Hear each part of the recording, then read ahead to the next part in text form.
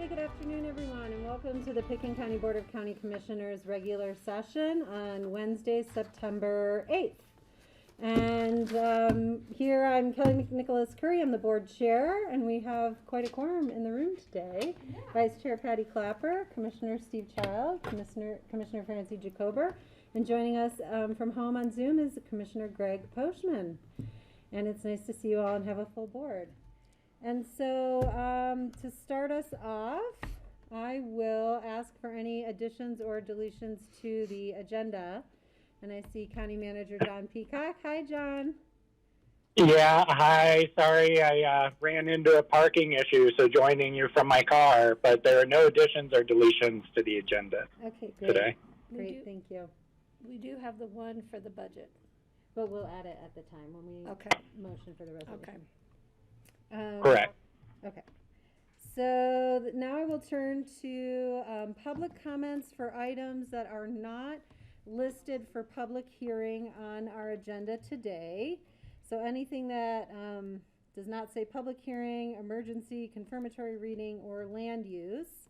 I will invite members of the public to address the board. We'll ask you to please state your name, and you'll have 3 minutes. And I think we don't have anyone in the room, so members of the public on Zoom, if you wish to raise your hand for general public comment, please do so.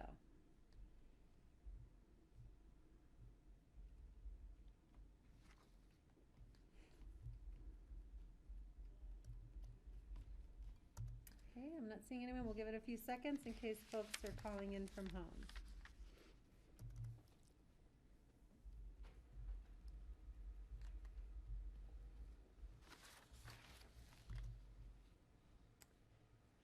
Okay, I will close this general public comment period, and I will turn to commissioner comments. I will go Go ahead, off. Patty. I'll start. Yes.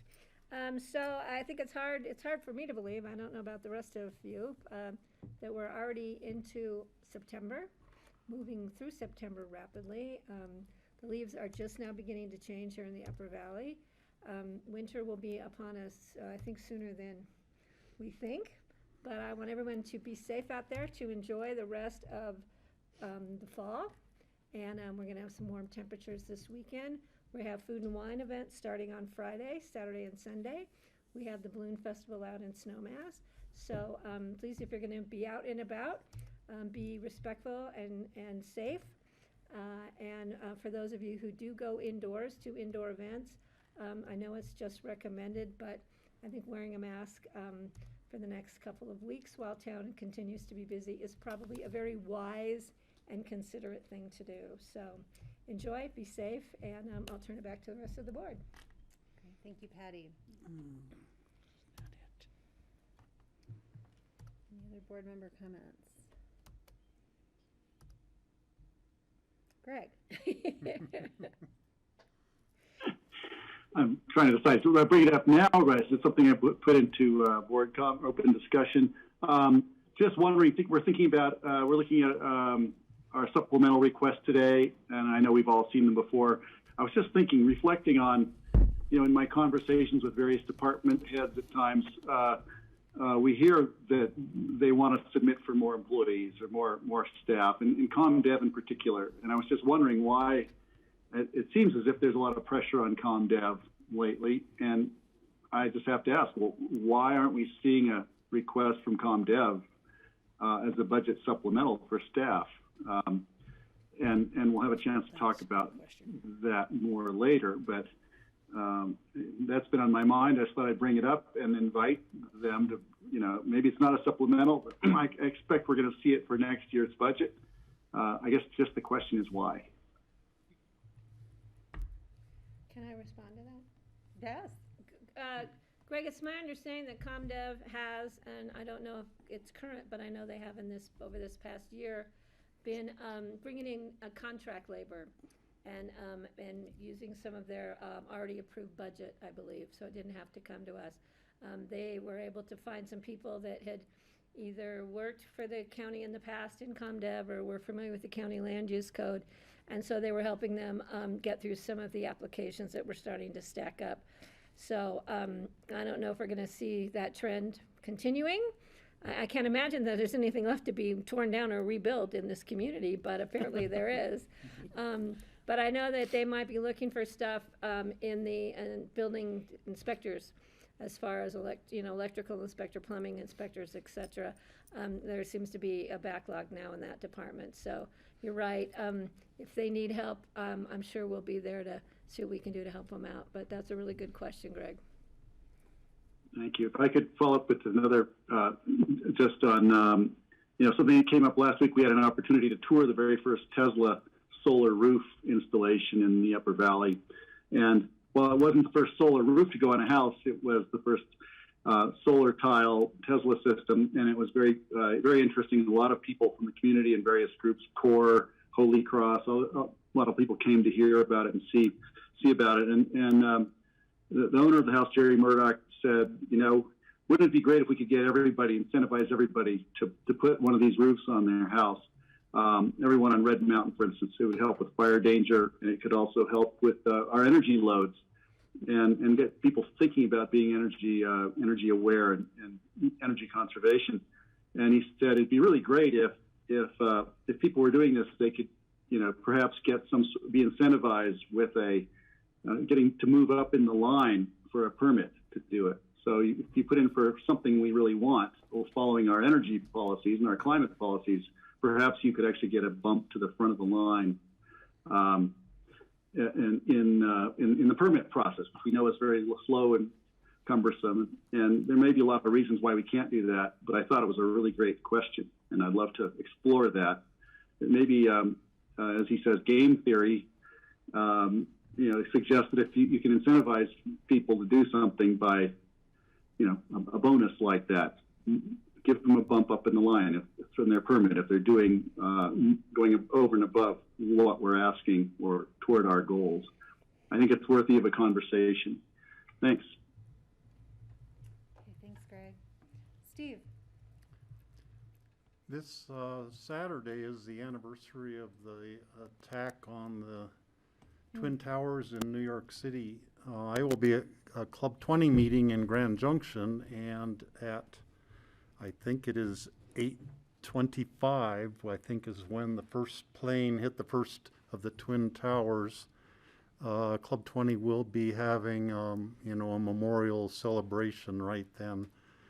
So a lot has happened in the last 20 years, culminating in U.S. troops withdrawing from Afghanistan just in the last few weeks. And I don't know if our world's any safer now than it was, but I think we are all a lot wiser and more aware of what's going on. So just remembering all of those who lost their lives that day. And Steve, I just heard, I think it was on the news this morning, that they were able to identify just yesterday or today 2 more of the bodies that came out of the towers. So two more families will be able to know that, they can put their loved ones to rest peacefully. And I just think it's amazing that they're still going through that rubble. And what they have at the coroners or the DNA specialist trying to identify so that families can have some peace. So I think that's important that people know that that effort is still ongoing. I saw a movie the other night called Worth. It's about the man who was responsible for figuring out the payments that all of the survivors and family members victims and survivors were going to get. And he started out as very much a statistical geek and said everybody has to get according to their income. Whatever their income was, that's going to determine how much money they get. So that obviously the CEOs from the top floors and stuff would get a lot more money than the workers or the firemen who died. And, so it's the story of his personality transformation during this process and the people who sort of helped him along. And then there's also stories from family members, coming in and telling their story. It's a really, really good movie. I strongly recommend it. It's called Worth. It's on Netflix. Oh, it's really great. good to know. Yeah, thanks. Worth as in I'll what's a react life to worth. your question of whether we're safer or not. I mean, I think, I think in the last 2 weeks, women around the world are not safer. Women in Afghanistan are not safer under the rule of the Taliban. I really fear for them and that regime, which completely oppresses women's rights. I fear for women in Texas who are now have their human rights trampled upon. I really think a lot about the issues of access to abortion and reproductive health and family planning. And I've been a lifelong advocate and activist on those topics and will continue to be. And some days I wonder why I'm focused on anything else, quite honestly, because of the attacks that are happening and just the worry that I have that whether my daughter will be able to have autonomy enough and whether our countries and communities will recognize her human rights to decide, when and how she should have children, if she elects to or elects not to, or if her medical condition would allow for her to, or for me, quite frankly, in any future in my life if I choose to or not to have any more children. And you know, I can understand and empathize with people who find abortion very abhorrent. You know, we're talking about people. I understand, you know, that the natural consequence of a pregnancy is a baby. I personally choose to validate and to support the life that is here and the inherent capability of the life of that woman who is already with us, and the families who have faced with tough decisions, rather than, you know, the unborn life, which may or may not ever result into the development of a viable fetus or not. And I'm just appalled at what is happening in Texas. I'm proud of Colorado for continuing to be a safe haven for women and families and their family planning choices, which we have a long history of being, and I will continue to support and fight for that every day. And I encourage others to sort of bump this up on your priority list, because I'm not sure what the breaking point will be, but I have a feeling we will see it in our short lifetime, because it is going too far on these restrictions and limitations, and I'm pretty upset about it, quite honestly. Yeah. So with that, I have one more. yes. I Fancy. also heard an amazing story on the way in this morning about 13 deaths in Miami-Dade County of people who work in the school district, all unvaccinated. They've all died since the middle of August, 13 people on the staff. Several bus drivers, 4 teachers, and some other staff people. I think they all, or most of them, contracted the disease before school opened, so there wasn't a huge quarantine issue. But, you know, DeSantis has made a law against mandating vaccines even in the schools. So I just want to say to anybody who's listening, if you have not been vaccinated, you know, it's like 99.1%, I think, of the cases that are now hospitalized and the deaths that occur from COVID are from non-vaccinated people. So I don't know why you're taking the risks by not getting vaccinated, so please get vaccinated. Thank you, Francie. All right. There's some heavy things in our world. So let's enjoy this weekend with food and wine and the Balloon Festival and those yummy tomatoes from Francie's house. Thanks, Patty. Okay, so let's move on to our agenda. So consent items, we have 2 minutes from August 25th and August 17th. Does anyone wish to pull either of the minutes from the agenda? No, I will do a motion to approve. Thank you, Patty. I'll second it. Thank you, Steve. Any further discussion? Seeing none, all in favor, please say aye. Aye. Aye. All right. Aye. Thank you. All right, our first individual consideration item, this is a first reading and will be set for public hearing on September 22nd. Third quarter budget supplemental resolution. We have our budget director, Connie Baker, on Zoom with us. Hi, Connie. Hi, good afternoon, everyone. We do have one addition to the resolution. It's not on the one in your packet, but it will be added for second reading. And that is an item that the board discussed yesterday, which is a $150,000 donation to the West Sopris Fire Station. So I will add that on to second reading, so that will be a part of the resolution. With that addition, this resolution will increase the county's budgeted expenditures by $1,142,934. There's an offset in revenues of $465,996 for a net increase to the budget of $676,938. There are a number of supplemental requests. There are 3 from the airport. One is for the elevator replacement at the Airport Operations Center.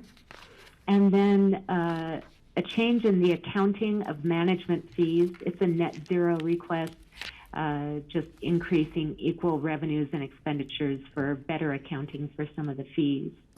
And then there's also a pass-through grant of coronavirus relief funds, excuse me, for airport concessionaires. We have 2 contributions to CDOT for the Maroon Creek Roundabout reconstruction in 2022. We're appropriating them this year. $271,000 from Transit Sales and Use Tax Fund and $100,000 from the Road and Bridge Fund. There's also a contribution or a loan from the General Fund to Redstone Ranch General Improvement District for their road maintenance. And then last but not least, we have 3 new position requests. Greg, to answer your question from earlier, you will see a number of position requests from community development in the 2022 budget. That's good. So the 3 position requests going before the board at this time are a heavy equipment operator from the Solid Waste Center, and then in the general fund in the manager's department, a resiliency coordinator, and a clerk to the board. Are there any questions on this budget resolution that I can answer? Patty. I just want to make a comment, Connie. Thank you for adding the Roaring Fork Fire District request for some help with their funding of their new substation. I just want the public to know this is a substation. Actually, the land was dedicated in, I think, 1976 or 1979 as part of land use approval out there. And we're finally getting around to seeing that substation go in. And because of cost overruns, and they're putting in 3 apartments to house volunteers for the fire department employees, and then if necessary, they'll open that up to first responders so that we have appropriate housing for that sector of our local workforce. So I'm excited about this, and I'm glad we were able to move it forward. Thank you for putting it on for today so we can get that moving, because I know they're hoping to break ground sooner than later. So thank you very much for doing that, Connie. And Steve. And to add further to comments about the West Sopers Fire Station, the local residents up there in Sopers Mountain Ranch have made a commitment to pay $900,000 towards the construction of the fire station, which will be, they'll be the main ones who will be close to it and will be protected by having the fire trucks so nearby. That's a huge commitment, and they've already collected, I think, $700,000 of that at this time. So I'd like to thank all of the residents up there for, you know, supporting this thing for the public good. Okay, thank you. All right, any other questions for Connie? All right, if not, I'll look for a motion, and this will be set for public hearing. What is the public hearing? Oh, 22nd. I'll make a motion to approve. Motion to approve. Nope, I'll second. All right, Greg motioned and Patty seconded. Any further discussion? All in favor, please say aye. Aye. Aye. Aye. Thanks, Greg. Okay, thank you, Connie. Take Thanks, care. Connie. The next item we have here is a 1 reading public hearing on a special event liquor license application submitted by the Carbondale Arts for the Convergent Circus event. And Jeanette Jones, who handles all of our liquor licensing, is here with us to present this. Hi, Jeanette. Okay, thank you, Kelly. This is an application submitted by the Carbondale Arts for the Convergent Circus event, which is scheduled for September 23rd through September 25th.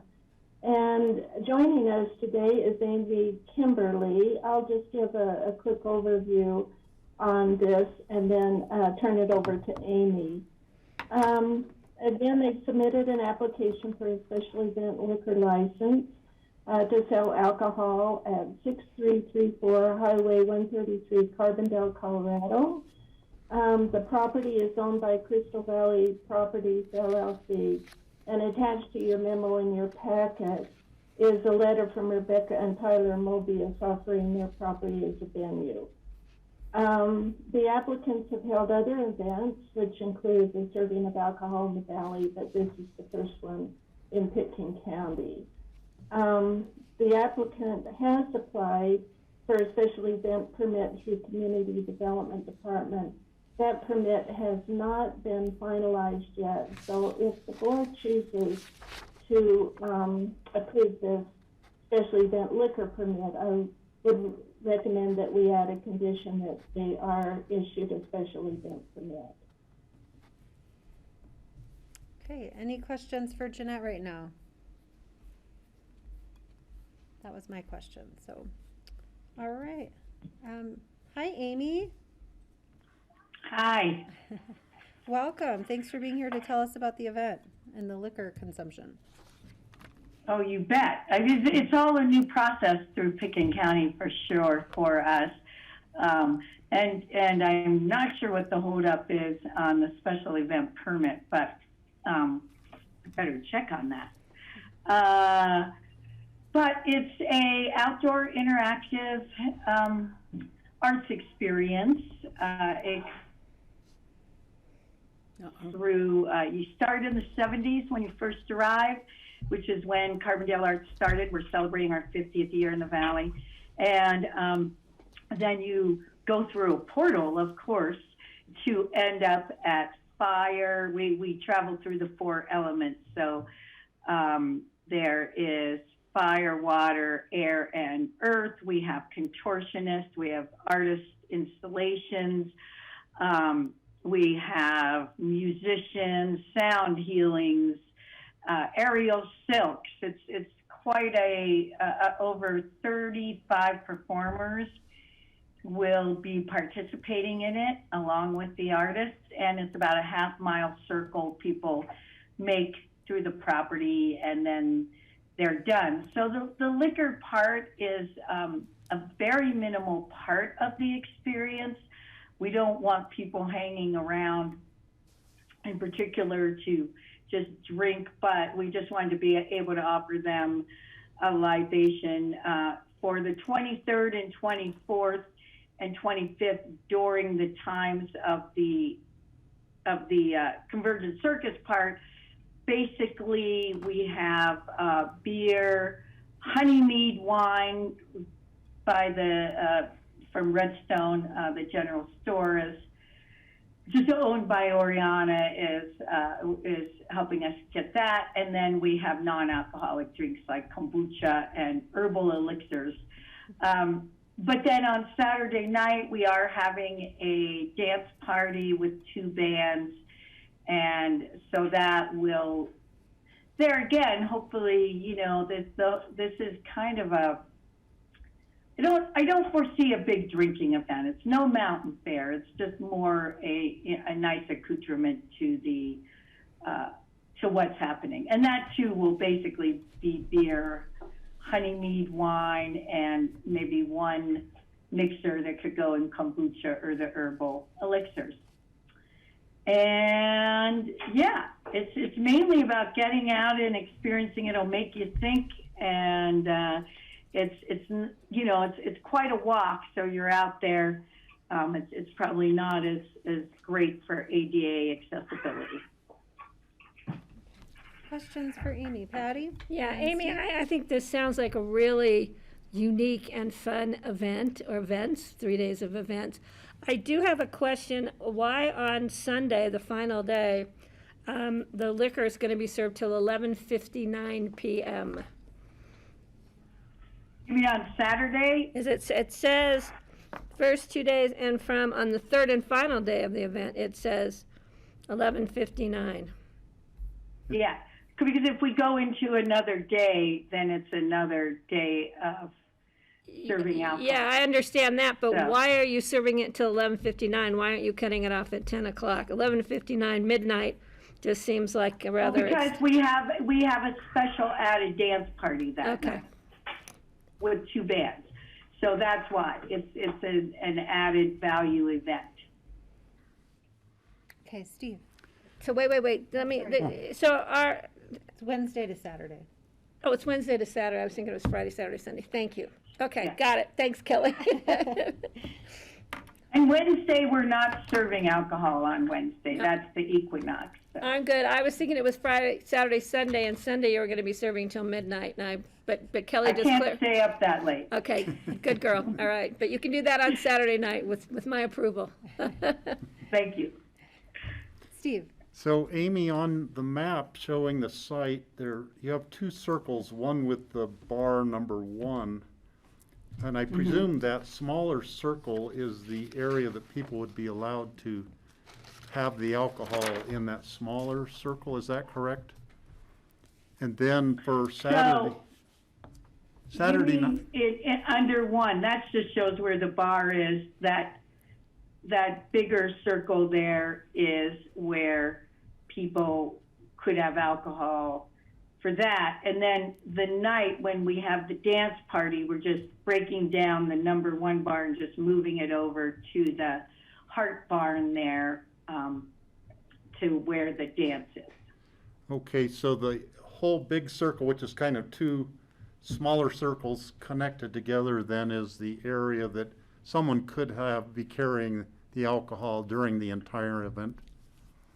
Yes, yes. Okay, thank you. Thank you. Greg. Yeah, hi, Amy. Nice to see you there. This is it's an interesting event. The first things that come to my mind are, one, you're 6 miles away from town, something like that, and you're on a highway which is kind of a dangerous highway. And so my concern is, how are you going to manage the event when you have somebody who's consumed too much honey mead or beer and is trying to drive home? What options are you making available to them, and who's going to be screening them to make sure that they don't get on the highway and become a menace to themselves or others? Right, a great question. Well, for the main event, no one really will be able to have more than 1 drink, because once you go around, then you're out. So we don't foresee that as an issue, though we do have peacekeepers all along the way, keeping their eyes on everybody, helping get them safely to each of the locations. And if we saw someone that seemed not right, we would definitely be in communication with me, who is overseeing it all, and we would then address that person. We will have vehicles ready to help take people back to town if they need it. The night of the party, we have camping available, so we are inspiring people to also camp out there. We are also cutting it off and then doing like a half-hour sound healing and kind of relaxation and come down before we send people out. We are encouraging people to ride bikes. I've been to several events down there throughout the year, and the bike trail is right off the bike trail. And then there again, we will have people on call if we feel there's people that can't drive. Actually, this event, unlike something like Mountain Fair, is more of a, I don't know, it's a different event than we've ever done, so it's hard for me to say, but it's not geared towards heavy drinking. Even the dance party is not geared towards that. But we do have security on hand throughout it all, and we do have peacekeepers ready to help drive people or just keep their eye on people to make sure they get home or are safe during the event. Thank you. My next question is about parking and camping. Like, how many people do you expect to accommodate? And then also, have you considered running shuttles by any chance? Just to get remove the possibility of somebody having too much fun and having to drive home. Yeah. Or ride their bike home. We have thought about it. And I think we're kind of waiting to make that decision. First off, for the dance party, we aren't selling more than 200 tickets. And a lot of those are the performers and people that are staying right on the property. So we're probably figuring about 100 to 150 people from the community. If we sell, right now we can sell up to 50 tickets every half hour. And if we find that it's looking like we're going to sell those, we are going to look at doing a shuttle just for the later aspects of the event, because we do not want to endanger anyone on that highway, and we're highly aware. I have talked with the state police and CDOT, so we are just waiting. Right now, we're not at that over-the-top ticket sale kind of situation where it feels like the coming and going will be pretty mellow, because it's basically about every hour, people will be leaving. The whole experience takes about an hour and a half. So yeah, so we have that on the back burner to see. The Saturday night thing, we'll see how, if we sell a lot of tickets and it looks like it's going to be a big issue, we definitely have that as an option. Okay, right. My last question is, how do the drinks get sold? Is it, can you buy as many as you want, or do you buy a ticket and then you have a coupon for a drink, or, how do you control the drink sales, or how do you collect on that? Well, people can come up and pay cash, and at Mountain Fair we do it that way as well. So, I ran a nightclub I owned a nightclub for 18 years, so I'm pretty savvy in dealing, been tips trained. We just really, we're not pushing the alcohol. That's why we're doing a lot of elixirs and kombucha, because we feel that the crowd we're attracting in this event, it's more about nature and what's happening than it is about drinking. That being said, we also recognize people will have drinks, and so we have security. The security watches, they wristband, make sure everyone is 21 or older. And then also they keep their eye out, along with our peacekeepers and us, if we notice someone that just seems a little too drunk. But we do not foresee that we will be over-serving at all, actually. I've been to events on 13 Moons and with the crowd, and it's a different crowd. Unlike Mountain Fair, which takes a lot of oversight, we're not seeing that the drinking is going to be the big part of this. But we do have security, and we do have professional security on that Saturday night as well. Thank you. Thanks. Francie. Hi, Amy. How are you? Good. Hi, Francie. This is a very Carbondale Amy Oriana event. It sounds really great. I'm just thinking that Tyler and Oriana both have those amazing vans, so you wouldn't have trouble running shuttles. They're right there. Yeah. So, yeah. Also, I just wanted to say to the people who may not be that familiar with this property, it is one of the safer stretches of 133.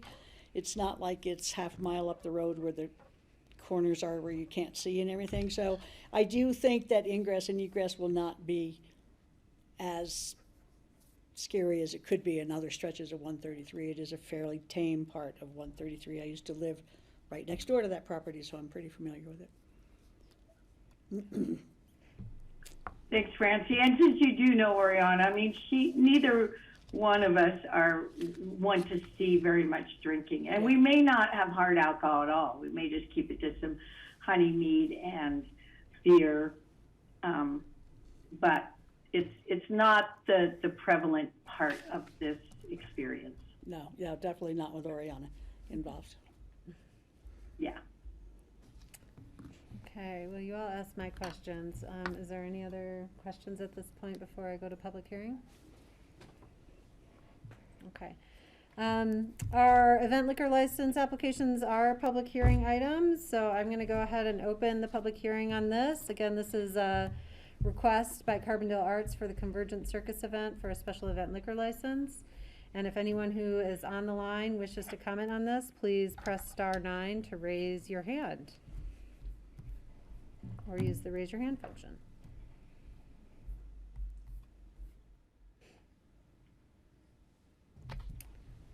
All right, we'll give it a few seconds.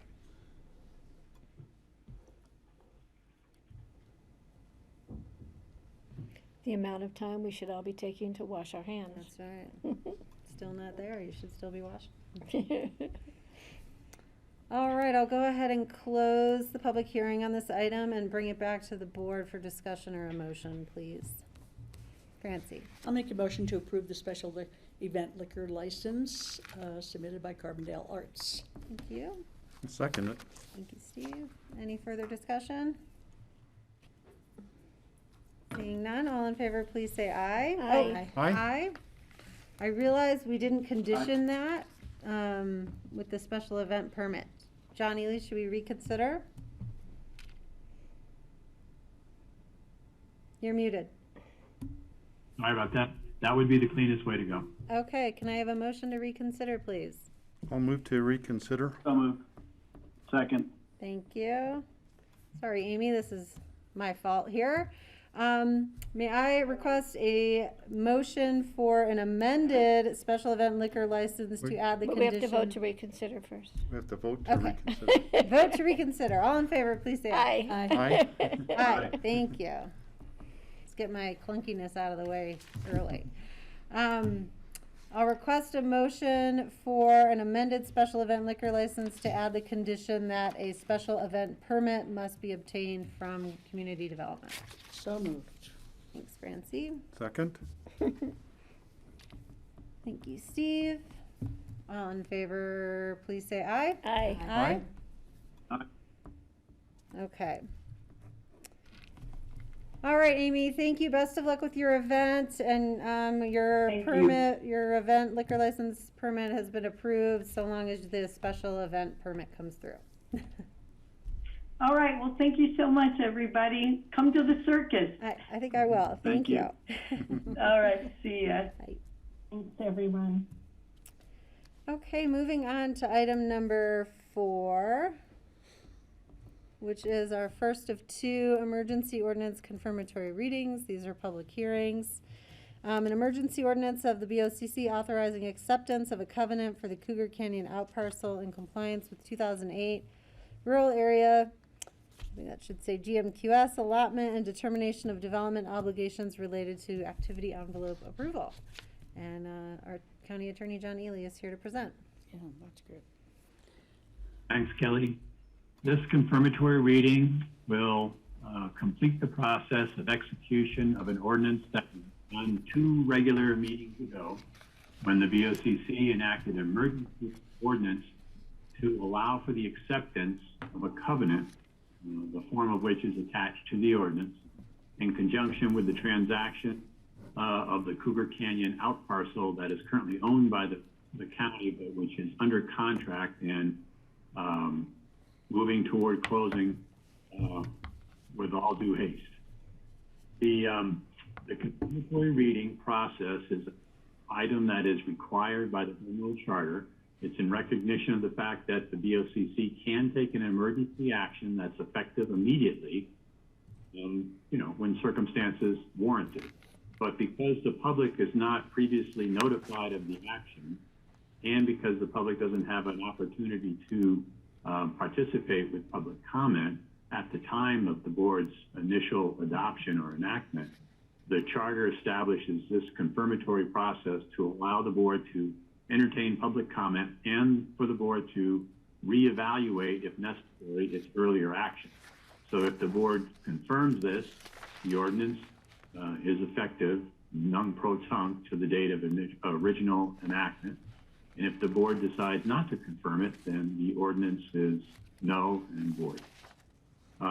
The purpose of the ordinance is to, as I said, allow the board to accept this proposed covenant. A covenant is an interest in land, an interest in property, and so therefore the board needs to accept interests in property pursuant to the charter through an ordinance procedure.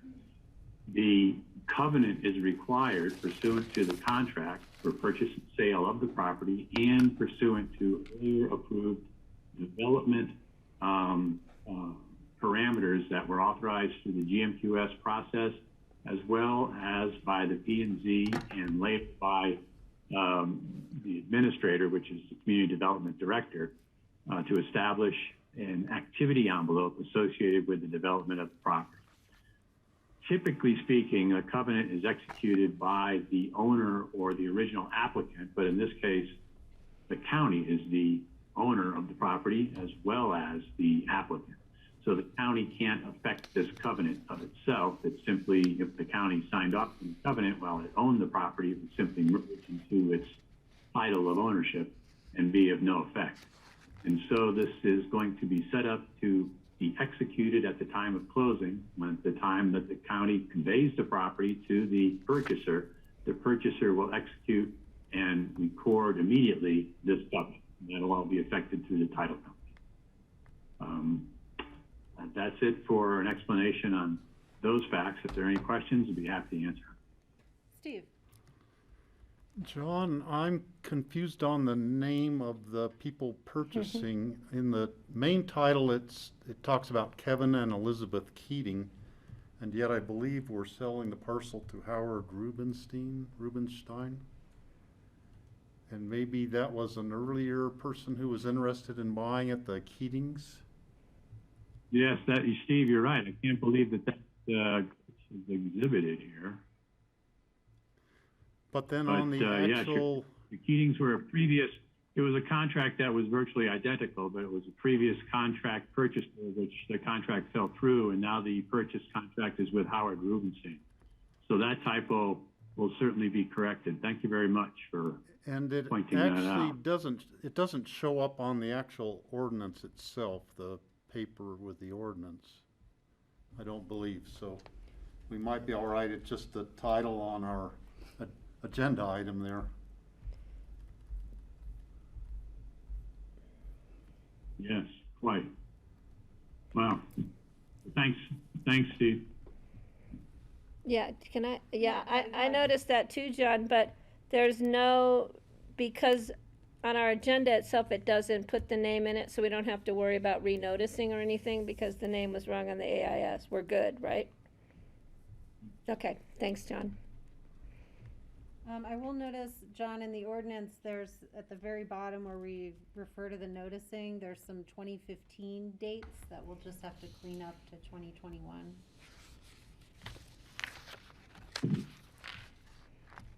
Thanks. Yep. Any other discussion before I open for public hearing? A renewed reminder of how long this property has been at play, hey? Okay, let me go ahead and open up this confirmatory reading of an emergency ordinance on the Cougar Canyon outparcel covenant to the public. If any members of the public wish to comment on this, please raise your hand or press *9.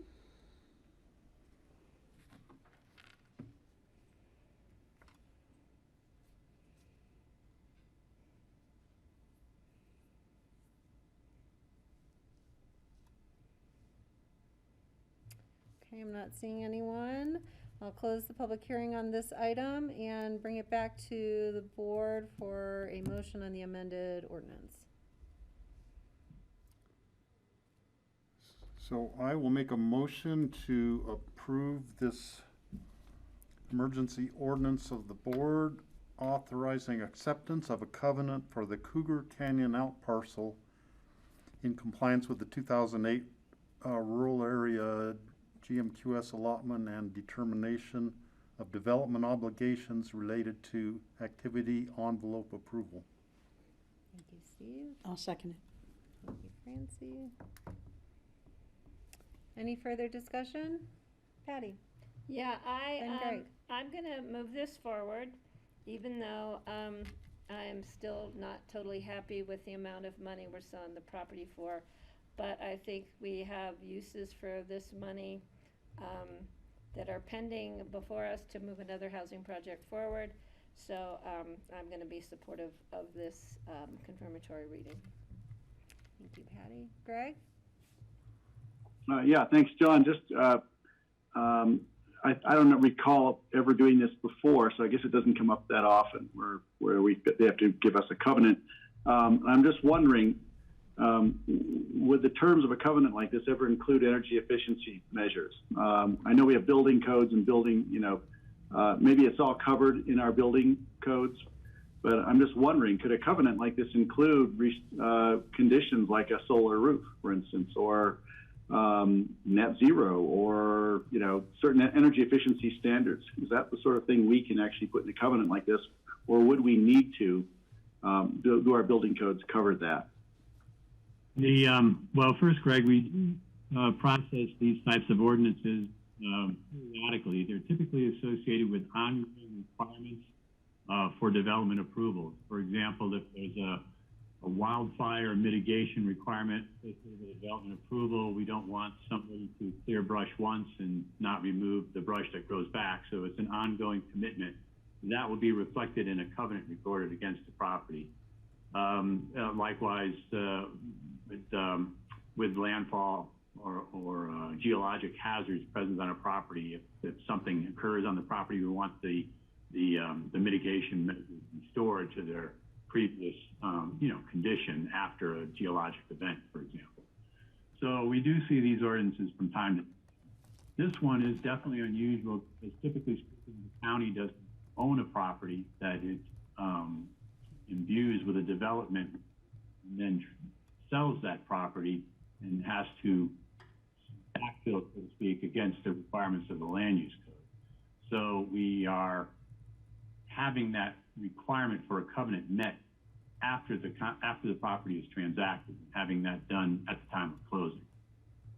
As far as energy requirements, you could put something into a covenant of your choosing. However, this covenant is constructed along the lines of the previous approvals granted by the P&Z and through the Community Development Director that reflects a standard of construction and obligations on whoever the property owner is at the time of construction that need to be adhered to. As far as energy conservation or energy code compliance, and the energy code of the county is a law of general applicability, so it applies to all properties regardless of any covenant, and is probably our strongest measures to date for energy conservation in the realm of property development and construction of improvements. If we wanted to amp it up, we would have to really take it beyond what the energy code requires. And if we were going to do that, you would have to ask, why not do it for the entire county as opposed to one singular property, which we have the ability to do at any time. We can change our building code requirements and have it universally applied throughout the county as opposed to one singular property. The other aspect is that this property has been under contract, and this is one of the diligence items to specify through this type of covenant, and so that the property owner knows the language and the context of the covenant that will be required at the time of closing, and is following through of the terms and conditions of the actual executed contract for purchase and sale. So to drop something additional into it now that was never brought up at the time of earlier review or at the time of the execution of the contract would be a little out of line. Got it. Thank you. If I could just follow up on that, it sounds as if the one thing about energy conservation and energy efficiency is it's an ongoing thing. It's not something you do once. It's something you kind of have to do repeatedly. It's kind of like fire mitigation. And you can even think of it as emergency mitigation of sorts if we're really going to take it seriously. So maybe this isn't the place for it. But just when I saw that, I thought, that's interesting. We've got all these various ongoing mitigation for hazards. Maybe that's something that gets written into future ones, but not in this case. I understand it. I'm ready to move it along. Thanks. Okay, any further discussion? Steve? So I would like to raise my cup of water and a toast to George Newman. I hope he sees this program.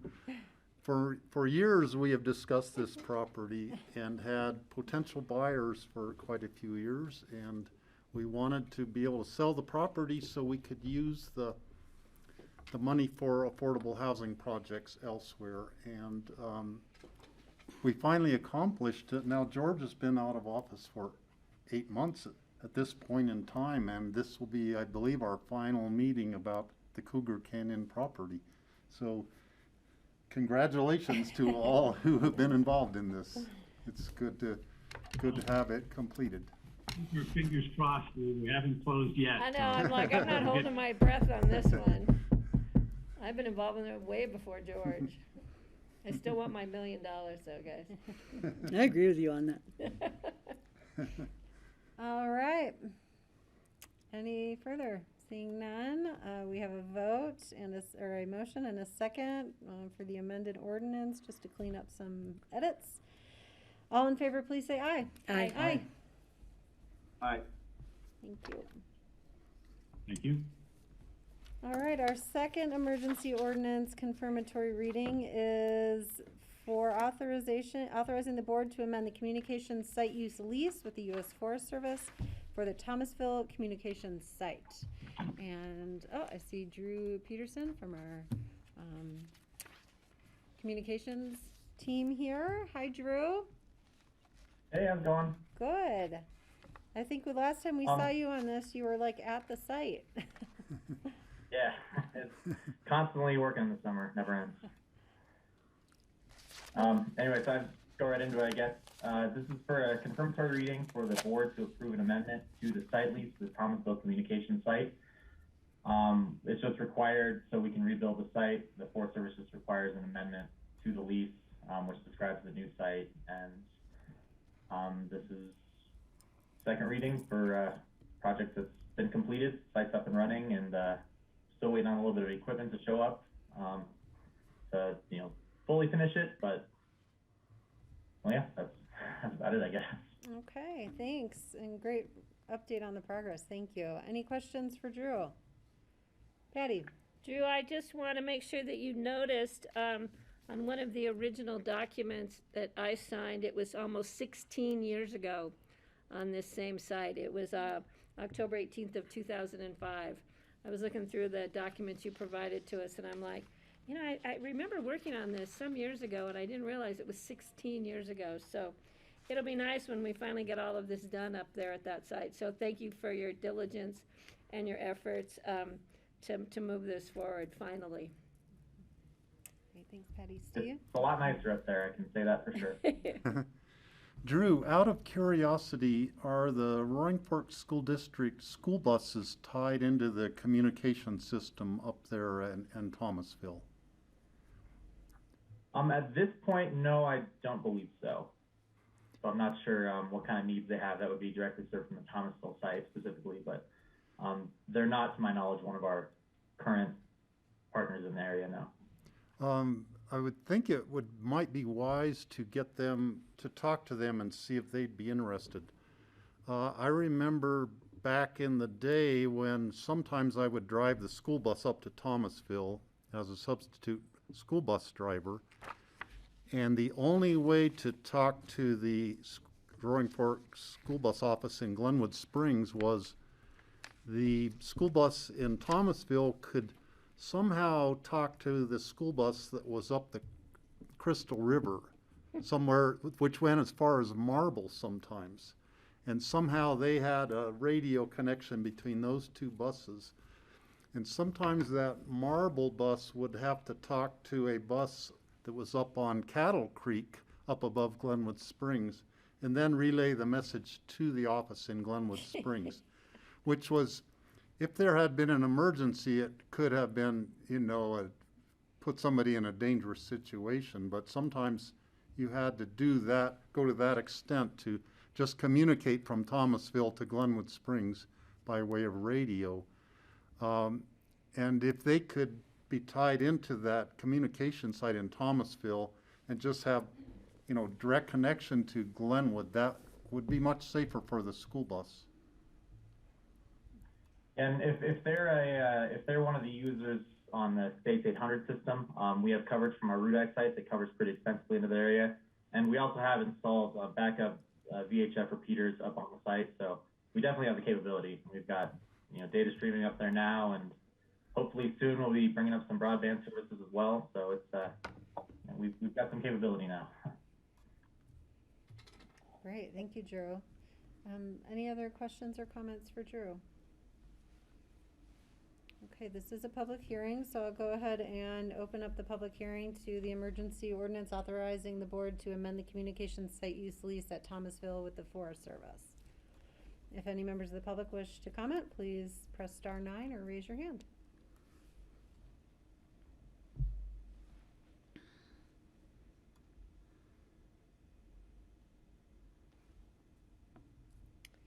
Okay, I'm not seeing any public wishing to comment, so I'll close the public comment period for this item, and I will bring it back to the board. I will make a motion to approve. Thank you, Patty. Second? Thank you, Steve.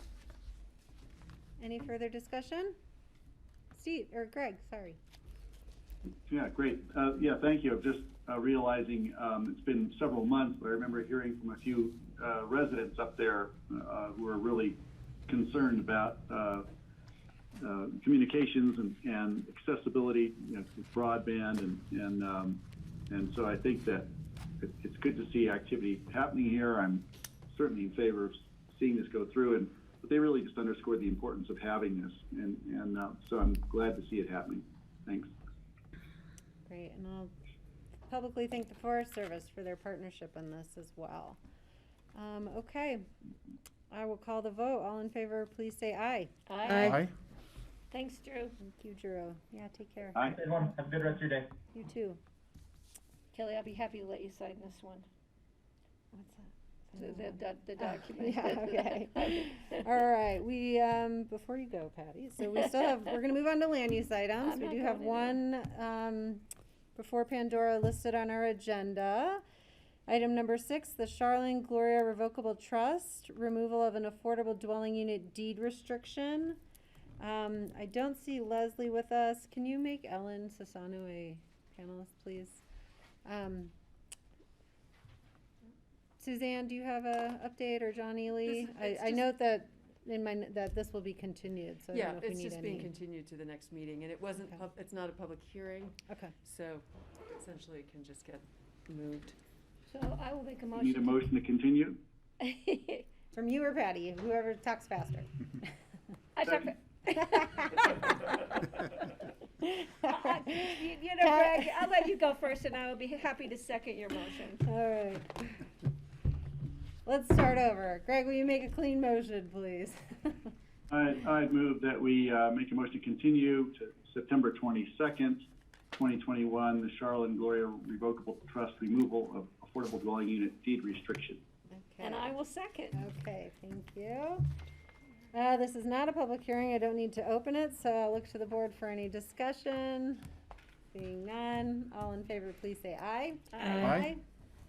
All right. Aye. Okay, now moving on to our Pandora hearing. So just as a reminder, as we have folks maybe joining us here in the room and public perhaps joining us, or who may be sitting next door, that our rules are to wear masks indoors now for all members of the public, and we will as well here at the table, as we are following the CDC guidelines for communities who have higher substantial COVID transmission, of which Pickens County is quite high currently. So I thank everybody in advance for adhering to that. And then I will look to the board for any recusals or disclosures that you wish to make on this item, and after that I'll go through the flow of the meeting. Patty. Again, I am recusing myself from this item. Again, I want to say to the board, I wish I was sitting here with you. To the applicant, I wish I could be sitting here. And to the public, who I've had some comments, it's very clear in the Pickens County Home Rule Charter, under conflict of interest, that there was not there was a definite conflict of interest. And in order to keep this item clear and upfront with the public, I will be stepping out. And I'm sorry to be missing the rest of you for the afternoon. Sure you are. All right, thanks, Betty. Enjoy your day. We've moved it, cleared this side of the table for the applicant, so. Will you just check in with John if there's any open discussion that you need Okay. to hear? Yeah, So you don't have to come back? Okay. except the only one item was the idling. Yeah, Okay. got it. Thank Okay, you. any other disclosures from board members on this item since our last meeting? Okay. All right, well, welcome back. Nice to see everyone from SKICO here, and anyone who's sitting, I don't know if there's any members of the public in the Roaring Fork room. Nice to have you here. So we will structure this meeting similarly to the last meeting, where we'll ask staff to present the additional information and answers to questions that we had requested in the interim from last meeting to this meeting, and we'll ask questions of staff. Then we'll go to the applicant. We'll open up to the applicant to present any additional information from the last meeting or the site visit to this meeting. We will give the BOCC opportunity to ask questions of SKICO, and then we'll open up the public comment period.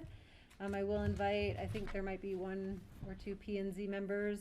I'll invite them to make public comment first, and then we will alternate between folks who are here in person or members of the public who are joining us on Zoom to make public comments for this. We request 3 minutes each, and be succinct in your comments, please. And we'll do that until we get through public comment, and then I think we'll get to board discussion today. I don't think our presentations will be quite as long.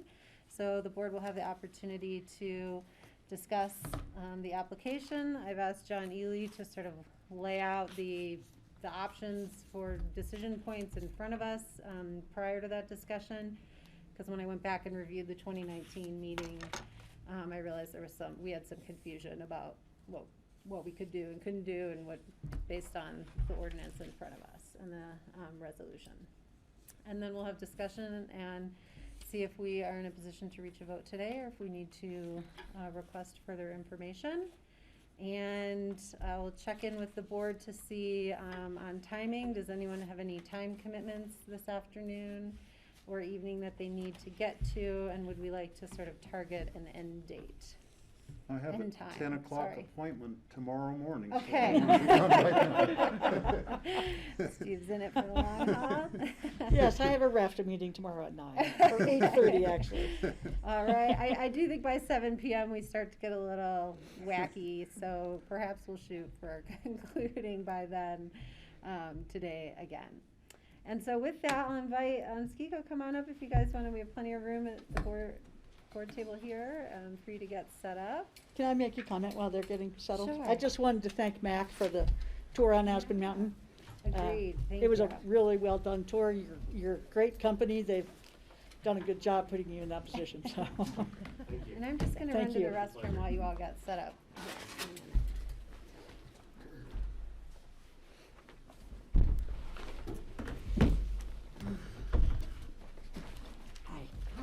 David, we got a chance. I want to talk some more about like the travel situation.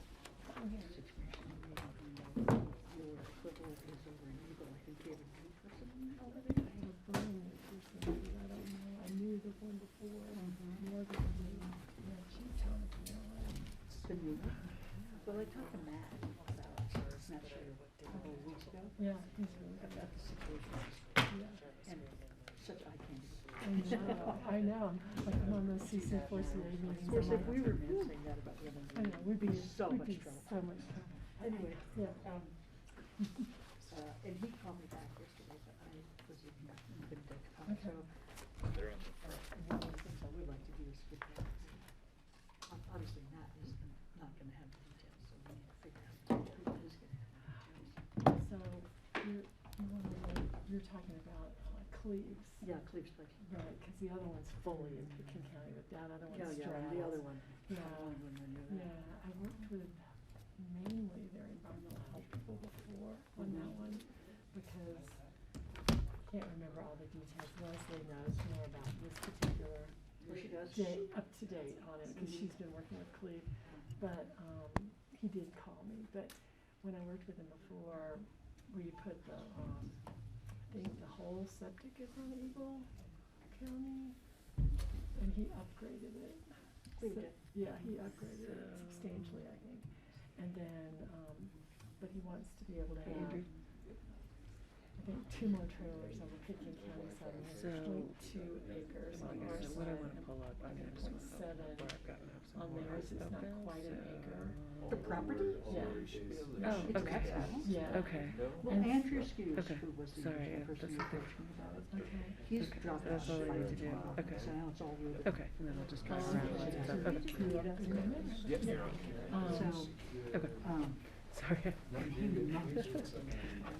I never want to share the wrong That's thing. because there's been nobody since And usually the default option is your For a entire time screen, so like left. you were And about she to see, was it was going to show you the same. she was Mhm. great. You didn't broadcast I don't know that. what's going Okay. on, but, well, maybe we'll get a chance to talk more. okay, yeah. All right, everybody ready?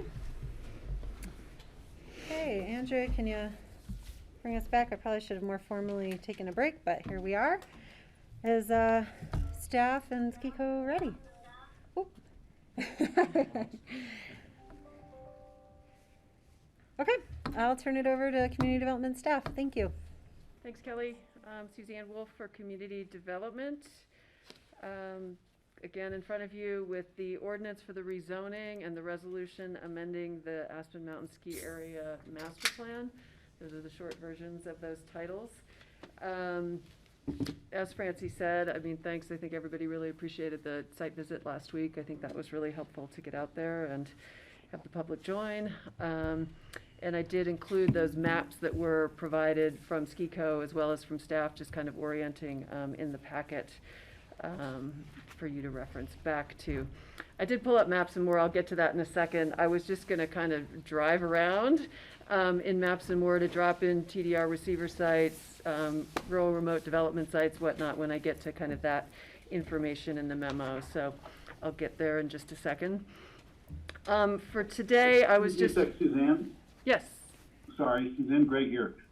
Kelly, pardon me. I just want to make a note that if anybody's shuffling papers, it seems as if all the microphones are on the tables over there. So if somebody's making a lot of noise with papers, it definitely affects the news, the feed to the TV and to the live stream. So you might want to just keep the paper rustling down as best you can. Thank you. Okay, thanks, Greg. All right, yeah, and we'll just turn all the audio off on your laptops. Thank you. Okay. So the board asked a lot of questions at the end of last meeting. The SKICO has provided a response and we'll walk through a lot of their responses. There were a few pieces of that I provided information for in the memo, so I'll just kind of walk through those. The first was you asked sort of a question about, like, we keep throwing out zoning terms, you know, what are all these things? Down zoning and up zoning and conditional zoning and spot zoning. I put some just sort of basic language about down zoning and up zoning in the memo. Down zoning being a change in zoning from one type of use and intensity to a different use with less intensity. When you talk about density, it's going from 1 unit per 10 acres to 1 unit per 35 acres. There's less density allowed. It also can be restrictions on uses, floor area, those things would be considered down zoning. Upzoning, the opposite. John Ely was going to jump in to provide you sort of more of the legal perspective on spot zoning and conditional zoning. I don't know if you want him to do that now or wait till I've kind of walked through the other pieces in my memo. Let's do it now, while Great. we're talking terms. Talking terms. Okay, so actually, my recollection is that someone raised a question about contract zoning as well. Maybe that's a memory phantom of my own, but it seemed like that was being discussed. So these terms are, generally speaking, terms of art, although some are, I think, would be categorized as being elevated to legal terms in that they are accepted by courts in this state, as well as others, but for our purposes, for the state of Colorado. All three of these terms are outgrowths of the zoning procedure that is allowed for all local jurisdictions in the state of Colorado, counties and municipalities. It's an outgrowth that reflects the complexity of zoning and then amending zoning on property. It's probably reflective of the fact that what the zoning action does is to either allow or preclude certain activities or development that a property owner may want to conduct on their property, and that to do so, the government must fulfill certain steps. And in keeping with this, the government is, in fact, in this state, all counties are required to generate master plans or regional plans. A regional plan is essentially a master plan only done in cooperation with multiple jurisdictions. The master plan is a document which is prepared by the planning and zoning commissions of the various local jurisdictions and then relied upon by property owners, developers, and certainly by the elected boards. The elected boards are the entities that have the ability to zone property and to then change or amend the zoning. So spot zoning occurs and is defined by the state of Colorado through appellate decisions as zoning that does not comply with an underlying or applicable master plan or regional plan, but that seeks to provide relief to a particular property or group or assemblage of properties from a particular zoning restriction. That zoning restriction can be a zoning classification or just the parameters of a given zone district. So if a zoning amendment is adopted by the elected board, the zoning board, in this case, the county commission, which addresses the needs or provides relief to a particular property, a particular owner or assembly properties or owners, and to comply with the appropriate master plan. We don't have any regional plans in Clifton County. If it doesn't comply with the appropriate master plan, then that zoning action would be classified as a spot zoning action, and as such would be determined by a court to be void. So that's spot zoning. Contract zoning is a little bit less of a term of art in that it's not particularly used by appellate courts in the state of Colorado, but it goes to describe an event where the zoning authority, county commission or city council, divests themselves of the ability to zone property by delegating or abrogating that authority to another entity or private or public, and in so doing obtain some type of a benefit. The general legal concept in Colorado is that a governmental entity cannot contract away its governmental functions or powers. I don't see that as a particular issue in anything involved with this application or request for approvals from the SCICO. But like I said, my recollection is it was mentioned at the last meeting. And conditional zoning is a term much like contract zoning. It is an event that is widely accepted, has been accepted in the state of Colorado for quite a few decades. But it's a term as such. Conditional zoning is not particularly utilized by appellate courts. So conditional zoning is an acceptable type of zoning action or a zoning amendment action, which allows the zoning authority, the elected board, to approve a zoning classification or designation or to amend that zoning classification or designation with conditions. So it's sort of obvious that it is what it purports to sound like. The zoning action typically is associated with a development approval such that the zoning change is affected, but the full panoply of allowed uses that might be associated with the new zoning designation is not allowed for a particular property. In other words, a property can be zoned, say in this case, to ski rec, but the uses that are allowed in ski rec zone district can be limited to not include all of the uses that are recognized in the land use code, but to only a certain smaller number of particular uses. So that would be a conditional zoning or conditional rezoning action. And I think that covers it unless there are questions. Are there questions for John? Greg? Yeah, sure. I guess the question I would have is, if we were to engage in conditional zoning here, which sounds like it is a possibility, does that open the door in any way for some other property owner or some other neighborhood to demand the same and receive the same zoning? In other words, if we do this in this zone, is this the camel's nose under the tent? Is this the horse getting out of the barn? Are we opening the floodgates or Pandora's box, so to speak, to an uncontrolled situation? Is this really changing anything outside the area we are zoning in terms of precedent or anything else? And who would be making those decisions? It still would be, I assume, the elected board, our board, would still be making a zoning decision beyond that. Is that correct? Well, let me unpack the full multiple questions. Sorry. I guess I would start by saying that the presidential value or import of a particular zoning decision is not necessarily evident or binding upon the zoning board, the elected board.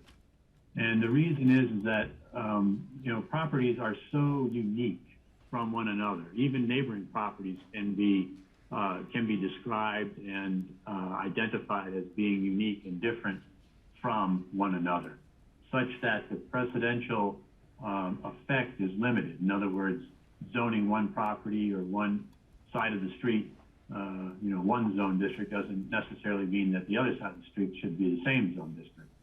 However, if the situation presents itself to the elected board, there are a substantial degree of similar attributes to the properties, or the situation is similar to a high enough degree, then certainly there would be an expectation that the same result would be afforded on the second request. It's not necessarily binding, but over time, if the same decision is made, it becomes harder and harder to do something different.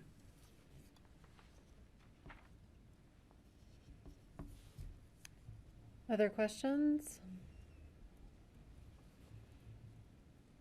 Okay, I'll go back to Suzanne. Thank you. Thanks, Kelly. I guess item on that, I did at the last meeting put the rezoning criteria from the land use code up on the screen, but I did include that in the memo for you to refer back to. One of the questions from the BOCC related to changed conditions in the surrounding neighborhood, and the BOCC asked about number of TDRs extinguished, number of cabins in the area and within rural remote. So I provided a few numbers in the memo, and then I'll kind of walk around on the map on the screen. But just for the purposes of the exercise, we really looked at the numbers we had basically from the city of Aspen. Here, let me zoom out a little bit just to get you oriented. From the boundary of the city of Aspen, kind of up on the northern end of the map, coming all the way up Castle Creek Road up to Express Creek Road. So you're going to be, farther up here off the map, and then up and over the ridge. So we're including areas within both the Castle Creek master plan area and the East Aspen master plan area. But so generally capturing all of this property, that we think of sort of Little Annie Midnight Mine, but extending probably just a little bit out of there. So just to walk through the numbers first and then go back to the map. Within that area, 36 properties are designated TDR sending sites. 34 of those were just because they were zoned rural remote and generated TDRs. 2 of those received historic designations and got TDRs as an incentive for the historic designation. That resulted in 61 TDRs from those properties. That's about 900 acres restricted against development as a result. Our numbers show there are approximately 36 existing cabins 31 on the west side of Richmond Ridge and 5 on the east side of Richmond Ridge.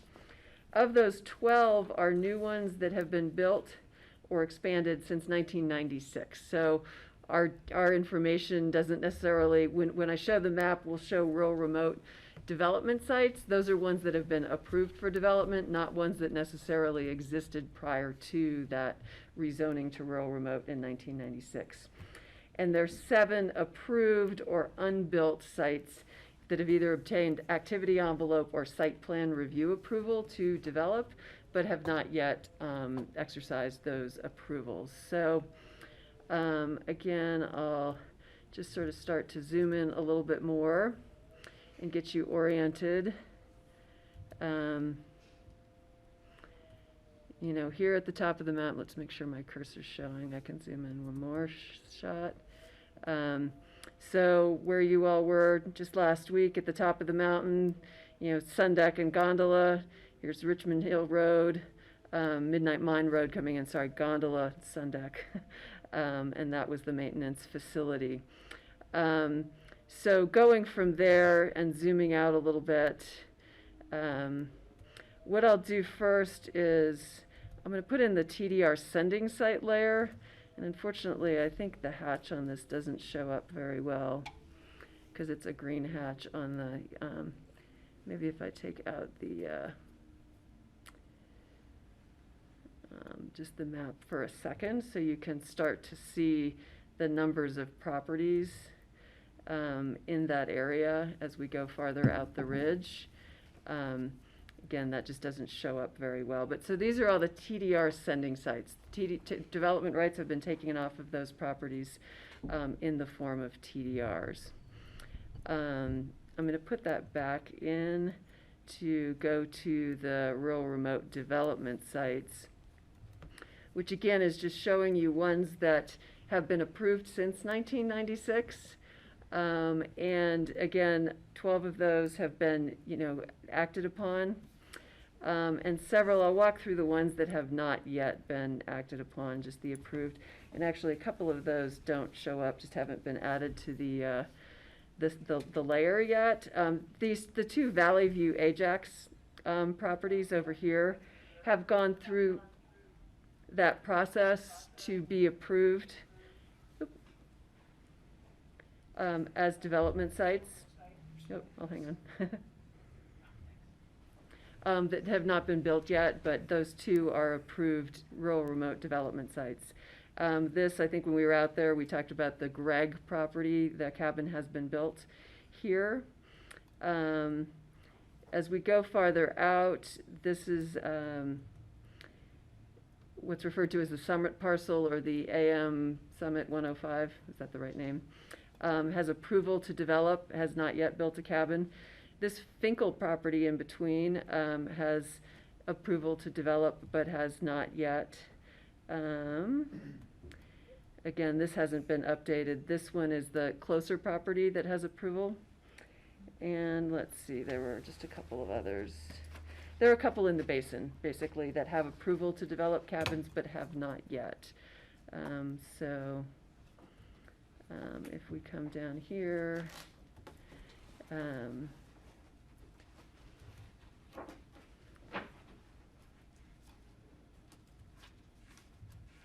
Suzanne, how long do approvals live for?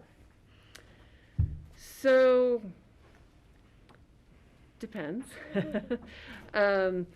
Say the one, as I said, the Finkel property up on the ridge has an approval for an activity envelope. That does lapse after 10 years, which means the approval expires. I believe that one has expired, but it still has an underlying development right, so they could come back in and go back through the process. So generally, there's a 10-year lapsing of approvals, or after which you would have to come back through the process. So again, that's just sort of giving you a general idea. Is there anything specific you want me to point out on the map while I'm there? Anyone? Suzanne, on the big crosshatched part, is that CCI land there? with all I'm That trying to figure area. out if those Well, that's- are TDR sending sites that they've been removed from. So some of those, sorry, wrong one. Let's see. There are a couple of areas. So here, Steve, this property that shows TDR sending site, that was CCI, is now AM Summit 105. So again, this piece through here. Some of these pieces over here, say that parcel, is actually Dan Bunta's property where he received a historic TDR. The property across the road from him as well shows as a TDR sending site. That was a historic site. But others of these have, those are the two historic ones I mentioned. Others have been sterilized as a result of the TDR issuance. Greg, did you have a question? I see you've come off mute. I was just wondering, I guess that you have to go down farther south to get to the Smith property. Yep. Here, I can show you that. So yes, this is the Smith property. You can see shows all as TDR sending site. And then if I drop back in the development site, the one cabin that was built is over in here, and the rest of that property was sterilized. How many miles up Castle Creek or up Richmond Hill are we at that point?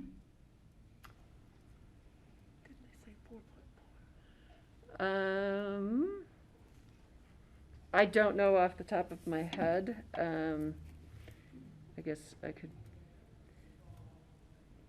measure out sort of from the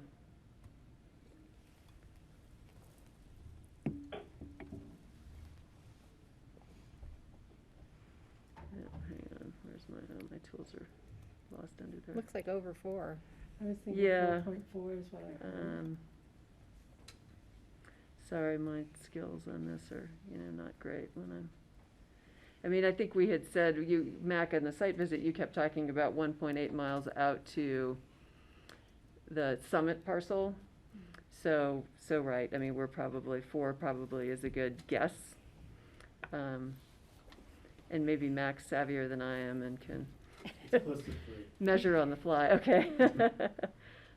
Just to the edge of that, Right. That's a huge parcel, obviously, but just going along the ridge, you're approximately 3 from Gondola. Microphone, please. Sorry, I turned it off earlier. Approximately 3 miles. Okay, and so all the properties with the designated TDR sending sites, all the cabins, really are stretching over. I'm just trying to figure out how long a distance up the Richmond Hill Ridge that is. How far back does it actually go? The whole entire area you're considering with this great data you've given us on the number of properties. And if it goes to Express Creek, that's probably about 10 miles back. Is that right? Yeah, let's see, I haven't even gotten that far out.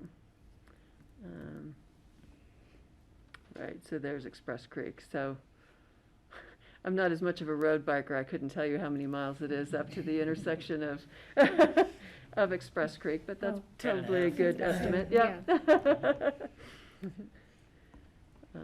But going along the ridge, it's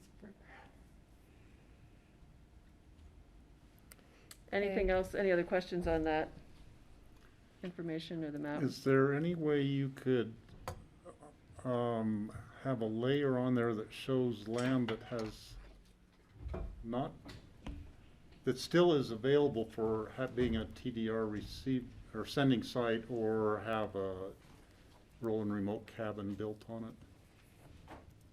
Like property that hasn't been determined, they have not removed TDRs from it. They have not applied for a building permit at this point. Is there any way to highlight that on your map? I don't have like a layer that I can click on like the rural remote development. And again, unfortunately, that TDR layer just doesn't show up well. But essentially, it's what's beyond that, which again, we don't have it broken down as to what of those properties already have cabins on them? Which then would be a question about what the future might look like, you know, keep the cabin, don't keep the cabin, TDR, don't TDR. Again, that would be sort of another layer, you know, of exercise in terms, you know, trying to walk through that information. Another way to ask the question would be how many potential rural and remote sites are there that could be built on, that are still sitting out there? Well, and essentially you're asking for build-out potential. Yeah. And the issue we've been having, which, you know, would just take, you know, staff time to work through, is the data we've been gathering for existing conditions for the Castle Creek Master Plan area and the data for the East Aspen Master Plan area is aggregated for the entire planning area. So then trying to break it down just for a portion of this, not to say that that's not doable, but it's part of a master planning exercise to break down those build-out numbers to a more specific area. I don't know, Cindy, if you have any other thoughts on that. No, I have the overall TDR numbers for the whole county, but like Suzanne said, we'd really have to hone in on that to give you the specific number. Francie. Are you going to go on to talk about the applicants' possible development sites, Suzanne? Yes. You're going to talk about that? Yes. Okay.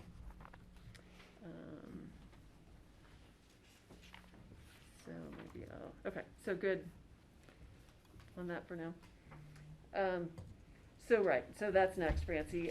Sort of the development potential under current zoning. I think, you know, the numbers you've seen from the applicant would, you know, their estimate would result in approximately 7 dwelling units, 3,700 square feet in rural remote, 20,000 square feet in AR10. And what I just want to note there is that analysis is just based simply on acreage and zoning. You know, if I have 35 acres in rural remote, that gives me the right to build one cabin, which would be 1,000 square feet. You know, again, it's the very basic analysis. There's 35 acres being rezoned in AR10 to rural remote. You know, assuming you could subdivide, obtain growth management allotments, it's Forest Service land versus private land. You know, again, there are all these layers that actually determine what really is developable. So again, that's the numbers the applicant has provided, but I just want to make sure everybody understands that that's really just based on this many acres. It's zoned AR10, so you divide 35 by 10, you know, you get 3 units kind of thing. So that's, you know, what that analysis was. The more specific question was potential residential development rights that would be extinguished or, you know, potential on the actual Aspen Skiing Company owned properties on the top of the mountain. And so there are 3 of those. And since I have the map up, I'll just point to those. So, you know, this property is the one that was part of the Lucene property that has been partitioned and is owned by Aspen Skiing Company. This is a separate, so I think this is approximately 75 acres. This is a 23-acre parcel. And then this parcel also, sorry, when I do that, it doesn't show it, but is basically the, you know, at the top of the mountain, again, includes the sun deck, the gondola building, and extends down and out the ridge. So there are 3 properties that SkiCo owns back there. So, you know, looking at that under current rural remote zoning, you know, again, I'm sort of doing an estimate of 3 to 4 cabins or TDRs because it's 1 per 35 acres. And again, that's just sort of doing a very basic look and not digging into, are there actually development rights associated with these that could, you know, allow for the TDR? You know, so the growth management constraints, you know, all those other things that we look at. But so that would be, you know, I think we both came up independently when you guys did the analysis as well as I did, that we're looking at 3 to 4, you know, potential development sites or TDRs off of those properties. Sure, Steve, go ahead. So I was going to ask this question later, but the map is up there right now. So on a specific parcel, that part of it would be rezoned under this proposal to ski rec. Part of the same parcel would be left in rural and remote, because it's outside the ski area boundary. Would there be any development right retained on that rural and remote land that's outside the ski area boundary? It's part of the same parcel that part of it's becoming ski rec. So we're doing an arbitrary line through there. If it's zoned, same property has two different zone districts on it. I think the intent is that, right, there would be no development rights associated with On what that whole remains. parcel. I think that's something you'd want to be very clear about. Yeah, I know, to me it wasn't clear in the way it's written. I just wanted to Right, I mean, but I clarify think that, that's and where maybe you, we'd want to add wording to clarify that. right, I think if that's your intent, you know, then that's, you know, again, right, I think you want to be very clear about that, because yes, two of those parcels would end up being split ski rec, some remaining in rural remote. And I think that the intent there is right. It's not, there would be no future residential development on any portion of that, but I think you'd want to make sure that was clear. Okay, thank you. But just to clarify, those portions are outside of the rezoning request. Correct. Okay. Okay. Other questions for Suzanne right now? Okay, Suzanne, keep going. So yeah, just a couple more things. You asked about summer use of Pandoras. And, you know, when the Forest Service did their decision notice, it very specifically said does not include summer use of Pandoras. That's, you know, has been followed through in the application to the county. No summer use is proposed. The forest says, you know, that would require a separate NEPA analysis. Again, if you were looking for that to be, you know, carried forward into our approval, it's not specified now. But again, I think that's, you know, to be considered. But right now, there's definitely nothing included in the request or in the approvals from the Forest Service related to summer use of the area. The other, After construction? right, yes. Can I ask Greg, Shelley, yes, go ahead. Suzanne, when you say no summer use, does that mean no non-ski season use? Does that mean spring and fall are closed as well, or is the fall opened up for hunting, for instance?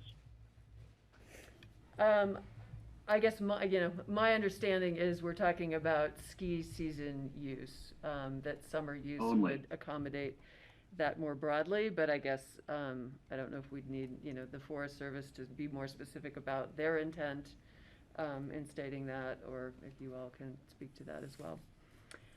I would be interested in specifying that, just so it's very clear, and I was under the impression that it's basically no use outside of ski season, and then whatever, you know, maintenance they may have to do.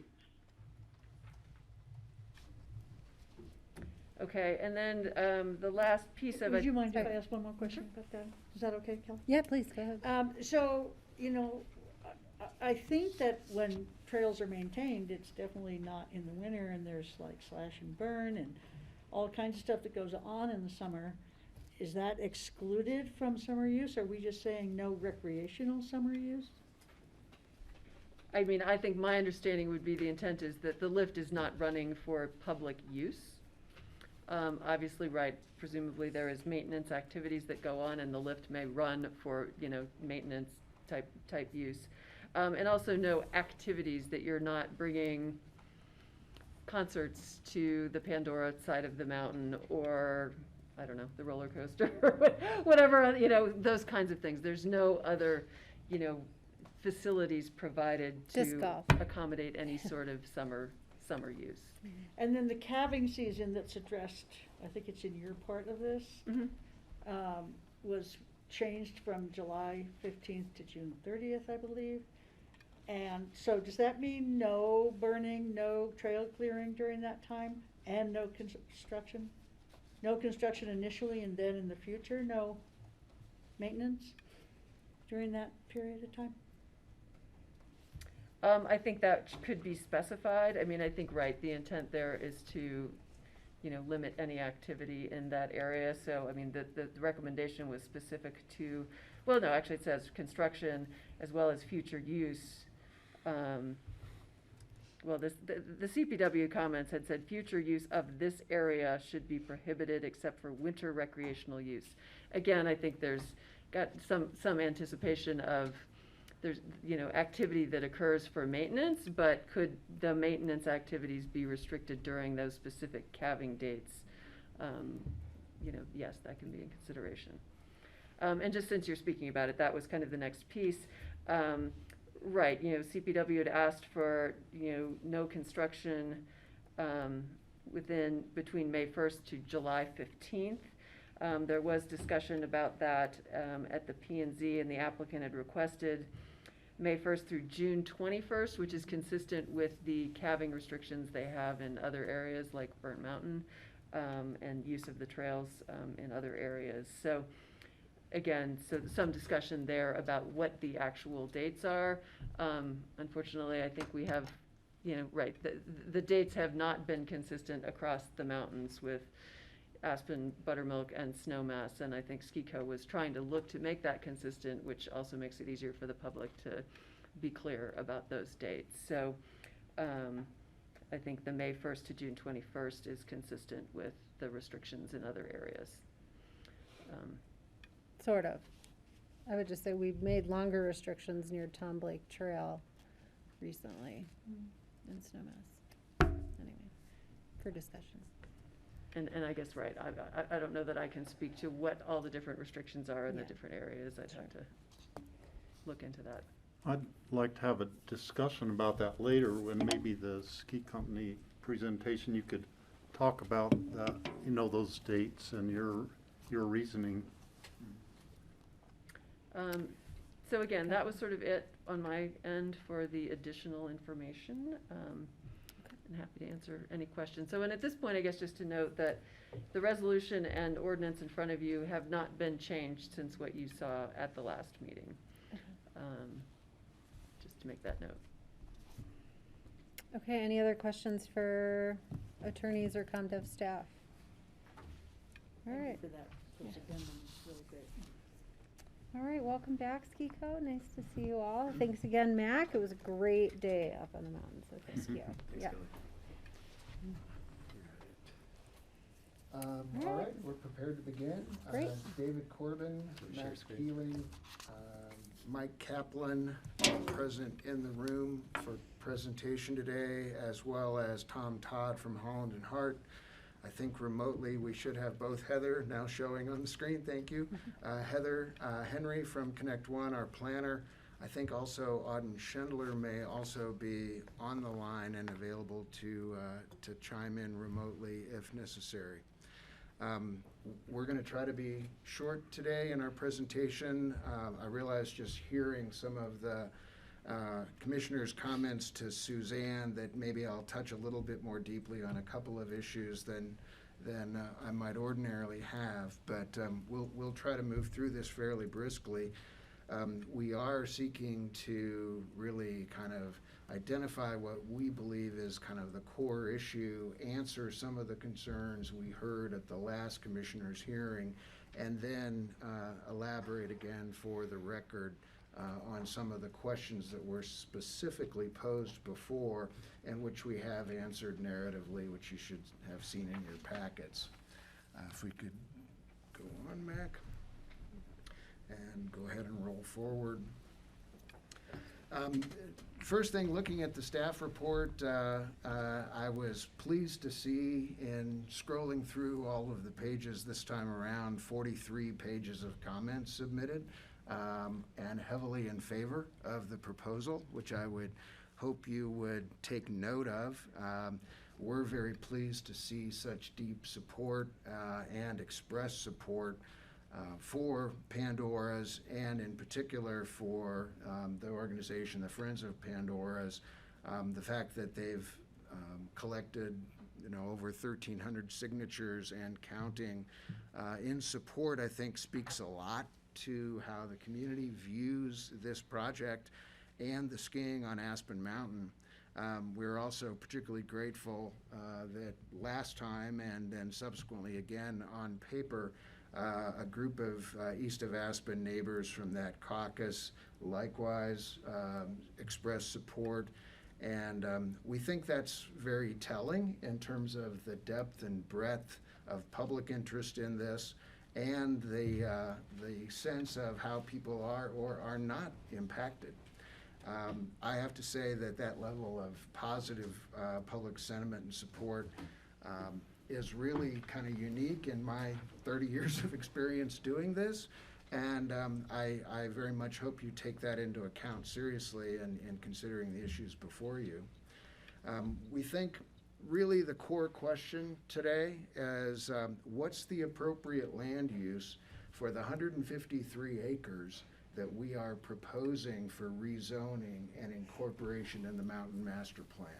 We understand and appreciate the Commissioner's concerns about what may or may not be happening in other residential properties in rural and remote, or how they may be, built out in the future.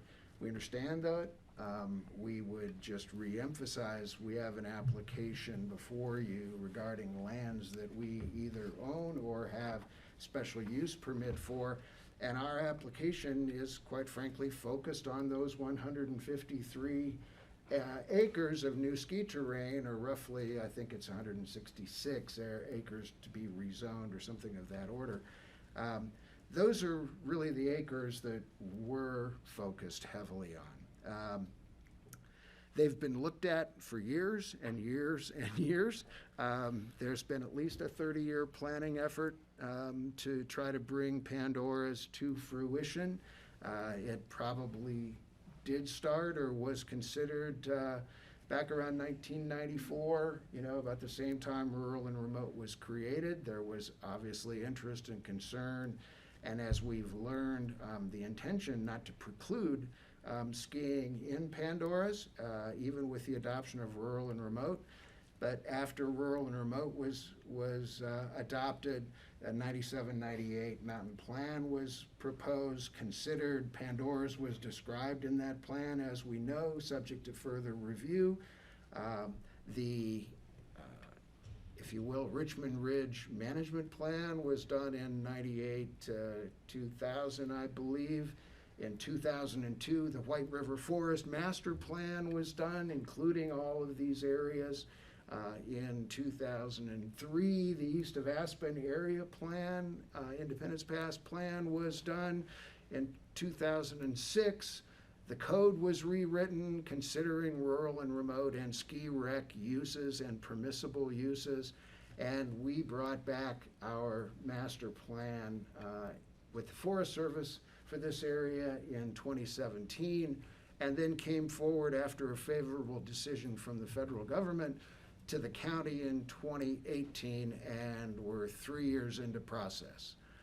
There's been no paucity of planning here. There's been a lot of planning, and it still is ongoing, and I respect Cindy's interest in longer-term planning on the Castle Creek Caucus side and beyond. But again, we've got an application, there's been a lot of planning, and we would like you to look at what's the best use of these 153 acres. Currently, the public is skiing over private, uncontrolled lands. If we were to look at the map, Mac's cursor is kind of showing the Pandora's area, which is outlined in orange right here, if you follow his cursor. And in that area, we've got private lands that are in this sort of blue turquoise color, if you will. Those are our private lands, as Suzanne just described. Some of them extend beyond and into areas past where we are proposing to rezone. But we indeed own those acres, and the public is skiing across those acres privately held today. And unfortunately, those ski conditions really remain uncontrolled today on those private lands where the public is going. We can't sort of just leave that hanging forever. One, there's obviously safety concerns about it. It's something that worries us. Everybody knows there have been fatalities in that area before. Leaving it as it is really doesn't satisfy our business operations either, to be quite candid. You know, our existing lift, the couch, as we've talked about, is antiquated. It probably doesn't adequately serve this terrain. We're experiencing some circulation challenges, which this terrain will help improve upon. And we believe all of those things need to be considered and hopefully approved. As it then falls for us, we see that the zoning question really distills to a simple choice of use on these 153 acres. Do we want to offer improved skiing where the public is already going now? Do we want to offer improved skiing, or do we want to leave those areas in residential zoning? It's not our choice to leave them in residential zoning. That's not what we want. We don't think that's what the BOCC wants or the public more broadly. We're proposing instead to provide better skiing. If the BOCC perceives the core problem here is really how residential uses and activities or build-outs are playing out in rural and remote, we're here to help solve that problem by relinquishing our residential rights. So if that's the perceived problem, we think we're helping to solve it. For us, we still think the core issue is, what do you want to do with this 153 acres? We think skiing is better use. So that's what we're trying to focus on. One of the questions that's arisen before, of course, is the use and access to the public lands, and a concern I think perhaps Kelly, you first raised, if indeed we make this part of our operating boundary and the rezoning occurs and so forth, are we in some way, shape, or fashion somehow precluding or excluding, putting up barriers for the public to reach the public lands? And again, I think you're all well familiar with this map at this point, but Mac, if you would just track and again identify first where the existing ski area is, the existing ski rec zone boundary. That's current area of operations right now. The green you're seeing here, you've got Summer Road coming from the right, you've got Richmond Ridge Road where Mac's cursor is, you've got Midnight Mine and that access from the Castle Creek Valley below on the other side. Again, the orange you can see is the outline for the area proposed to be rezoned and to incorporate in the Mountain Master Plan. And all of the, if you will, sort of olive-covered properties, if you will, are federal lands. And as you can see from the road access, you can go out Richmond Ridge Road, you can get to the federal lands right here. Farther down the ridge, I think as you walked and experienced the other day, you likewise, right from the county roads, have access to the federal lands. So access to the USFS lands today and in the future, if our project is approved, are still unchanged. You know, the access that's available to the public lands today will remain access in the future. You still, to the summer use question, people do obviously walk and hike in this area in the summertime, and we're not proposing to eliminate it. But people hike up from Aspen Mountain on the front side, if you will. We would not restrict access for walkers, hikers, etc., and we don't believe that was the forest's intent either.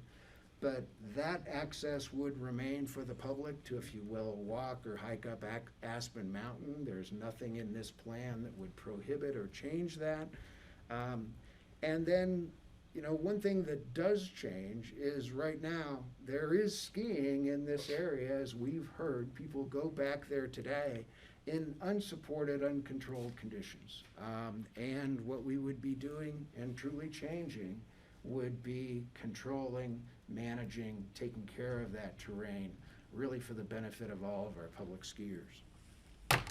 The one thing I'd also want to just point out, and we'll touch on it again, is when you look at that outline of our new terrain, again outlined in orange, if you will, that Mac's highlighting again, you know, the question about, well, does this set precedent or does this enable creep? Greg managed, I think, to touch camel's nose and maybe one or two other references of what that might mean in terms of change in use, I'd really point out the private properties are here in this maroon color, if you will.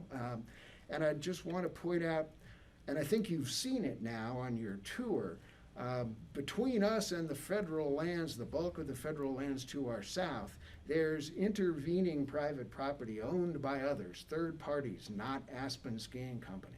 So between us and the public lands beyond, there are private property barriers that by their very nature, I think, deter or would prevent any creep as it's been described. And there are others too, which I'll touch on again in a minute. One thing to just take note of here in terms of, again, the acreage, in terms of the rezoning in rural and remote, it's roughly 132 acres, and about 35 acres of AR10 is to be rezoned. But I just want to emphasize, public access to the public lands is not compromised. Greg asked a question last time about the marina. Who owns it? Is it visible? Will it be visible? And do we use it? And the marina as depicted here, we showed this to you last time. It shifts uphill slightly. It's where the new blue arrow is. It will be somewhat more screened from the gondola building or from the public access in and around the top of the mountain by the stand of trees. It is on our private property. It's used by the public. We do not park our operational vehicles there. The public is bringing 50 to 60 vehicles up the backside, basically, to that location. It's been a subject of some angst for everyone. It's something that we've heard quite a bit of public comment from our neighbors down on the Castle Creek side that they want to come up. We've heard expressions from the BOCC, both now and back in 2019, that there's sort of mixed feelings about that accessibility, but we have agreed to allow that function to exist. We still believe it's something that needs some management and control, but we believe it also will be in a better location, more screened and less visible than its current one. Next, Matt. Question was also asked, what or how does this lift, how does the Pandora's lift compare to other lifts in our portfolio? And interestingly enough, the best and most useful comparison is actually also the most meaningful in terms of ski circulation. But as you see here, if you will, Mac, highlight first the Ajax Express and probably start from bottom. Yeah, there's the alignment. There's bottom terminal, and it rises, as you know, to just near the sun deck and the patrol headquarters up there. So that's Ajax Express. It serves this entire skiing pod, which he's just circumnavigating with his cursor right now. And that's about 219 acres in that skiing pod. And Pandora's, correspondingly, the lift, if you would, Mac, first, there's the bottom terminal extending up to the top, which I think now has been pointed out to you on the site tour. That top terminal, again, about 900 to 1,000 feet south of the gondola building. But that serves this entire area, some of it pre-existing, if you will. You note we describe Pandora's ski terrain here as 304 acres, and we're talking about 153 new acres of ski terrain. So the area from Walsh's, Hyrups, etc., that's all in this ski pod, but those are not new acres. The lifts are very similar in length. You look at the slope length, which is basically, think of your cables, that's basically the slope length. Ajax Express about 4,600 feet, Pandora is about 4,200 feet in length. Ride time on the lifts, Ajax Express about 5.5 minutes, Pandora is about 5. That's at something less than design speed. Design speed's about 1,000 feet a minute. Dialed this back just a little bit. But that gives you, I think, a very realistic representation of the length of time our guests are going to sit on these chairs, or on the new chair in particular. think of it as a very similar ride and experience to what you have on Ajax right now. The vertical rise is also quite similar.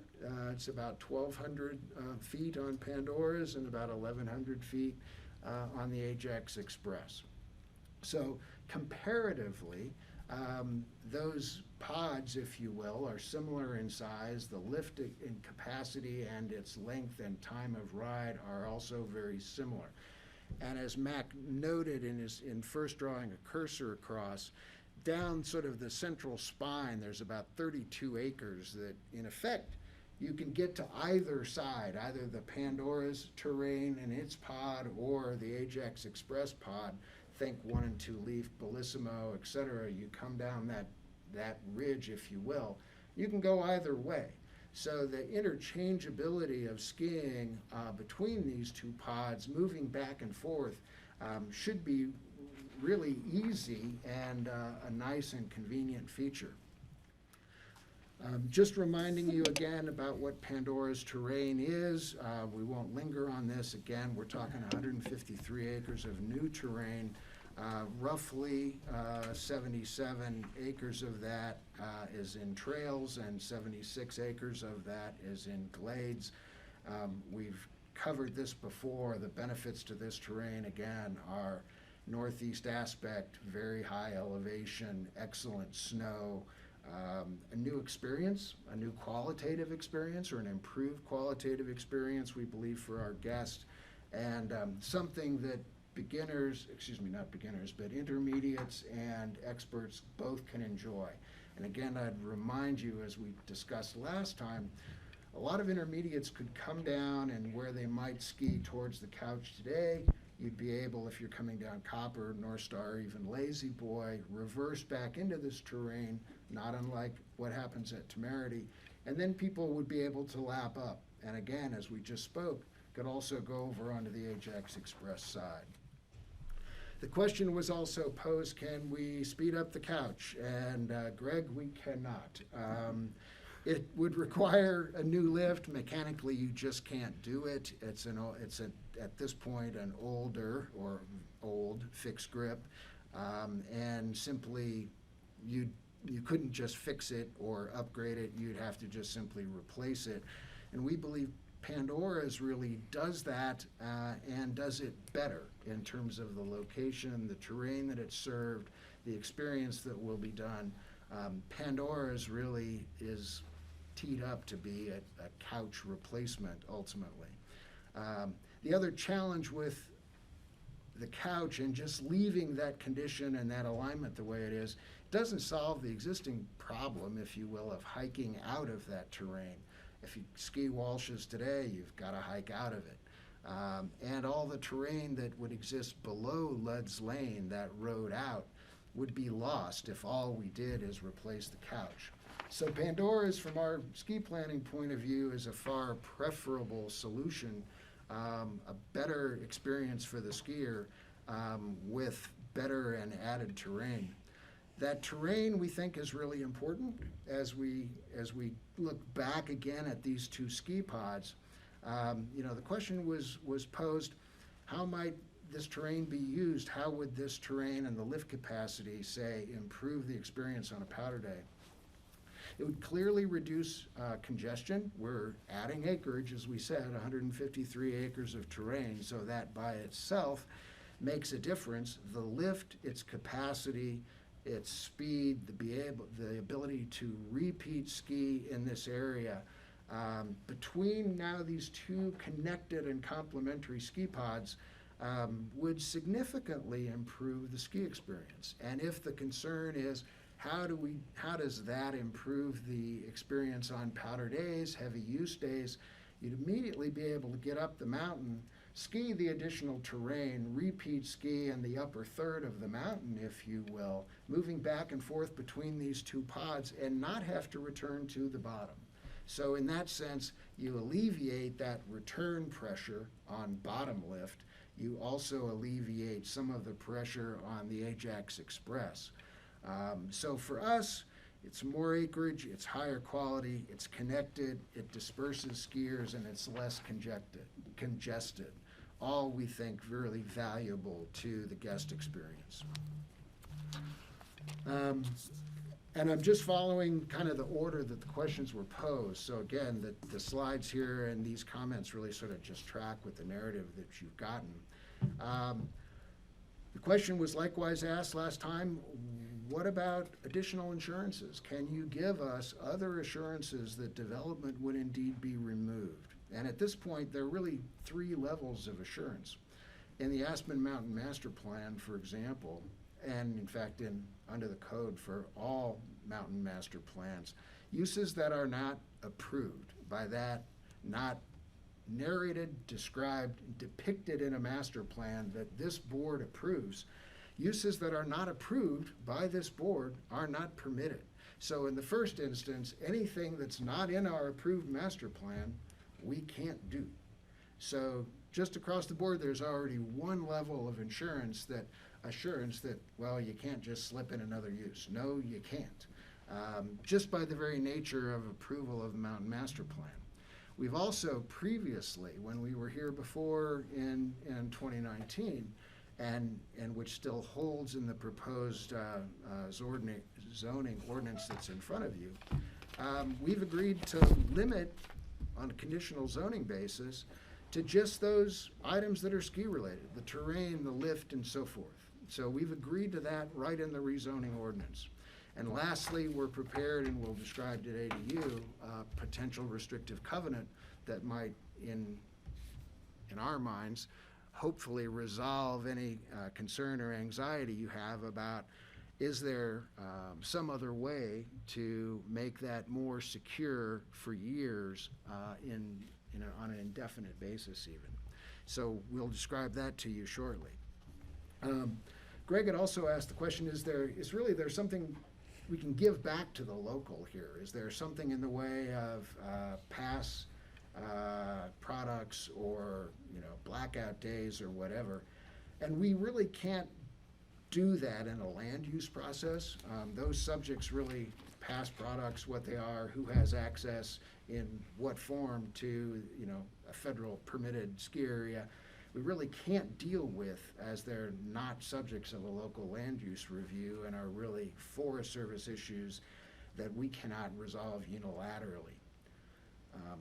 Kelly had also asked the question, what are the differences between the previous and the current proposal? And with respect to the physical plan, it's really unchanged. The physical plan has not changed. We did look at and consider other physical alignments after the Commission's hearings in 2019 and spoke of those with the staff, ultimately decided that there weren't physical alternatives that we could bring forth, and we certainly couldn't bring them forth under our existing application. The physical plan remains unchanged, and it remains our preferred plan. We think it's the right plan with the right location and the right components. We have said we can phase, or if you will, draw out, if that's a preference, the timber removal and look at that over time. But otherwise, the physical plan is the same. And our application in that sense is unchanged and not amended. What has changed is the context and the information that we have regarding this application and the specific proposals and the background of the zoning and that it relates to. As I think we went over at some length, Tom's description of the history and intent of rural and remote zoning, we spent quite some time on last time, but again in '94, through his research, we learned that skiing was not intended to be excluded as a use. And in fact, even when we were here in '97, '98, skiing remained an allowable use in rural and remote and subject to further review. It only disappeared in 2006 with code revisions in the new use table.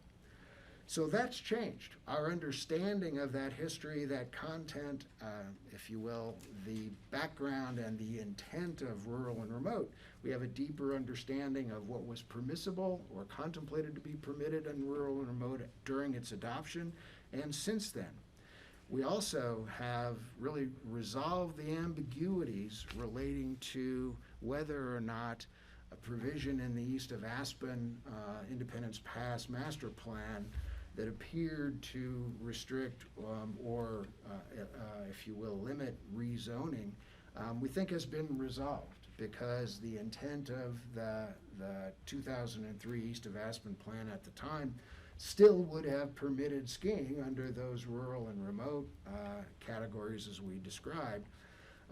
So we felt that the ambiguities regarding rezoning to ski rack to, again, allow a use that was then permitted, subject to special review, we believe those ambiguities have been resolved through the amendments that the Planning and Zoning Commission has adopted to the East of Aspen plan.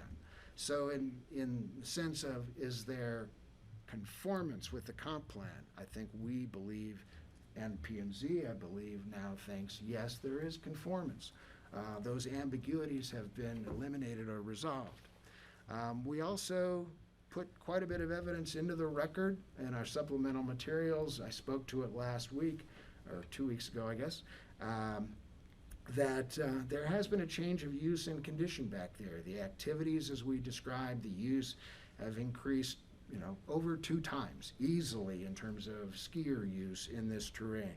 So evidence of increased use and activity has occurred, and now twice P&Z has thoroughly reviewed and recommended approval of both the rezoning and of the inclusion of Pandora's terrain in the Aspen Mountain Master Plan. And then lastly, what we have assumed all along, right from the inception of our application, was that this was something the public generally wanted and was favorably disposed to.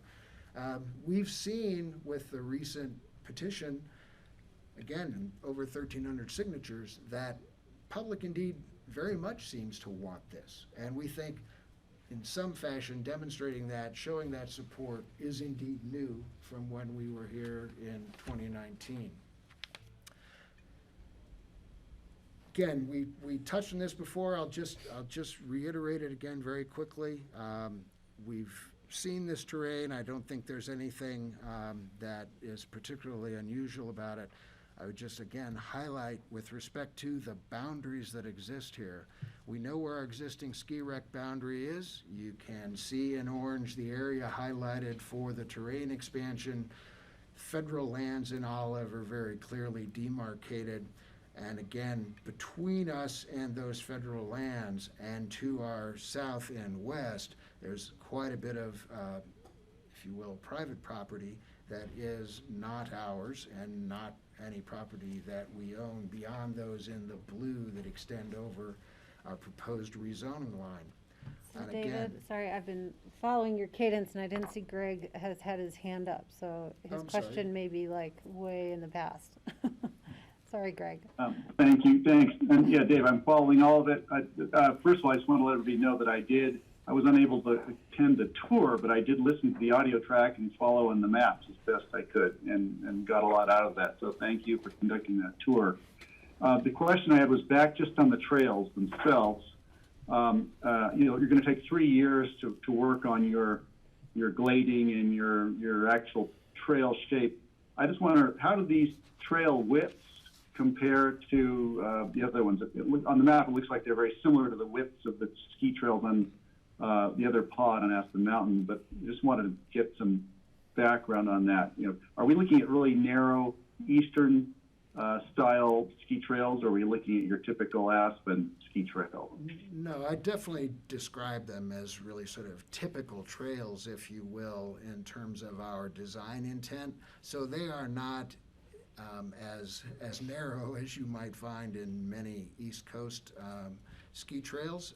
They are more commonly associated with our trail design that you see across all of our mountains, and certainly basically are of the same width, type, scale, character, if you will, that you find on Aspen Mountain, with the, I suppose, added caveat that I think we're probably getting better and more sophisticated at glading and including small, interesting tree islands and other sort of terrain features of skiing kind of with the terrain and with its vegetation and with that tree stand and those tree covers. So I think in that sense, it's a bit more of a modern design, if you will. And Mac's sort of highlighting some of these little tree stands, if you will. So again, I think our probably most recent example might indeed be Trails in Temerity in terms of how some of those look, feel, or ski, in terms of density and tree placements and what have you. But I think you'd find these trails to be suitable for the Aspen environment and something that we are used to. They don't steer heavily to either more narrowing or, broad avenues, if you will. Great. Thank you. I appreciate that. And I do have several other questions. Maybe not, I don't need to ask them right now. There were two that are related here. One is, what happens to ACES and ACES Nature Trails? Are they still going to have a place to conduct their very popular snowshoe tours? I know that's been one of the questions I get a lot.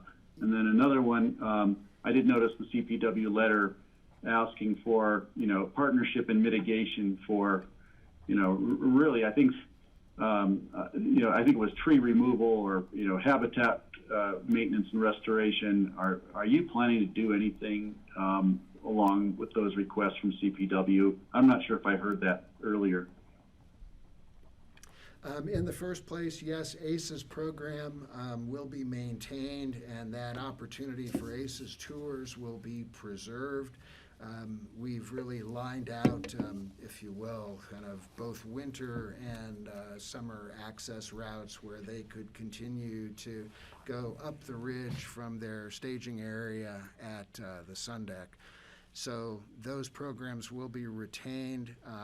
With respect to Parks and Wildlife, I'd start from the premise that even as cover is removed, habitat in many respects is improved by the trail making and glading because the browsing areas increase.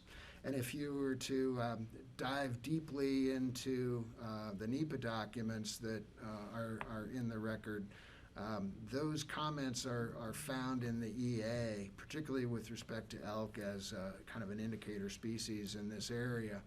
So we believe that much of the terrain enhancement here will serve well the summer browsing for elk.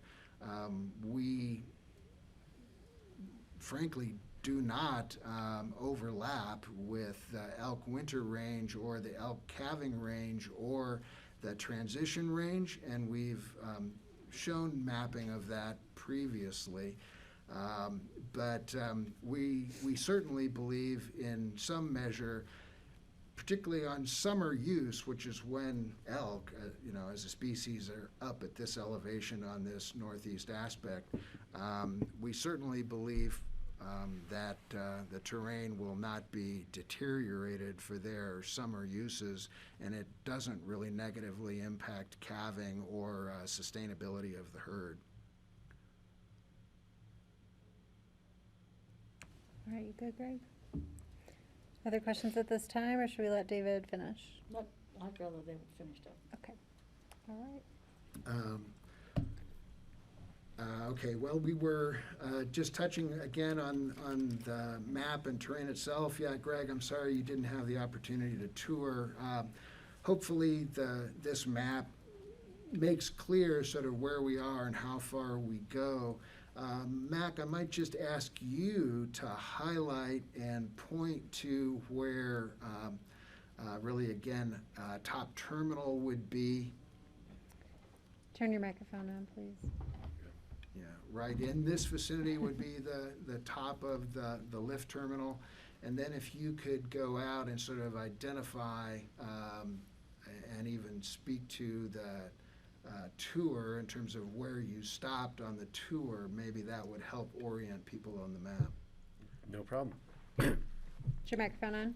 It is on. Okay. Hey. Thank you. Yeah, the tour started in town, and we shuttled up the front side road, which you can't see here, and then onto Lucien's Road. We then walked through this section of forest all the way. Actually, it'd probably be more helpful if I went to this map. So we drove on Lucien's Road, and we got out just past Walsh's, where the existing operational boundary stops. And then we walked through this section of forest where we finished. We went as far as the outskirts of the P15 ski trail. We then went back, shuttled across Lucien's, back up to the Summer Road, to the Sun Deck, and then we walked along the ridge. Now it's better to go back to this, sorry. Then we started at the Sun Deck, and then we walked along the ridge to the Bull Wheel, to the edge of the proposed future ski rec rural and remote boundary, and then all the way up Richmond Ridge Road to the end of the ski company public or private property and onto the United States Forest Service public lands. And then we walked back down and got in our cars. That concluded the tour. Yeah, hopefully that helps land everybody in terms of the map and what you saw physically on your tour. Next, I think we were going to respond to the question about visual impacts.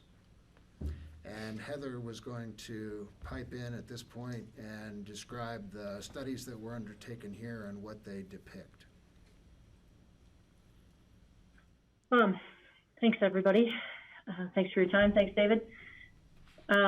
So this is not new information. So these were included really early on in our application, but I think this is a good just sort of reminder, right, in answering that question about the visual impact. So we did 3 simulations, essentially over the course of about a mile, starting just at the beginning, roughly, of the North Star Preserve, and then working our way up Independence Pass about a mile. So top view is going to be the existing conditions. And I think as you were looking at a lot of what David was presenting and Mac, when you can see kind of the trails overlaid with existing conditions, yeah, that Mac is circling is a really key like identifier. So that's an existing opening in the Pandora's terrain. Many of the photos that we were showing related to kind of the tracking that happens on powder days and a lot of days are you can see that opening right there. So as we go through these 3 visual simulations, that's a good spot to just sort of anchor yourself.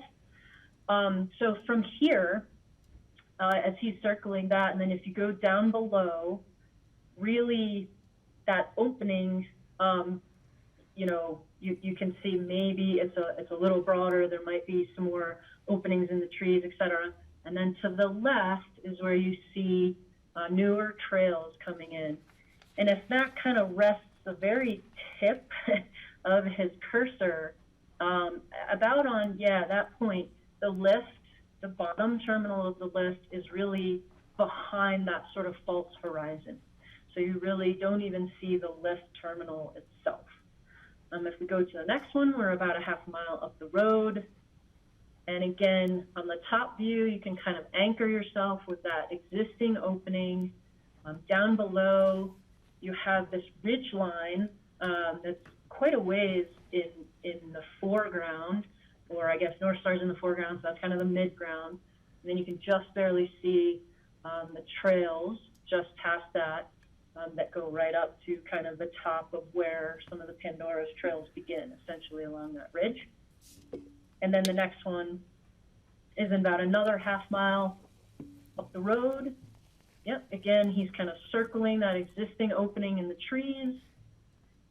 And if we go down below, again, you have these like mid-ground landforms that really block a lot of the trails that you would see in Pandora. So you're just kind of catching the very tip, the very top of those trails at the highest elevation.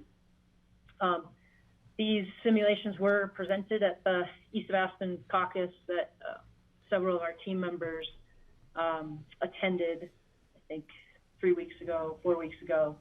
And as you heard from a lot of members, they were very appreciative and recognized minimal to no impact from that trail clearing. Thanks, Heather. Thanks. I'd also note we also shared those visuals with a caucus group in 2019, and likewise found a very receptive audience. They were not concerned or expressed no really worry or anxiety about the view impacts from their properties. So we think those are very limited. I'd also note Heather mentioned that the lower terminal was hidden by terrain, and the top terminal is such that you can't see it from 82 either. It sort of crosses over the edge of the hill, if you will, into the flat of the ridge, and isn't visible from below.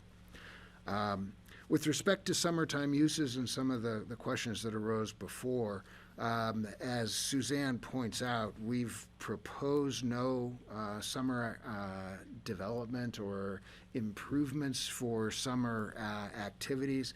We don't have anything in here for zip lines, biking trails, coasters, anything like that. Nothing has been proposed either federally or locally here in this jurisdiction. Our understanding and our work with the Forest Service under these kinds of circumstances certainly would allow us to do lift maintenance in the summer.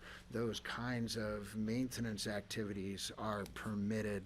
The prohibition, if you will, or the restriction upon summer activities would be more on developed activities.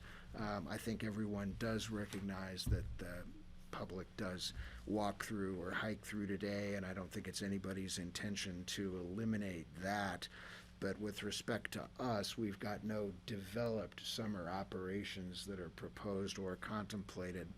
And we are amenable to seasonal closures.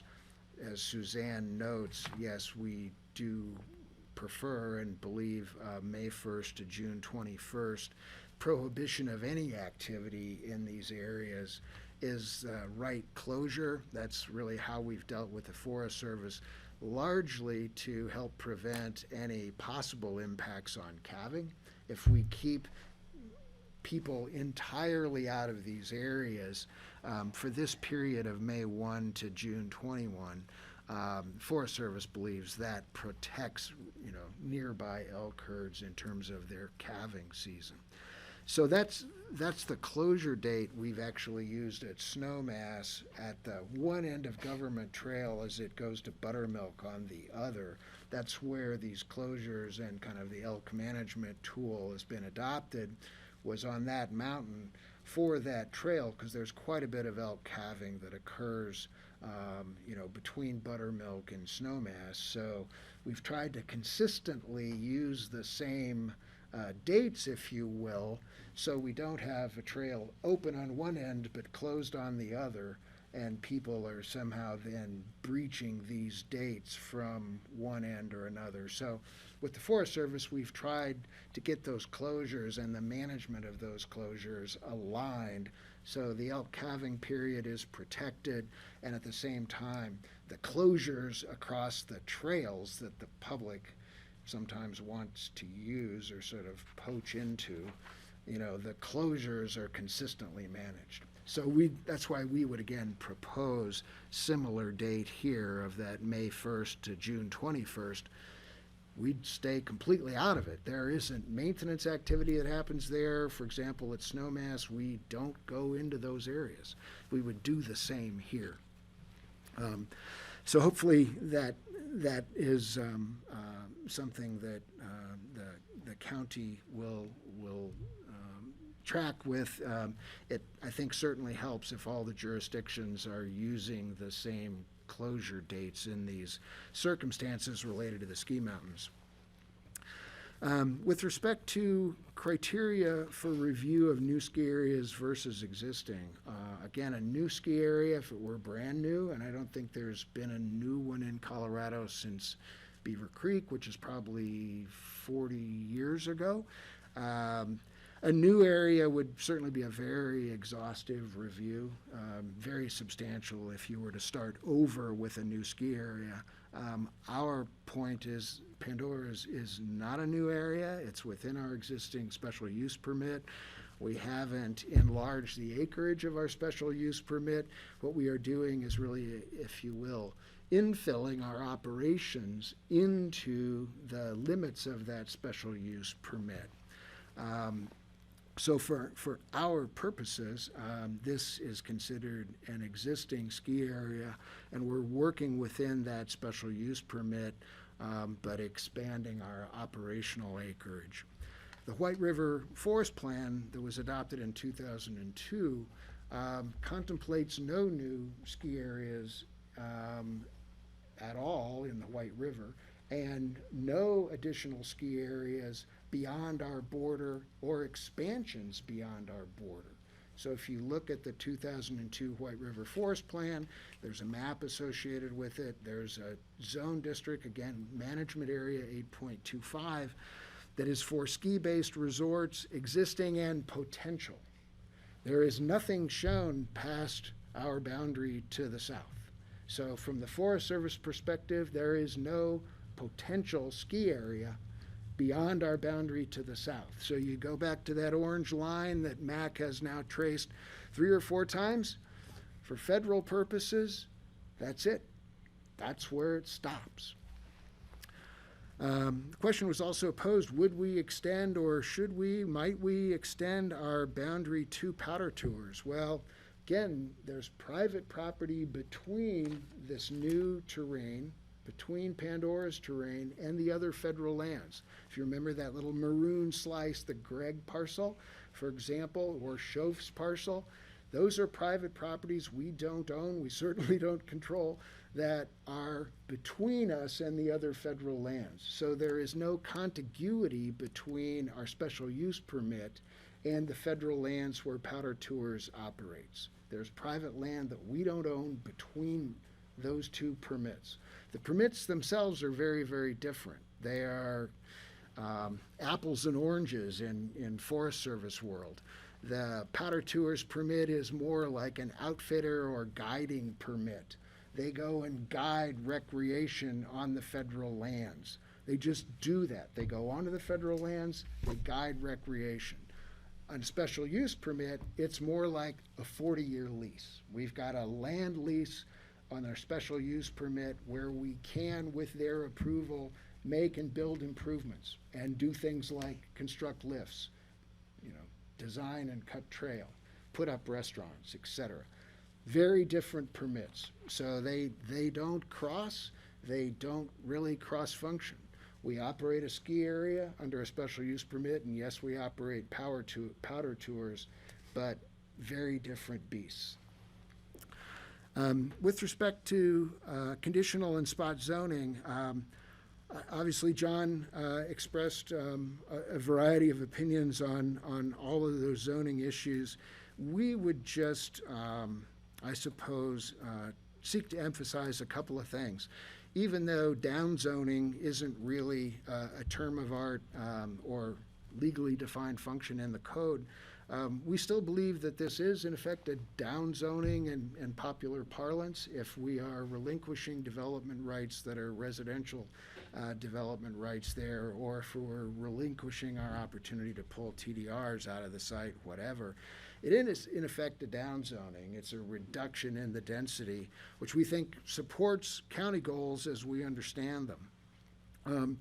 We do not see this as spot zoning. We've spoken to this before, but we believe that this proposal and this project conform to the comp plan.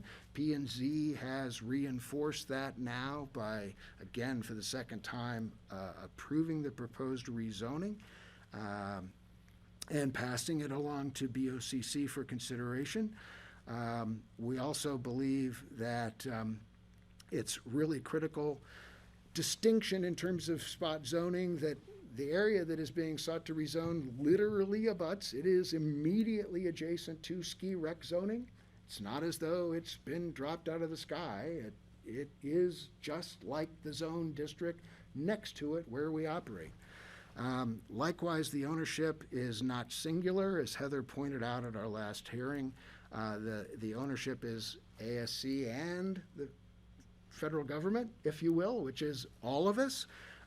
So that public ownership on a good portion of the land we think is very important.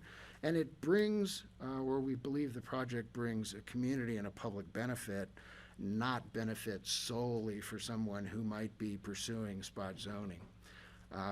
We've spoken to change conditions before. I won't belabor that anymore. We definitely see Pandora's as an area that's become a de facto ski area that really merits proper use, proper management, proper infrastructure. As I said also, we did look at alternate possibilities, looked at alternate alignments.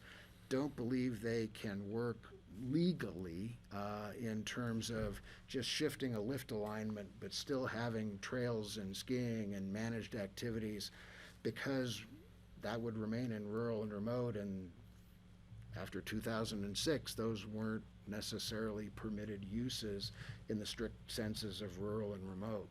So we don't think we can follow some of the alternatives that Steve in particular had suggested might we consider. We just don't think we can follow them legally, and practically we still don't think it's quite the right design. If you were to shift lift over, move it to the north, we think that complicates circulation, it adds to congestion, it doesn't work as well with either the terrain or the grades. So for all of those reasons, we felt we really couldn't pursue those other alternatives. Which brings us back almost full circle to the question of what other assurances might there be to remove or prevent further development. And again, as I mentioned earlier, the master plan, if the uses aren't specifically already described and depicted in it, you can't do it. So in the first sense, anything that we don't have in that plan, we can't do. So there's nothing we can do and just bring in arbitrarily and drop onto this parcel without this body's explicit approval. We've also again agreed for the conditional zoning to limit those improvements on a rezone to those associated with ski infrastructure and the essential ski equipment, if you will, lifts, trails, et cetera.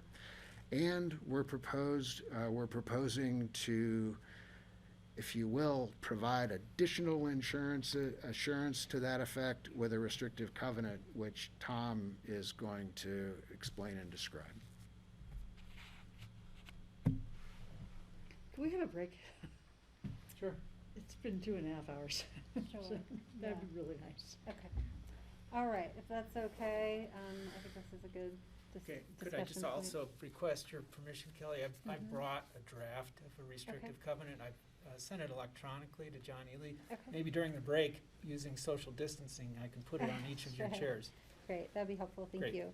All right, how are we doing? Do we want 10 to 15 minutes? Yeah, just to move around and get our blood Yeah. going a little bit. Enough time to make a cup of coffee out of the Okay. embroidery machine. Let's try for 10 minutes here, and then maybe what we'll do is we'll come back. I'm sure we'll have a bunch of questions, and we can take another short break before we go to public comment. Does that sound good? Thank you. All right, thank you. Grassroots will be back in 10 minutes.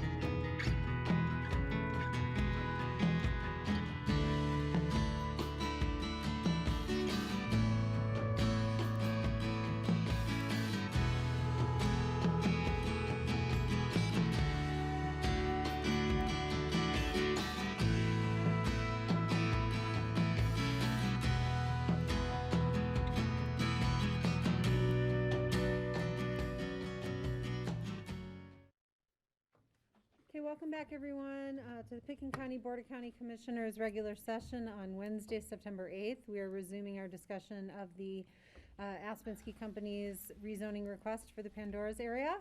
And we'll have Todd present the development restrictions and covenants, and then we'll go and we'll ask our questions, BOCC questions of SkiCo. Sorry, Tom Todd. Yeah, there you go. It happens all the time. Yeah. No worries. Again, my name's Tom Todd. I'm with the law firm of Holland and Hart on behalf of the applicant. Just before the break, I circulated a written couple-page restrictive covenants for the board's consideration. I'm not expecting you to review it, digest it, and comment on it immediately, but what we did in advance of this meeting is try to distill that covenant into just one slide here. So if I could draw your attention to the slide, the first paragraph is a recital paragraph that I think, and our goal there was to articulate our shared values between the county and the Aspen Skiing Company in terms of how do we want to treat and respect the heritage of the rural and remote zone district in the context of a possible rezoning of these Pandora's parcels within the rural and remote lands. And maybe this speaks more to an alternative to what Steve was thinking about last time in terms of how about a new special zone district? Well, I don't think that would apply, as David said, for a variety of reasons. Instead, we think a restrictive covenant would be a more appropriate tool here. And this is something we've been working on quite a bit since our August 25th meeting. We've gone back and forth. The ski company has asked me to collect and circulate versions of prior deed restrictions I've worked on with the county. Those include most recently the Sewell Ranch, the Sunfire Ranch restrictive covenants that we put in place last year as part of their conservation easement. They include the restrictive covenants we placed on the Tybar Ranch when those open space and trails parcels were acquired by the county in 2016. And I don't know if the board we've got that longstanding members, or many longstanding members of the board here, but in 2013, the Nichols family, the Miller-Nichols family, rezoned their property up the Frying Pan near the Himmeland Reservoir. I don't know if you folks are familiar with that. We also had a set of restrictive covenants. So we drew on that and put this together for your consideration. And I was going to give you a dissertation on how restrictive covenants work, but my friend John Ely did that for you this morning when you were reviewing the Cougar Canyon outparcel covenant. And basically, a covenant does four things. It's an interest in land, and number one. Number two, it reinforces a landowner's ongoing commitments. And three, it backfills the land use code. And four, it burdens title to the real property.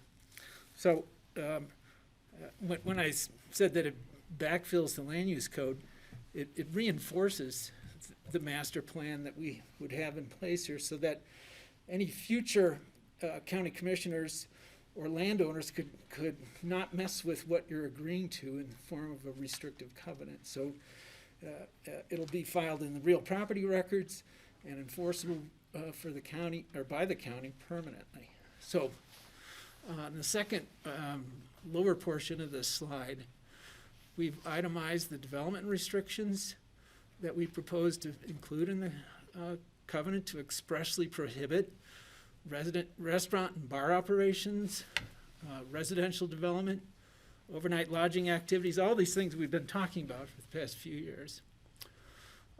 The only things we would allow are in that list, just a ski lift, patrol shack, restroom, water service, electric service, ancillary structures, ski trails, service roads, motor vehicles prohibited.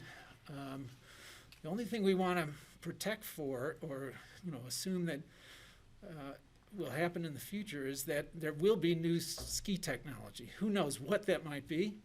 We might have hovercraft serving skiers to bring them up the hill. So we reserve that and carve that out of the covenant. No specific mention of hovercraft, but that's the concept that we're proposing here. And we think with this restriction, we can, again, provide those assurances that David mentioned in his presentation. And while this is in draft form, we have shopped this extensively internally with the ski company executives and with even the ski company ownership, and they're totally in support of this. This is not a subject of internal debate. It's promising and committing to the future of Pandora's to be used for skiing and not residential purposes, not restaurant and bar operations, not overnight or short-term lodging. So that's it in a nutshell. I'll pass this on to Mike for further comment. Thank you, Tom. Thanks, everyone. Thanks, Francie, for calling that break. I needed that. I'm sure Kelly was about to. I just waited another second. And thanks to all of you for the time you're putting in. It's a ton, and appreciate the patience and the earnestness with which you're approaching this application. I'm here to spice this meeting up. Condon, you paying attention? Okay, good. Yeah, so look, I really just want to put in my terms what Tom just said. We hope that this restrictive covenant really lays out in clear language that our aspiration, our intention here is strictly about the skiing. It's about making sure Aspen Mountain can stay competitive amidst a changing climate and ever-evolving ski patterns and trends. I hadn't thought of the hovercraft, but yeah, I was thinking more drones, maybe could drop us. There's this, we've been talking a lot about, is there an in-between zoning? And that's really what we're trying to accomplish here. Make sure that the experience back there does honor the intent of rural and remote, the unique experience back there, that it's more of a semi-backcountry experience. That's really what we want to do. And so we're committing to that by restricting all these uses. You're not going to go back there and hear, a party on the Cloud 9 deck. You're not going to go back there and see, a big lodging operation. It's going to feel like you've escaped the ski area and gone into a special area that's well maintained, well patrolled, safe, and has access to the most modern lift technology, so you can circle back and spend some time there and not be forced to recirculate back to the bottom and go through Grand Junction and Little Nell and down to the gondola. I think it really is a huge, huge benefit to skiing, and that's really what this is all about. Tom referred to it, and said we're totally behind it. But I got to say, this is something we gave a lot of thought to and debated a lot internally, because I just said we're trying to stay competitive, and this restrictive covenant could jeopardize that. But as we really, searched our souls, thought about it, looked at what's possible, if we're serious about what we're saying, we think we've got to do this and are willing to do it. And that, as Tom said, includes our ownership, who I've had direct communication on this, and they're ready to sign it, and they're ready to go. I just want to sort of circle back to what I said last time, which is, skiing is a founding pillar of the Aspen idea, right? This shared vision that we have in this community, I think we'd all agree, is the foundation upon which we've all created this wonderful, unique, vibrant place to live. And we're victims of our own success, right? It is really attractive to people and remains relevant, and it's amazing. And I think that's why the original rural and remote zoning had skiing as an allowed use. So I look back on that, I look back on our 75 years of being in business, and I say, we've been excellent stewards of the land. We've been decent ski area operators. Okay, pretty good. We've been responsible citizens and take a holistic view of where and how we do business and try to give back. And I think the formalization of these commitments is effectively a promise to the future that will remain in place regardless of who succeeds me, regardless of who succeeds our ownership, regardless of who succeeds you as county commissioners.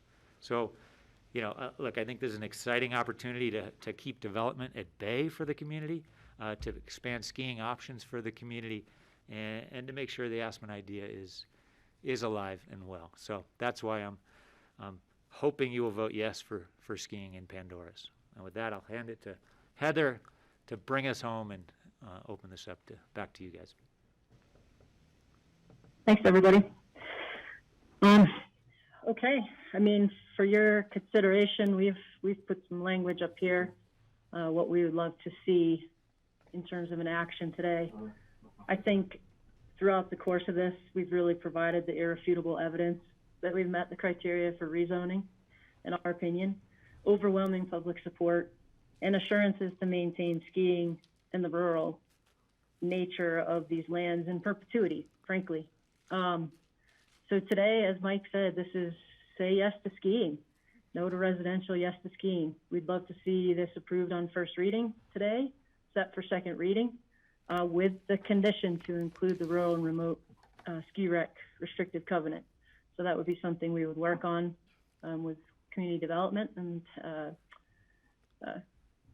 the county attorney as well, and continue the resolution. So that would basically run concurrent with the ski rec master plan amendments, the activity envelopes, site plan review. So that would be continued so that it runs concurrent with approval of the ordinance. So that's kind of what we're asking today. With that, I think we're good to open it up to questions. Okay, thanks, Heather, and I'm sure we have a bunch. So you've heard a lot, board. Who wants to start? Francie. This is for you, David or Dave. Either. Okay. Doesn't matter. You said that if certain uses are not in the master plan, then you absolutely can't do those, engage in those uses. I believe you said that at one point. Yes. So if residential development is not in the master plan, could you then now do residential development? No, not in those areas that are inside of our mountain master plan today. So on those properties that are outside of it, beyond the line that was shown before, right? Yes, we could pursue residential development in rural and remote, of a rural and remote nature, basically the 1,000 square foot cabin, whatever. Outside of our current mountain master plan, yes, we could pursue those. Again, what we're suggesting is we don't want to, we're relinquishing or would relinquish those rights, if you will, or the opportunities. So in terms of, like you put it at the beginning, it's either skiing or it's residential. So that was on one of your slides. And so with the current master plan, would that residential be anywhere in the property that you own up there, under the current master plan? I'm not sure I'm following you, Francie. Well, under your current master plan. I think I follow her question. So, Francie, the current recorded Aspen Mountain Master Plan does not include the Pandora's lands. Correct. So they don't include those that are designated rural and remote. Okay, so that's where we have a separate resolution where those lands would be put back into the master plan with only the ski lift, the runs, and the uses associated with it. But so under the current master plan then, as property owners of those lots up there, under the current master plan, you could then develop those lots under the current master plan. It's not prohibited. For residential? Yes. Yes, that's correct, because they are not in the current master plan. So that was my first question. I have one They more. are Is that just okay? zoned Of course. rural remote. Thank you.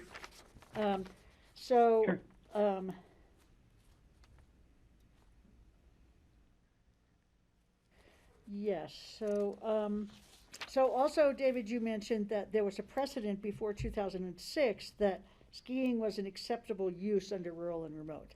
That was a precedent that had been in existence, and then it was changed in 2006. So I would say if that precedent is applicable here, then going forward, wouldn't the precedent of changing rural and remote go forward as well and present a risk to us for other rural and remote properties saying, oh, well, you did it for Aspen. So I mean, if this is a precedent that's acceptable, why wouldn't this also be an applicable precedent? Yeah, well, I guess I'd distinguish. I'm not sure if I used the word explicitly precedent before. I think you did, because I wrote it down right after you said it. But what I was trying to express is from rural and remote's adoption in '94, skiing was a permissible use in rural and remote, subject to further or special review. That was just the condition. That was the code permissibility, if you will. So it was just an allowed use then. And in 2006, with the code change and the adoption of Table 4.1, the description of what you might do in ski rec and what you could do in rural and remote, skiing was no longer Right. Yeah, no, I get that. permissible. I'm just saying that if you refer to that as a precedent that we should consider now, that it used to be allowed in rural and remote. So since that's the case, maybe we should rezone this and everything will be fine, and maybe it will. But you don't want to entertain the idea that this precedent might affect, or you don't want to be responsible for the precedent that this might set for other rezonings of rural and remote, that in the future might say, yeah, but you did it for Skis Co., so why won't you do it for us? You see what I'm saying? It's a small point, but it's just, it sort of resonates with me that, well, if we're gonna use the word precedent and rely on it for what we're gonna do in the future, then I think we need to look at it going forward as well. You don't really need to answer, I mean, you're free to, of course, but. Well, I would like to respond. The point I was making before with respect to the then legislative intent and the status of the code then was in particular to say it conformed at the time of these other area plans. It conformed then to what the comp plan was before. And that was particularly important with respect to the revisions in the east of Aspen Independence Pass master plan that were done under the P&Z. We were trying to say the intent and the status of the code in that era really was in accord with the comp plan. And so at the time of that sub-area plan in east of Aspen, we really conformed to the comp plan, and skiing was a use that was permissible under the comp plan. Right, So yeah, I get that. It would be a lot easier right now if that hadn't happened in 2006, wouldn't it? It would be a lot clearer, that's for sure. I have a related question. But to me, that was the salient point there, was how that related to the comp plan at the time and how we needed to really make sure that we, again, resolve the ambiguity with respect to how we were reading that plan today in terms of, are we now in accord to be able to rezone and still fit within the comp plan? And we think that's that fear or anxiety, if you will, should be dispelled, that we're not in accord with the comp plan then or now. I get that. So I just want to follow up a little bit, because one of the things I've been thinking about is, and I might get your words wrong, so correct me, but the change that was made in 2006, where skiing as a use in rural remote was removed. I feel like I heard that was presented as kind of an inadvertent change, and I'm wondering how you drew that conclusion that it was an inadvertent change rather than an explicit and intentional change. And I myself have not gone back and like looked through the archives of news articles or minutes or listened to the hearings and all that, and though I'd like to, but I'm curious as to what your thoughts are. Yeah, no, I'd actually turn to Tom, because he did that research. So Holland and Hart, I think, undertook that research and can speak to that with greater authority than myself. So I'd invite Tom to speak. Francie, that's an excellent question. It's one that I was asking myself constantly last year as we researched every single meeting and every single resolution or ordinance, all the minutes associated with the complete history of rural and remote zoning. And unfortunately, we don't have audio or visual, or audio or visual recordings from the meetings associated with the code amendments in 2006. So we relied pretty much on all of the written minutes from those meetings. And we just did not see a single word about, oh, by the way, with the adoption of the 2006 code changes, we are stripping ski uses out of the rural and remote zone district. And in my mind's eye, I would have thought that would have been a major topic of consideration, because the original, this is the spot, this is the genesis of rural and remote zoning, was in reaction to what was happening on the backside of Aspen Mountain 27 years ago. And to and you heard me say this several times at the last meeting, ski uses should not be precluded. That was a watchword, that was the mantra of those resolutions and ordinances from 1994. There was absolutely no mention of that in any of the minutes from the 2006 amendments to the Pickens County Land Use Code. So that led me to conclude whether what at the very least it was perhaps unintentional or inadvertent. I don't think anyone operates with ill intent, but it's just out there, and that's what we've put before you. That's contained in the written summary in that Holland and Hart memo that's on the record. Okay. Thank you. I appreciate that. People here who were there. Yeah. I mean, we Yeah. could call on them. Yeah, and I always ask staff if they have other things they want to refute. I have a couple of thoughts. Cindy was definitely more there than I was at that point in time, so, but I think one thought about 2006. Microphone. Oh, sorry. So I think in 2006, I mean, I don't know anything specific, intentional, unintentional. I think we always recognized that the uses specified in rural remote just never lined up with our normal use table that we apply to all of the other zone districts. So I could see it have been, sort of being more of an effort to recognize that it just doesn't fit the same matrix as all of the other zone districts. So we always had, I think we had it in the use table, but then we also had a bunch of things listed under the zone district that, the fact that you have to get special review approval to extend utilities, kind of lived in a different place related to rural remote. So I don't know, but I can only just say maybe there was some thought about, well, rural remote really speaks to itself, so we're pulling it kind of out of that use table. That, may or may not be correct. I think the other thing that's always, as this conversation's gone on, and I don't know that I've, you all have delved deeply into the record on all of this. I totally recognize that. But I think, there was always this language about development of ski uses should not be precluded, When I think that was codified, it showed up in the form of commercial recreational uses. And I think there's somewhere in there where what's commercial recreation versus an alpine ski area is listed as its own use in the code.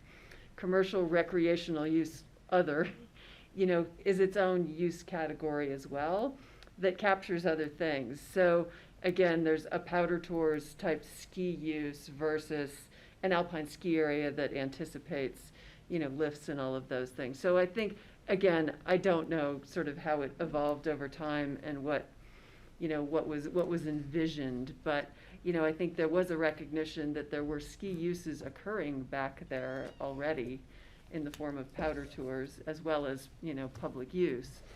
Was that what we were trying to preserve? Were we trying to allow for a future, with lifts and things, back there? That, but I think it's important to know, right, I don't think it ever speaks to alpine ski area should be preserved as a use in rural remote. Back in 94, definitely not in 2006, I don't think that was ever. So again, what exactly, I think that's as much as I have to offer, and Yeah, maybe Cindy I has. really don't remember that discussion, but specifically in 2006, it was a huge Microphone. code. Oh, sorry. In 2006, it was a huge code overhaul, a tremendous rewrite of the code, and I just don't remember that specifically being discussed at all. So, and it would have been big. So, Okay. Well, I appreciate that, and I'll go back to other board members for their questions. And Kelly, Yeah. I apologize. Sure, Cindy. I apologize, but I did find, and I apologize for being on the phone somewhat texting, but I did find the build-out numbers that you were asking for. I thought we had them. So if you'd like me to share those. I think so. We're done on the 2006 zoning. Okay. Okay, Just go really, ahead.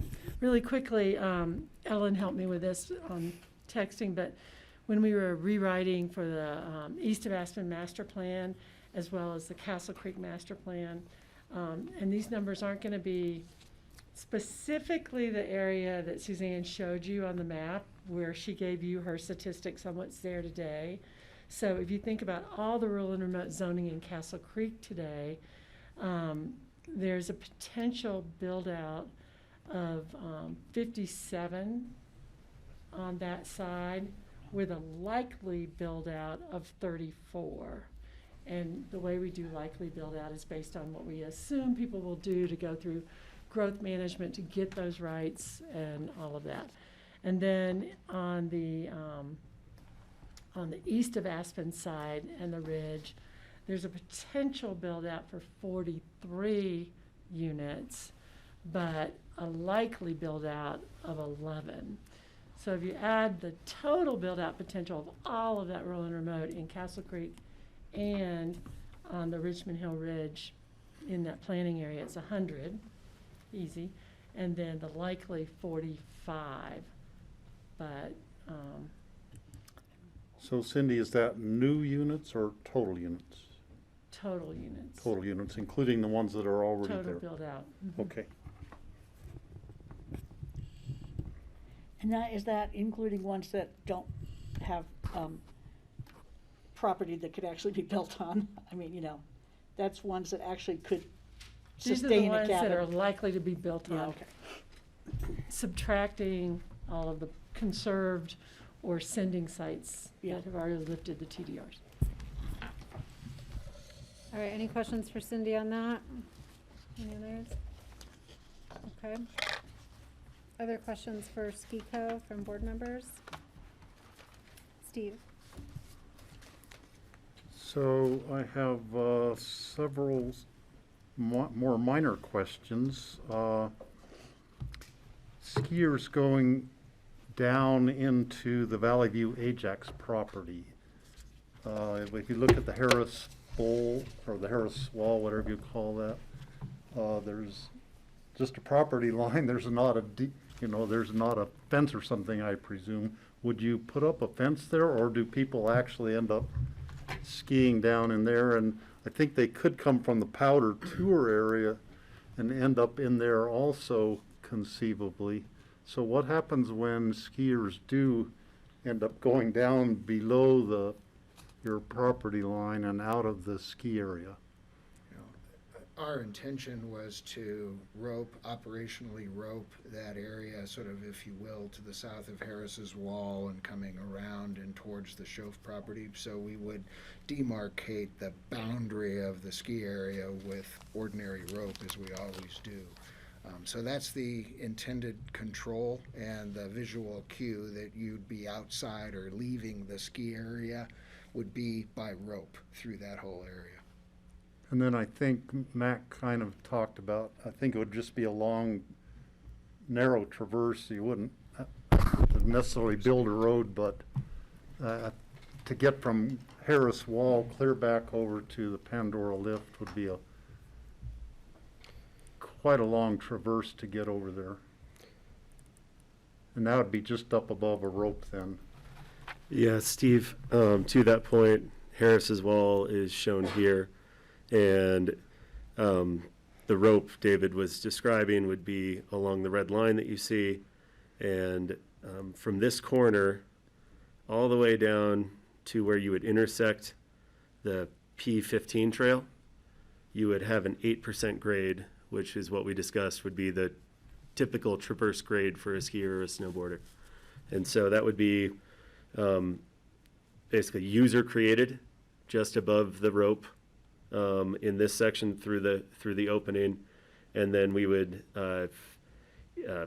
pretty much possibly create a trail through here that would hopefully be cutting as few trees as possible, but it would be the same kind of thing, single track, double track wide kind of an experience, but no specific road other than what's created to do the skid road for the timbering. So. Okay. Thank you on that answer. These are in no particular order or importance, just when I wrote them down. I brought this up 2 years ago also, that there will end up being electric snowmobiles, and probably everybody will have them. You're going to have members of the public in the marina with snowmobiles that need charging, and their batteries run out. I think that you would need to have electricity there and somehow have a mechanism that people could charge an electric snowmobile. Have you thought about that? I guess it's something that you could add in the future if necessary.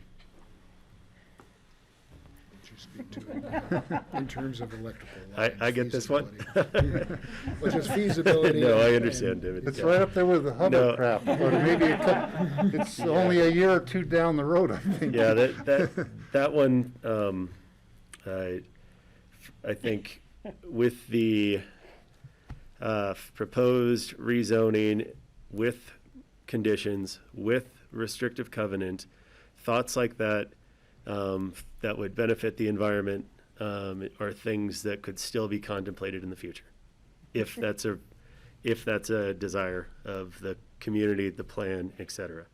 So, nothing we're doing is precluding that. Certainly, there'd be electric service, kind of to and from lift, so it's not inconceivable that we could make those kinds of connections. So a charging kind of station there or something in the marina? Yeah. Your Okay. electricity would come in at the top of the lift? Yes, we would have a top drive. We also need power to get to the bottom to service the lift shack and the facilities at the bottom. Facility by the meaning restroom. So. Okay, and one member of the public, Chris Hassig, in a letter to us suggested, he supported the Pandora expansion, but he suggested that you move the couch lift over and put it in where the Pandora alignment is and keep it a slow speed lift that would be upgraded with maybe different chairs or something, but I just wanted to pass that on. I don't know if you read all the letters that we read. His thought was that a lot of the effect on the environment actually is in the steel that goes into the lift and the cable and everything has a big effect on the environment. Other places where the mining of the ore comes from and all that. So that was his idea on how to lessen the environmental impact of Pandora by moving that lift over. Now, I'm not advocating for that, but I wanted to see what your thought on that is. I think in the first instance, it probably doesn't meet the design criteria that we're looking for on the new lift. Again, in terms of either length or capacity or speed, it probably doesn't meet those design needs. On the customer service side, I can probably state with some assurance that there's probably a pretty strong public desire to see the slower lift, if you will, moved or used in some other fashion. Our purpose, if we could, would be to reuse and at worst recycle, obviously, that old lift at some point in time. So we'd try to treat that as sensitively as we could environmentally. Appreciate the comment. Agree in principle that you'd try to reduce those uses, but we would, at each step, I think, whether from design to customer satisfaction to ultimate replacement and recycling, we'd certainly do the best we could with it. Okay. And kind of along that same line, in the master plan, it doesn't, well, I noticed this when we approved the master plan 2 years ago. You didn't deal with the lift number 7, the couch lift, at all in the master plan, like suggesting that it would be removed or rebuilt or relocated or anything. And I don't see it now in.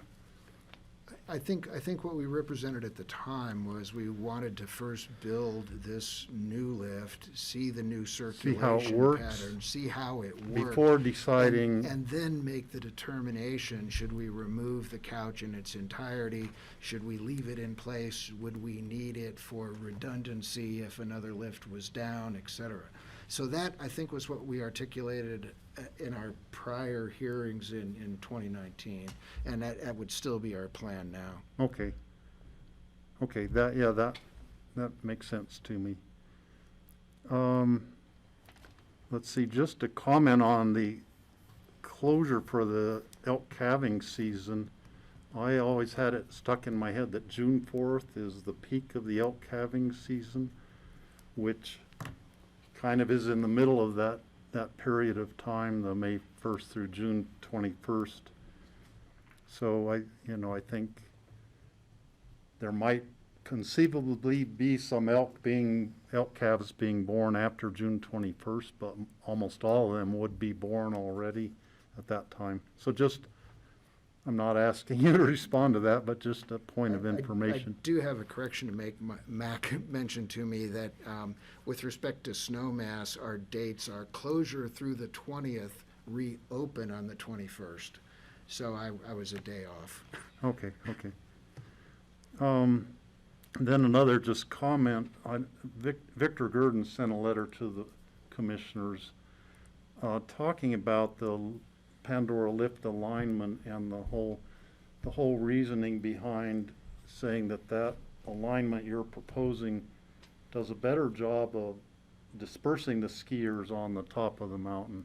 Instead of, if it went back to the sun deck, there would be more congestion there instead of the purpose of dispersing it. And I think his letter explained that really quite well. Last question for now.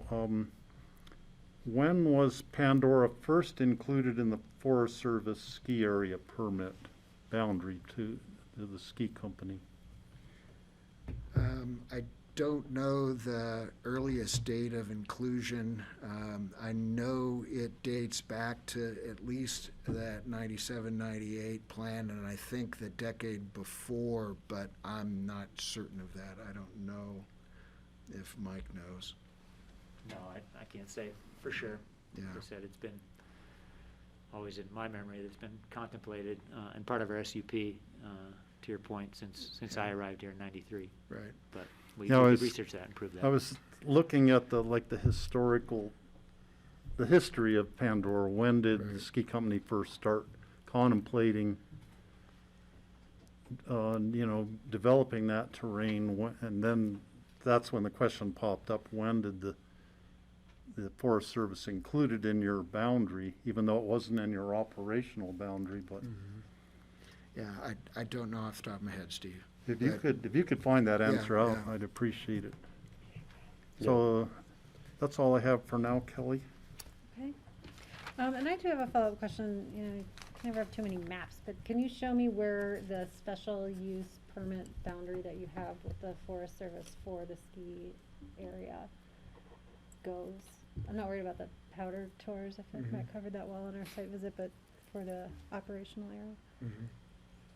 Yeah, so this, if you take the purple line And then since the Forest Service has already approved the master plan, including Pandora's, their boundaries as it exists today include the orange dashed line as well, which go around down here and then back onto the ski rec and the So operational there's boundary. no Forest Service permitted area that it would be outside of the rezoned complete operational boundary? That is accurate. This Okay. would then put the county and the forest in alignment. Okay, got it. Thank you, that's helpful. Greg, did you have any questions? May I? I'm up, yeah, yes, is that for me? Yes. If so, regarding delineation on the west side boundary, what is the delineation between the ski company property and the Pandora ski area boundary going to look like? Will there be a fence? Will there be a rope? Will that exist in the summer? How will people know that this is an off-limits area? So let me pull this up from our last presentation when we went through the ridge boundaries. So we'll just go to the proposed. So in summer, I guess let's talk winter first. In winter, there will be a roped boundary, bamboo and rope, similar to the boundary that David was describing down in the Harris Wall area. And that will go basically adjacent to the winter winter road alignment, the proposed winter road alignment. So that's the road that the cats and the snowmobiles and other snow machines would be using. On the inside of that? And the inside of that between the people on skis or hiking would be where that rope would go, basically. So that would be to the eastern side of that winter access route. The blue line, or the orange line, as is shown on here, is the limit of the proposed rezoning. And that was a line that was created years ago at this point with the intention to go 100 feet past the operational boundary roughly so that future designs, criterias could be accomplished within that. So, and then to go to summer, or I guess before I leave winter, Greg, does that answer your question on winter? So how far south does this delineation go? I'd love to, I can see the gondola building, I can see the marina, and I don't know how much farther south you go from there with that delineation. Is it follow the entire property line, for instance? Got it. Entire boundary? Understood. So I'll go back to this and I'll zoom in. So this orange dash line here is that zoning line, which would then double as the boundary line on that west side.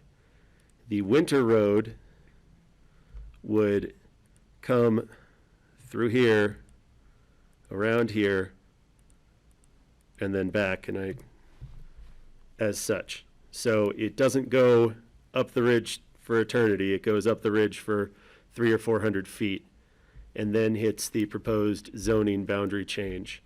And so think of it as everything to the, that basically you'll be, if you are on motorized vehicle, snowcat, snowmobile, you'll be using that red dash line, and then you'll be back onto County Road. I didn't quite connect them, but it connects right there, I promise. And everything to the east of that dashed red line, as I show, would be operational boundary. And didn't you say there'd be a gate on the road? Not on the road, no gate on the road, we would not be, but there will be a pedestrian gate just on the outside of the road saying you are now leaving ski area boundary, proceed at your own risk. Please stay on public roads, something to that effect. Great, thank you. Yep, Okay, and then we'll go back to this, and then summertime proposed.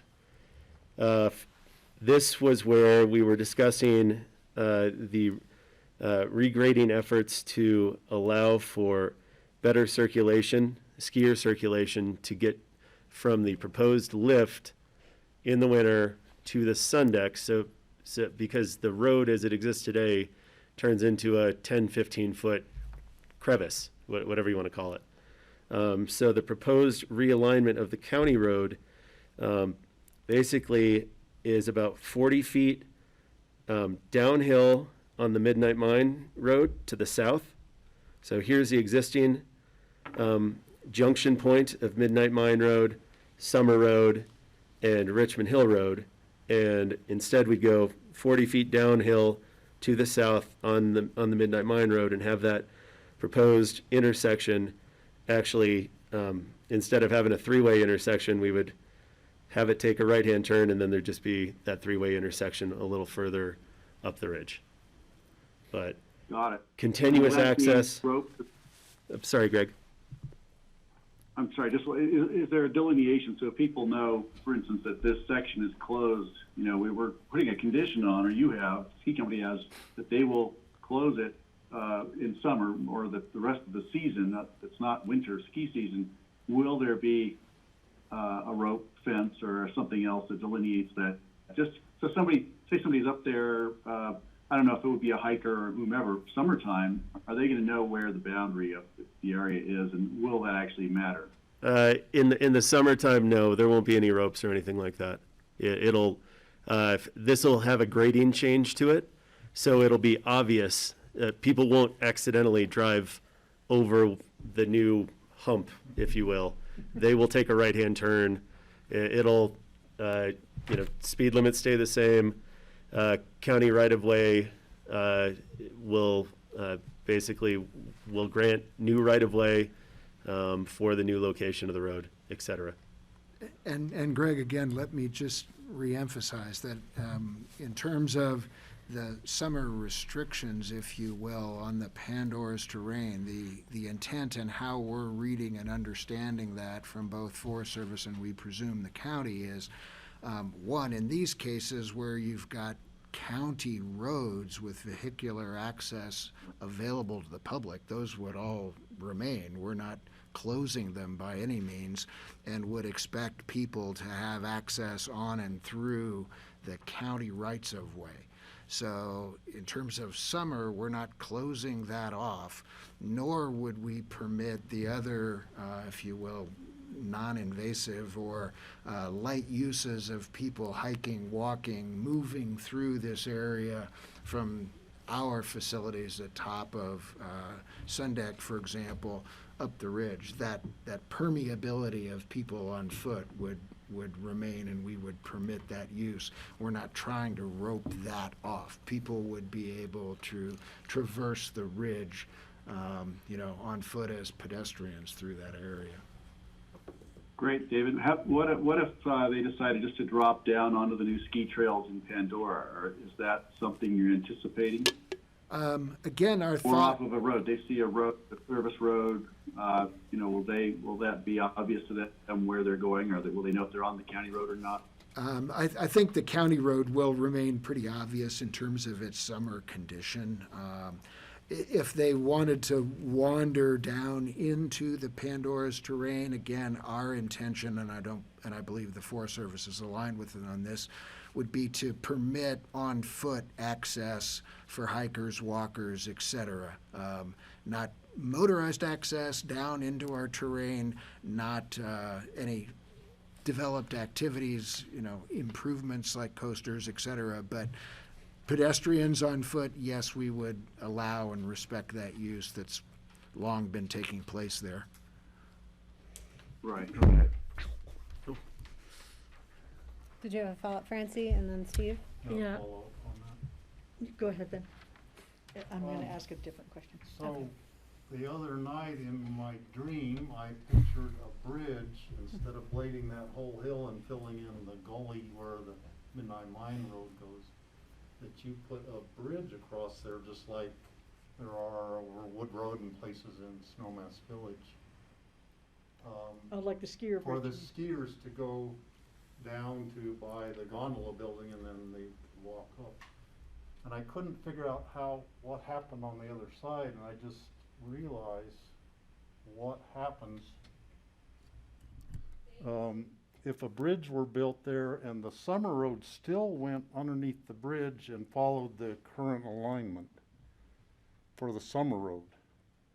So Midnight Mine Road would keep the same. You wouldn't have to change the gradient. It would be just exactly like it is. It would just go through underneath a bridge that would be for the skiers to get down towards the sun deck.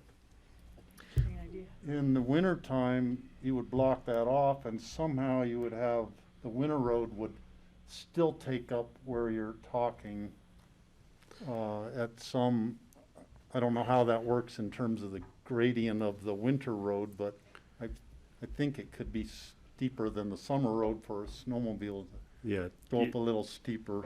I think you just, when we were exploring that option, it was extremely difficult we couldn't figure out exactly how you would put the bridge, send the summer road traffic under it, cross skier traffic on the uphill side.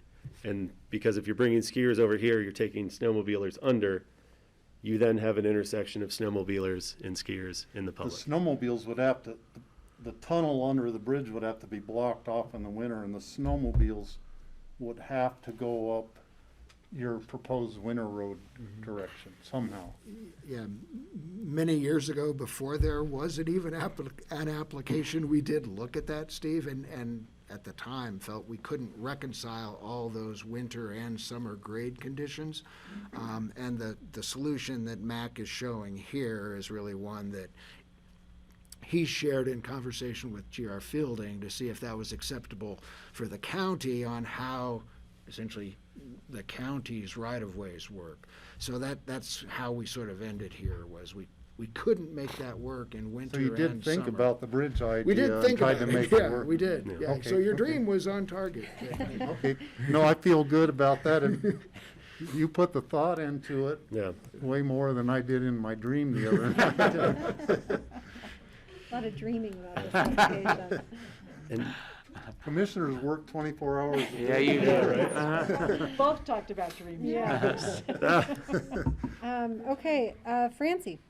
I would appreciate just a little short description from one of you, I'm not sure who, about what the summer maintenance would look like. What kind of vehicles, chainsaws, fires, just that kind of stuff, so I could picture what's going to be going on up there in the summers. And then also, and Mac did this a little bit on the mountain the other day, also the construction, the length of time for construction and what that looks like, if you don't mind. Yeah, I'll take this. So, first of all, after construction is completed, what does the annual maintenance look like of the area?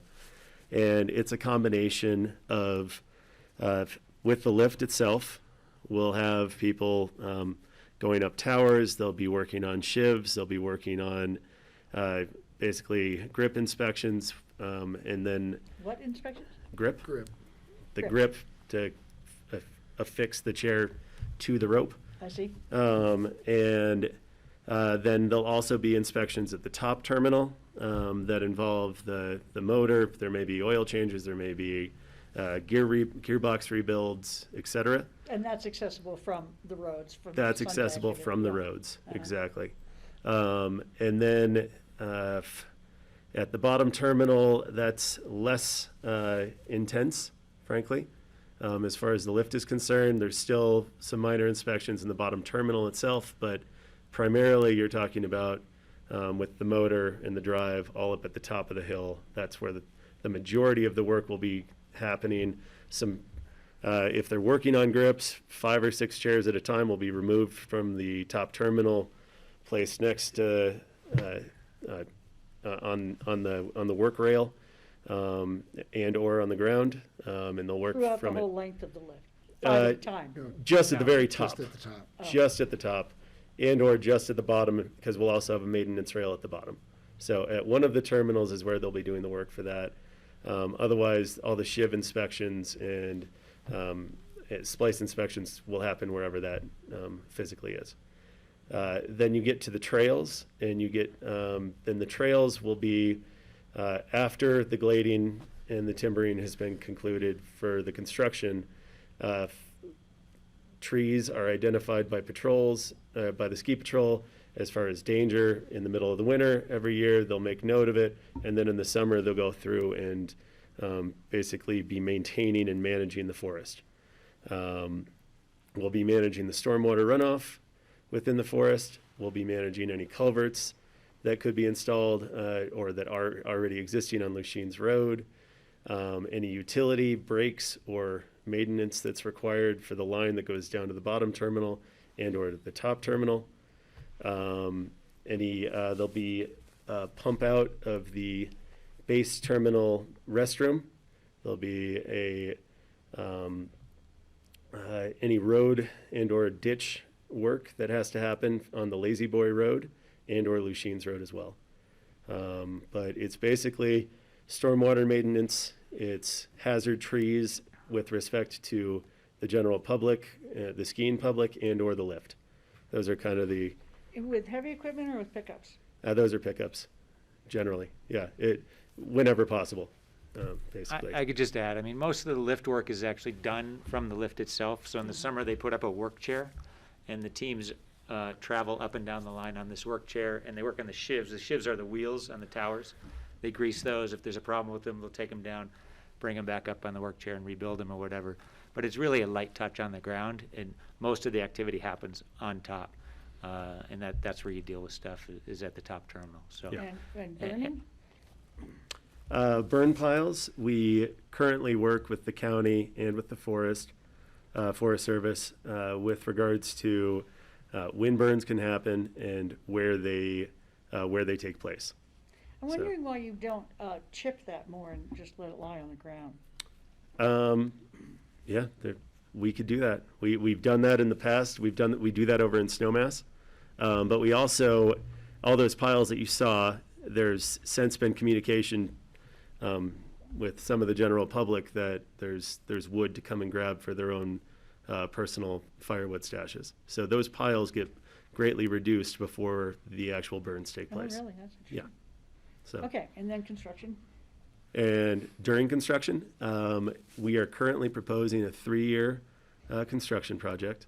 Year 1 would be to construct the main road to the bottom terminal, would be to clear the logging for the lift line, and to start utilities and potentially county road realignments at the top. So that'd be like from June 15th till November 1st or something like that? Yeah, Mother Nature tells us when we can come and go for the most part, but if a June 20th elk calving restriction was placed on, then we would align all of our contractors to try to start on the 21st and focus our schedule on that, and basically try to be as out of the way as we can.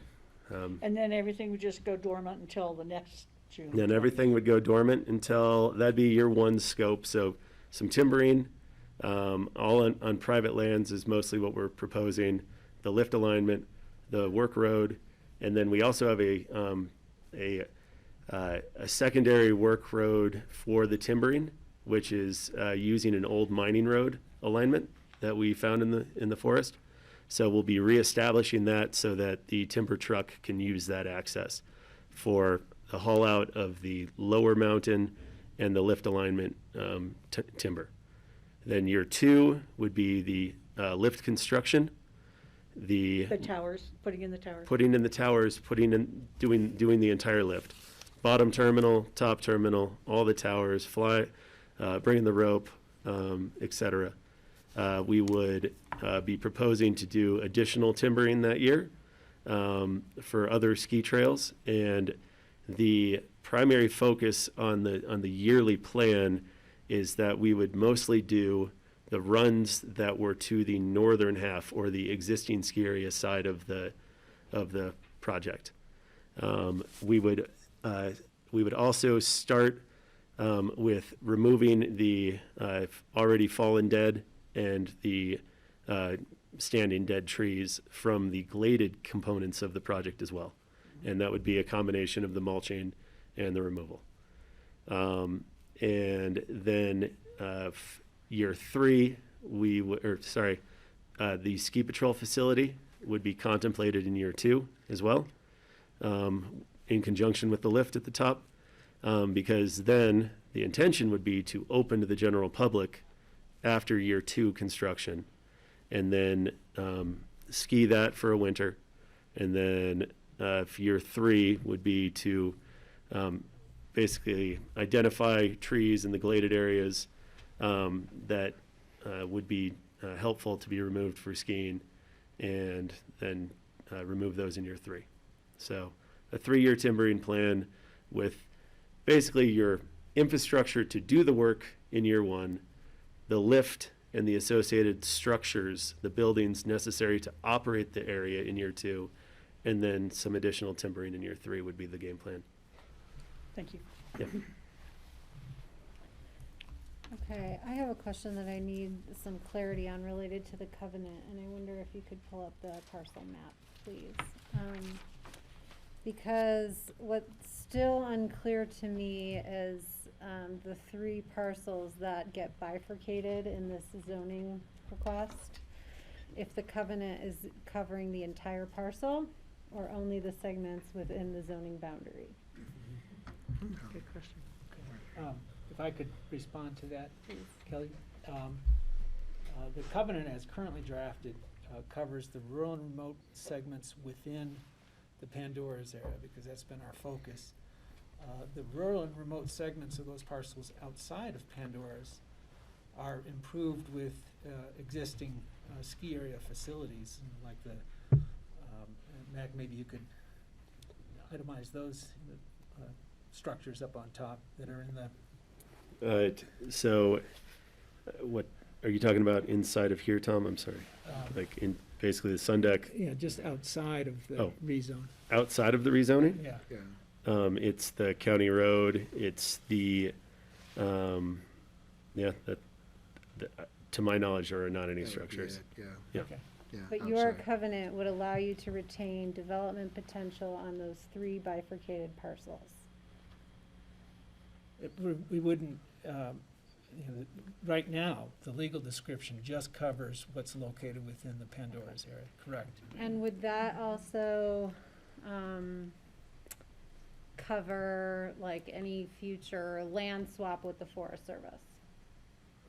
Like, I don't know if that's something you guys would do, but like I'm looking at these Forest Service parcels within the proposed rezoning, which I assume the Forest Service might be happy to unload at some point, given that they're isolated and surrounded by private property. Yeah, and, it's conceivable that there might be a land swap in the future, but we can't predict the terms that the Forest Service would impose on that. What they would be getting, if we were giving up ski company-owned lands within the rezoned area that are burdened by the restriction, the Forest Service would be subject to that restriction. Okay. I don't know if that That's answers your helpful to question. clarify. Yes, thank you. Can I ask a follow-up? Yes, please do. So in other words, in that top section there, above, to the left of the pink and to above the green, and the part below the road, between the 2 roads. So I'm unclear about this because I thought I heard something earlier in the meeting than what you just said. So are you retaining your development rights on those properties? David? I don't think we've said one way or another. We haven't, by the terms of the covenant, we haven't put the covenant on those properties that we might own or portions of them that are outside of that orange boundary. I think we're open to discussion about, other restrictions if the board wants to think about those. But for us, the covenant right now basically covers the area that's described in the orange line, if Mac outlines that, all of our privately owned properties within that area in rural and remote would be subject to that restrictive covenant Mhm. in rural and remote. And so is It- that it- property above the road rural and remote as well? Yes, if you're looking, yes, to the west of that orange line and the west of our current operating boundary, yes, that is rural and remote. So it's not covered in this covenant as drafted. We're open to discussion about it. But we just used the exhibit and the legal descriptions that we already had that we were clear on because they mirrored the request for rezoning. So we knew what we were talking about with specificity. So what could happen is that we could rezone that. You would do your lift and the things that are restricted in there. And then in 5 years, you could build a couple of cabins up there and rent them out for $10,000 a night. Right, Mike? 20 by then, don't you think? Maybe. I mean, I saw something for $4,500 for a cabin today, so. 900 in the winter. Yeah, that's right. That's right. So I thought about this and I contemplated making it a condition that, and this is a big ask, but it could seal the deal for certain people, I think, that you would give up the residential rights on those bifurcated pieces that are outside the ski area boundary. And I hadn't decided to make that a condition of approval, but I think it's open for discussion to. And I'll just editorial, this isn't a new concern. This was a concern I raised in 2019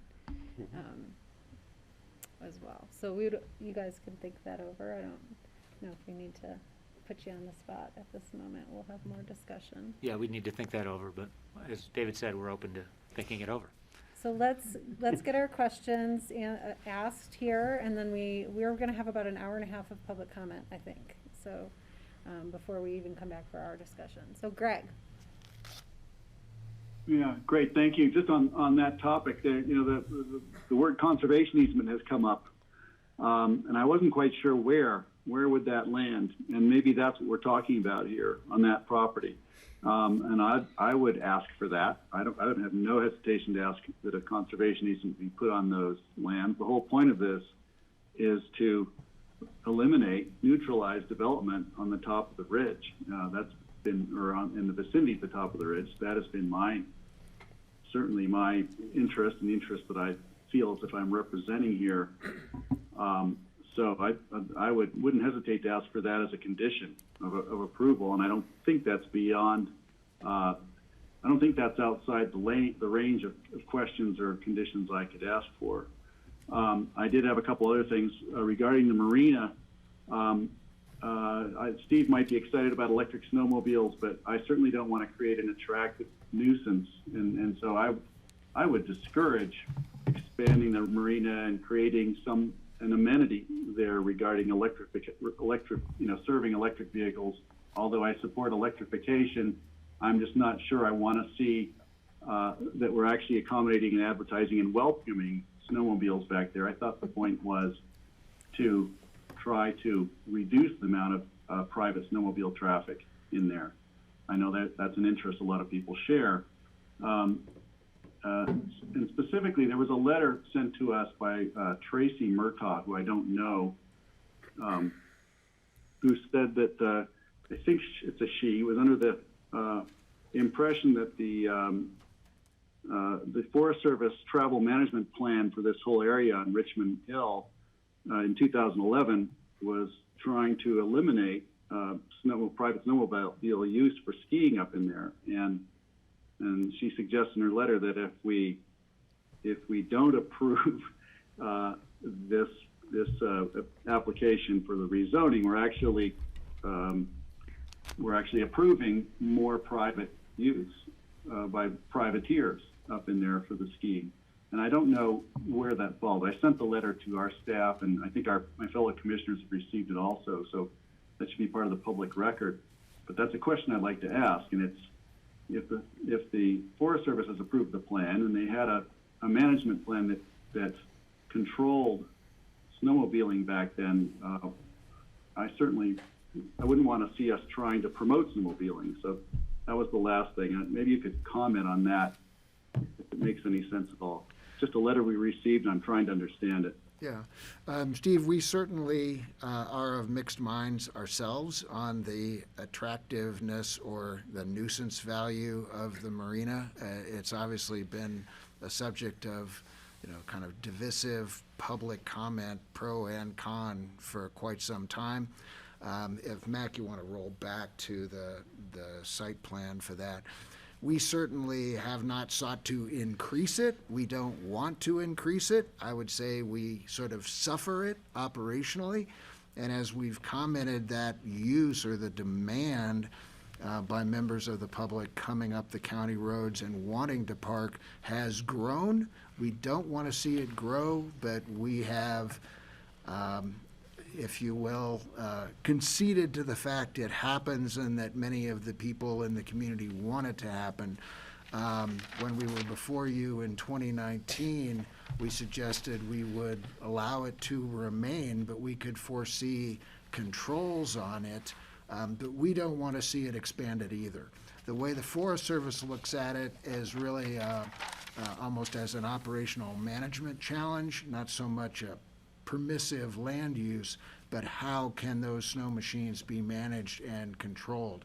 We would continue to support and have said we'd support discussions with the county, Forest Service, and ourselves on how to mitigate the impacts of those machines while at least answering or responding to some of the demands we've seen by locals in particular to still park there.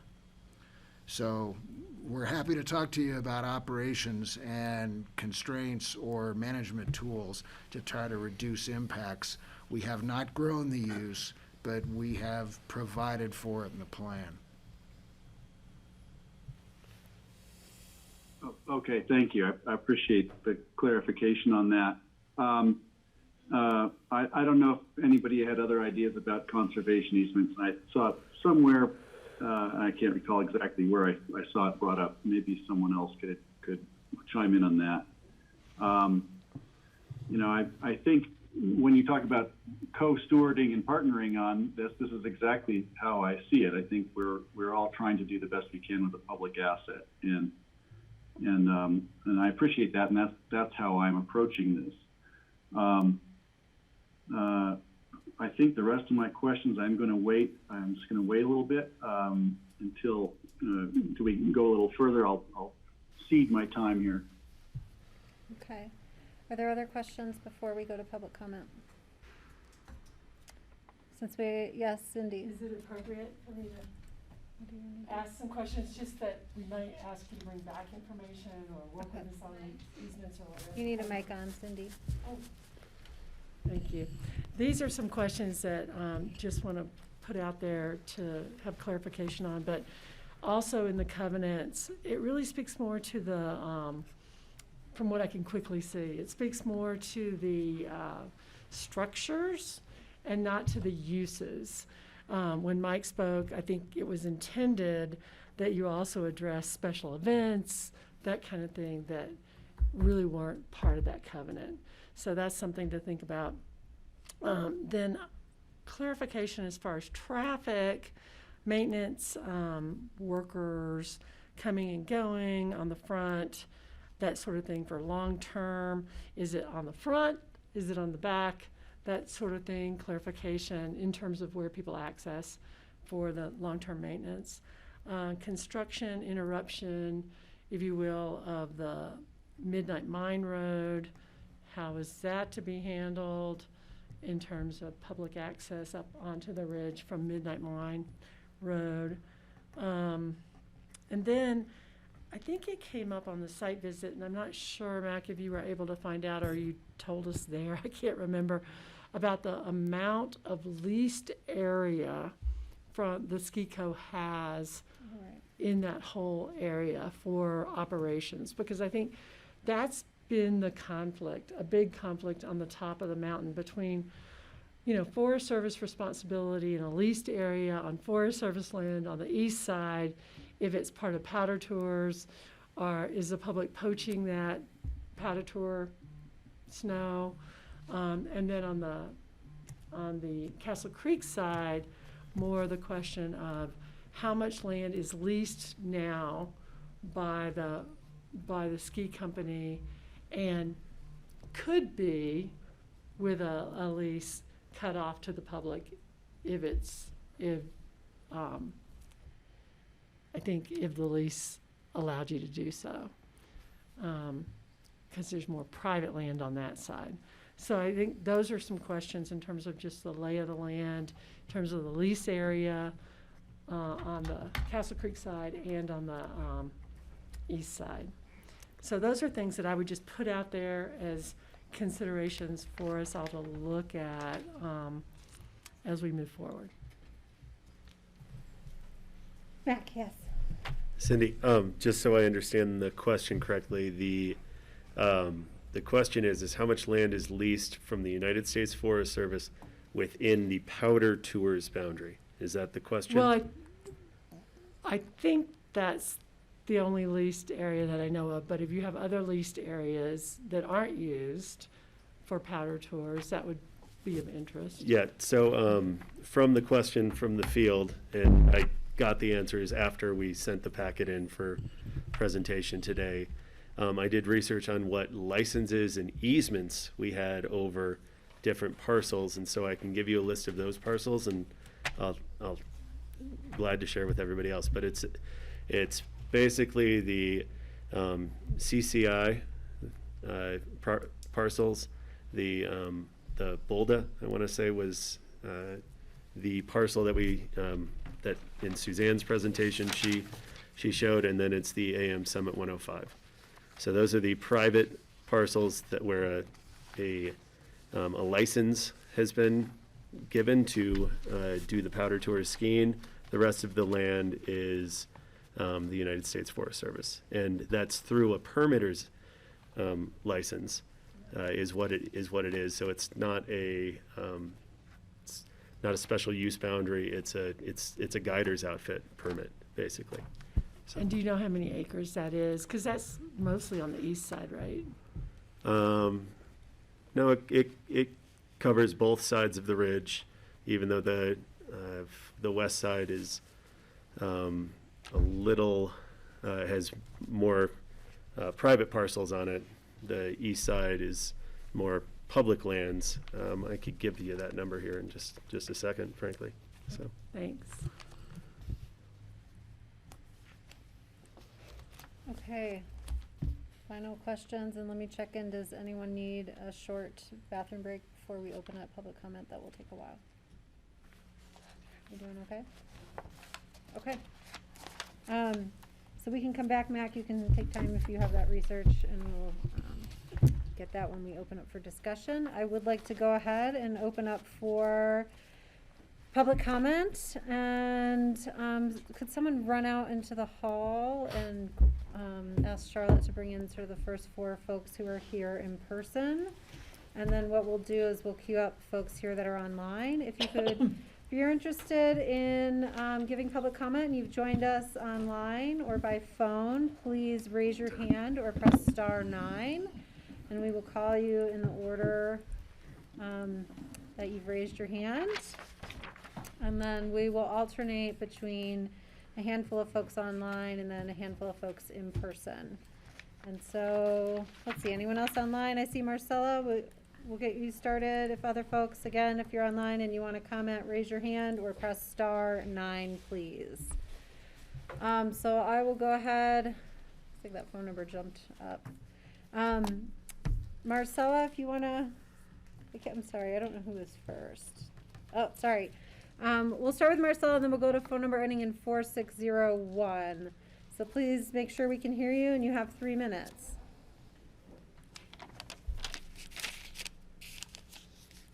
Oh, unmute yourself, please. *6. Okay. This is Marcella Larson. I'm the co-manager of the Larson Family LP. Our families own significant property along Richmond Ridge, which we've kept in a natural state, save a primitive A-frame. We think that the site visit last week made it clear that the intrusion of even conditionally rezoned ski rec lands across the ridge and down the eastern side above the preserve is manifestly incompatible with the surrounding zone districts, land uses, and neighborhood characteristics. Remember, the ski rec zone, while listed in the land use code as a zone district in the rural area, is classified as an industrial use for a reason. And it is prohibited in the rural and remote and the AR10 zones because it is incompatible with the intent of those zone districts. It is completely inaccurate to state that alpine ski areas were ever allowed in rural and remote. For those that attended the site visit, this incompatibility and the grave implications to the integrity of the surrounding rural and remote lands could not have been clearer when we examined the westerly location for the lift terminal. Not only would this location on the west side of the ridge require extensive grading and a new road that would privatize a portion of Richmond Hill Road in the winter, it would insert industrial structures and high-intensity use in the fragile alpine environment.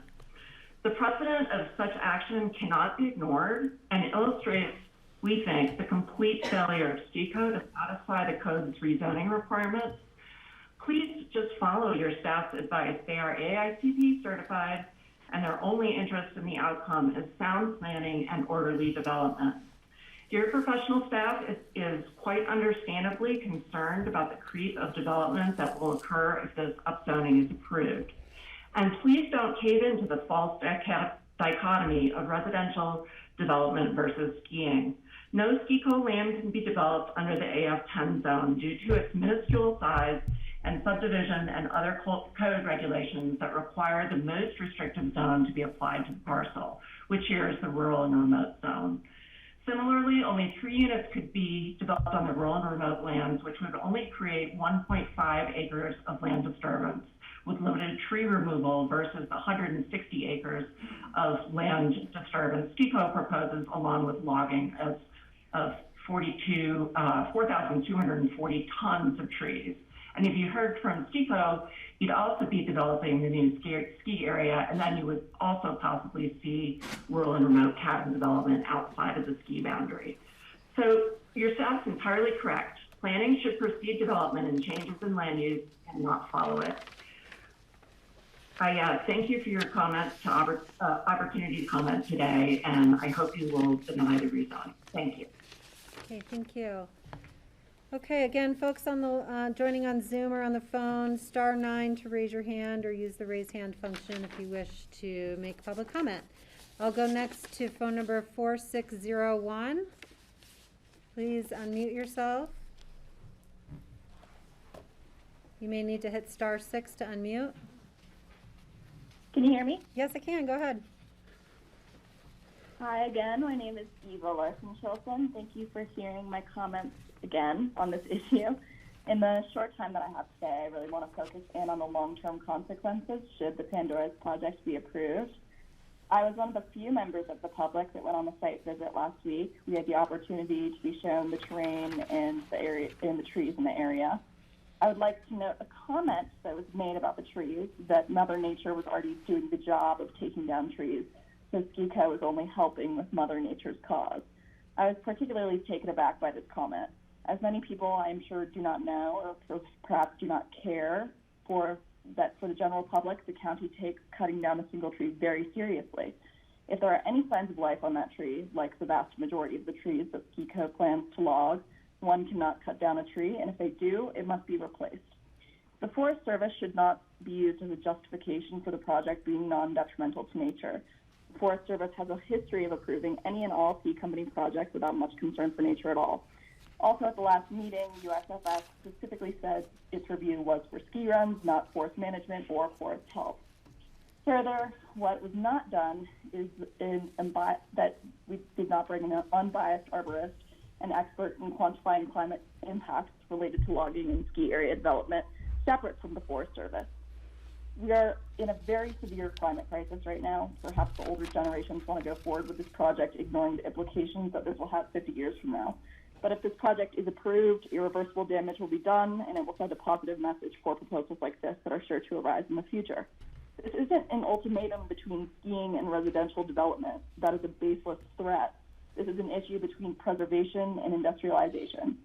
Thank you, and I hope you will deny this upzoning and inappropriate industrial use, which is clearly incompatible with your stated climate emergency. Thank you. Okay, thanks for calling.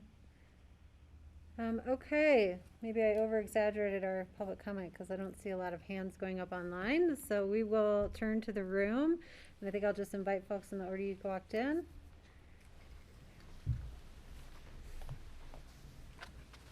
Thanks everybody for a lot of hard work. It's been a lot of hours for everybody. I want to build on the Please remarks say I made your- last time. Just say your name for us, for the record. Pardon? Yes, Introduce I'm Kevin yourself. Baru. Thank you. And I'm a biomedical scientist. I formerly was an environmental scientist many years ago. I was on a site visit. I read the environmental impact study, and I'd like to read these remarks. I'd like to build on the remarks I made at the last meeting. At that time, I pointed out the environmental study for the project is seriously out of date and out of tune with the changing criteria in the field. That obviously suggests the need for a new study as a proper response. Furthermore, just this week, in an unprecedented combined effort, 200 prestigious medical journals around the world, led by the New England Journal of Medicine and the British Medical Journal, urged governments at all levels, including this one obviously, to recognize the impact of climate change on world health and to reconsider all developmental projects in the context of the new, very serious reality in which we find ourselves now. I'd like to urge you to take the scientific community into account here. It will take just a little time and money and effort to do such a study, but surely it is the ethical and perhaps even legally proper step to take. I urge you to do that. Thank you. Okay, thank you, Kevin.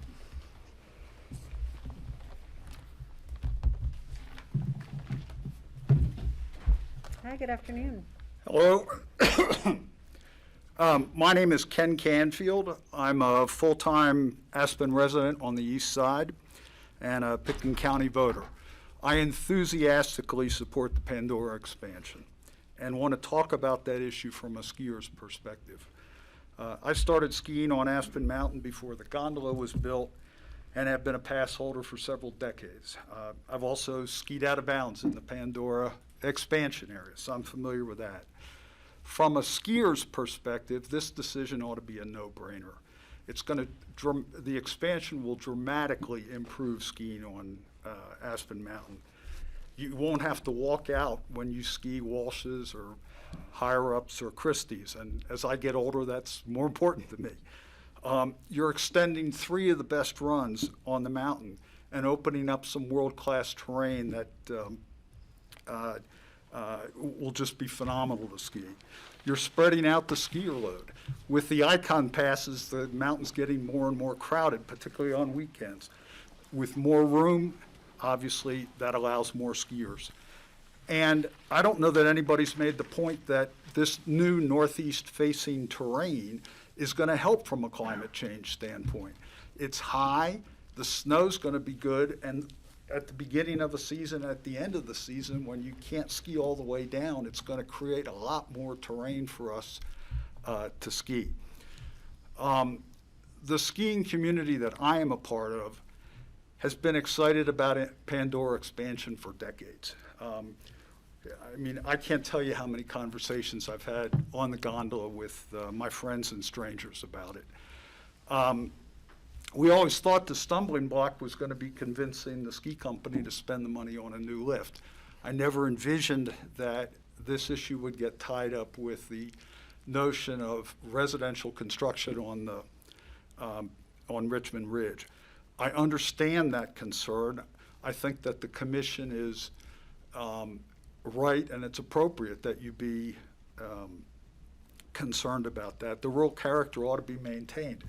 But I don't understand the link between the Pandora expansion and residential construction on Richmond Ridge. Certainly there's not a precedent being set. In fact, it's the opposite. The ski company is giving up the ability to build residential construction. And that's hardly a precedent for somebody who wants to do that. you know, those of us who live here in Aspen are lucky. This town, we would all agree, has a special character. There are many reasons for that, but at its core, at the core of Aspen's soul is skiing. That's what's put us on the map. We all have, that we have world-class skiing in Aspen is part of our DNA. And that didn't happen by accident. There have been decisions that have been made over decades that have gotten us to this point. And I would urge this commission to, when we have a ski company that's willing to improve the skiers' experience on the mountain, that you allow that to take place. Allow the arc of Aspen skiing to continue to improve rather than restrict skiing and do something that would tear at Aspen's soul. Thank you very much. Appreciate you. Thank you. Sorry, I don't think like mine. All right. Have my timer set here. Come on up. Hey, Chris, how are you? I'm great. How are you? Good. Doing well. My name's Chris Klug.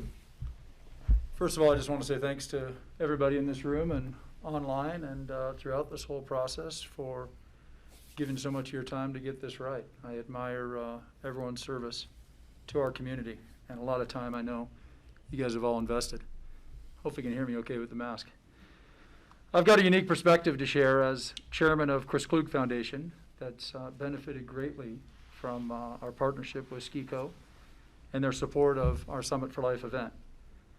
As a rural remote homeowner in Upper Castle Creek Valley, and as a passionate outdoorsman like so many of you, a self-proclaimed tree hugger and an Olympian. I've skied, snowboarded, hiked, biked, suffered in a few Power of Fours over the years in the Pandora's area and East Upper Aspen Mountain Trail. As a rural remote homeowner and a real estate professional, I share your concerns for the continued uptick in use of the backside of Richmond Ridge. The planning office is, you guys are all wise to suggest the increased uses be thoroughly evaluated, but I'm not sure now's the timing for that. Changing the zoning to allow Pandoras to exist as an inbounds lift-serve ski terrain is a completely different question than studying the extensive uses on the backside of Aspen Mountain and recommending changes there. Pandoras has nothing to do with the impacts the county is concerned about on the backside of Richmond Ridge. A decision to allow Pandoras will not impact any decisions you make in the future about the rest of the uses in rural remote. What the ski company is requesting is, in fact, a de facto downzoning. They're willing to give up their existing rural and remote ownership rights to build up to 7 dwelling units and to sell 3 to 4 TDRs. I know what those TDRs are worth today in the county, and that's pretty significant. Those TDRs on their existing rural and remote land in exchange for no development rights except a ski lift, patrol shack, graded terrain, and groomed runs. They'll also give up any right to build anything else in the ski rack zone because all they really want to do is add a pure skiing and snowboarding experience in that area. Not often in my business do I see too many homeowners in rural remote willing to do this. I think this is a great deal for our county and for the public. So I leave you with, as a snowboarder, hiker, biker, nonprofit leader, charity event host, real estate professional, Castle Creek homeowner, a family man, a self-proclaimed tree hugger, I 100% support Pandora's addition. No one is going to benefit more from not having to kick across Ludd's Road than snowboarders. Thank you very much. Cheers. Thank you. All right, Jeff, come on up. Hi. Just my For 3 tomorrow's minutes, 10 so o'clock. kind of, yeah. My name is Jeff Gorsuch. I live in Aspen. Father, business owner, done a lot of work in the community over many, many years. Today I'm here to elaborate on the letter that I sent to the commissioners, and thank you for all for reading that and considering it. Also, I want to thank the commissioners and the ski company and everybody that's been involved with this exchange and analysis and long process for all your hard work and your commitment and dedication to doing what it is that you do to make this community a place that we all love to live. A couple of questions come to mind after looking at some of the exchanges, and I guess one of them is, you know, who are we and what are we as a community, and what do we value? Because we're talking about uses and land and a lot of things, but I go to work every day in this town, and I'm honored to do so, and it's largely because of the mountains that are the magnets in this community. And I say that in a very real sense because that is the draw that brings people here. It's the reason why a lot of us live and are compelled to raise families here and to do what we do in the community. Whatever it may be, for me, it's very closely linked to the story of skiing and the deep roots of that heritage here. And I look at our partnership with Aspen Ski Company and the ownerships and the Crown family as we've worked with them in a very close capacity for basically almost 40 years. And I have a continued respect, a great level of trust, and admiration for the type of stewardship that they exhibit and have exemplified over many, many decades here. And in a very difficult environment with the pandemic, I witnessed personally skiing over 108 days last year. I'm on the mountain a lot. I'm taking care of people that are on the mountain a lot. And we need to link the connectivity, and we need to see the story of skiing prioritized, in my opinion, in this community. And I think the use of skiing and the infill and the improvements on Pandora's is something that will be applauded and respected and welcomed by so many guests, locals. There's 1,330 people that have signed the petition, and I'm a conservation person. Our family's been in this state for over 130 years. We have 2,100 acres under a conservation easement in the Lake Fork of the Gunnison.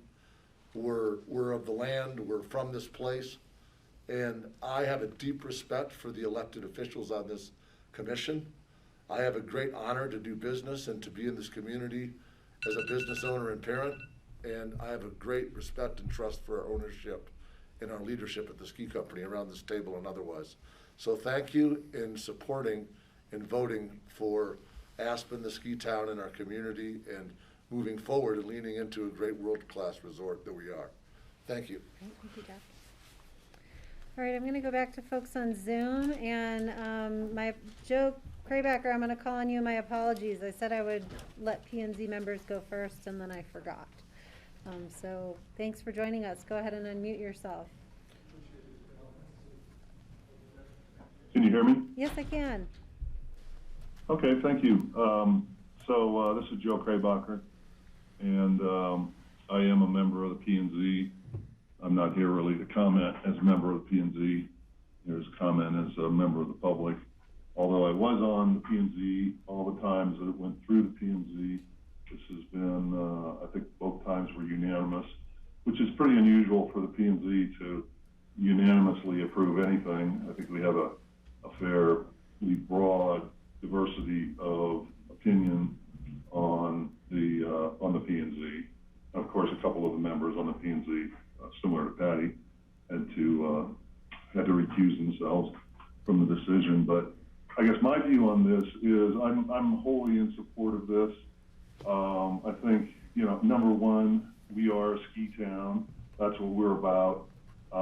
Unfortunately, for some people, maybe I'm included on some of this, we have also become a very busy resort town. And, but I don't think that we can let that, influence our judgment in terms of an application that's consistent with the land use code, consistent with everything other than in my view, inadvertent changes in the 2006 code that resulted in not having addressed the ability to have lift-served skiing terrain in the rural and remote. I think the ski co has really done a fantastic job. The size of the application is massive. all the different approvals they've had to obtain from the governments, all the different jurisdictions that are involved, and it seems fairly consistent, through, the wildlife recommendations and, the Forest Service and so on, that they're in favor of having this proceed. So I would hope that the Board of County Commissioners, and I know you guys have tough decisions to make, and I'm glad I'm not sitting in your seat, but I would hope that the board would make a decision to approve the rezoning request. So that's it. Thanks for giving me an opportunity to speak. All right, thank you, Joe. We appreciate your work on the PNC. I'm going to go to the phone number ending in 7234. Please go ahead and press *6 to unmute yourself, and you have 3 minutes.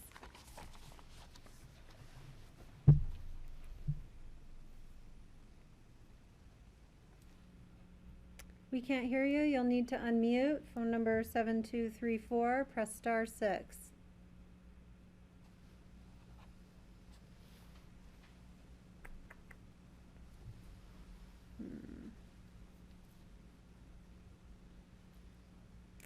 Can you invite them to unmute, do you think, Andrew?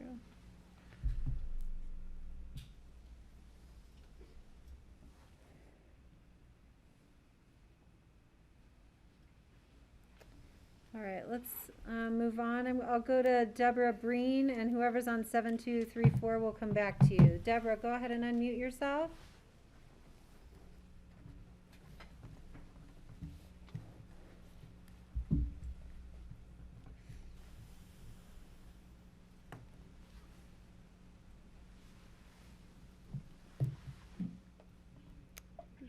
Hi. Sorry about that. Hold on, getting feedback. Okay. You may need to. Thank you. Okay, great. Can you hear me? Yes. Okay, this is Deborah Breen. In early 2013, I was recruited to come out to Aspen to take over the leadership of Aspen Valley Hospital Foundation as its inaugural president and CEO. I considered myself very blessed to have an opportunity to be part of this community. Skiing has been a mainstay in my and my family's lives since I can remember. I first learned to ski at Boyne Mountain and then at Otsego in Michigan, followed by living in and skiing in Lake Placid, and then later on enjoying the Catskill Mountains skiing in upstate New York. As soon as I arrived in Aspen, I became very involved with many organizations. The Rotary Club, which now I serve as its president, as a board member for the Buddy Program, the administrator of the Quality of Life Cancer Fund, and with past service on the Aspen Film Board, not to mention many other organizations, I quietly help when asked. I learned from my grandfather at a very early age to respect nature. I have a lot of respect for those that have spoken out today for the environmental impact that they feel this will cause.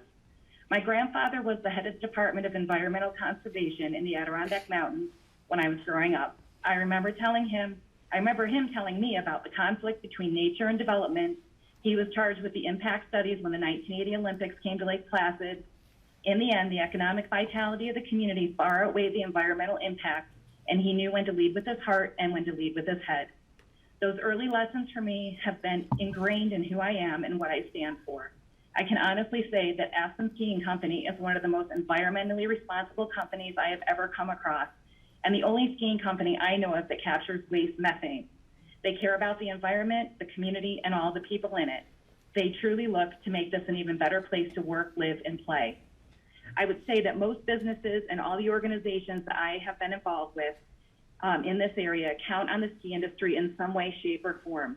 I don't know if you ski Aspen Mountain or if any of you are even skiers, so let me share with you how I see the big picture of your decision making. In my 23-year career with healthcare, I see close up the value brought about by caring people. This town is full of them, and I am forever grateful for the opportunity to be in partnership with such stewards of the town. That's why I'm passionate about the industry that fostered our rebirth in 1945. Skiing is the root of our winter economy. The Aspen Skiing Company is the entity that has tirelessly led the efforts to foster innovations in terrain, lifts, and events. Their leadership in the industry is legendary. No other ski company in the country has taken the fight to save our environment to the extent this company has. Aspen Skiing Company as a whole has been a trailblazer. When I learned about Aspen Skiing Company's application to pursue new terrain on Aspen Mountain, I was ecstatic. I love skiing Ajax. I think it was the only mountain that I skied the first 7 years I was out here. But it can be crowded and on occasion dangerous. Some terrain gets skied off very quickly. The addition of the 153 acres at Pandora's would improve all that because of its upper location. In conjunction with the new lift at base 1A, Aspen Mountain will continue to compete on a world stage as the place tourists and their wallets want to be. All right, Is my Deborah. time up? It is. You can wrap up if you have just a last comment. Go ahead. A couple. Industry data tells us that skiers choose their ski destinations first on snow quality and then on terrain variety. This project benefits both. When I think about Pandora's, I think of the big difference that a small change can make. I think of the continued progress we need to make in this community to sustain us in the years ahead.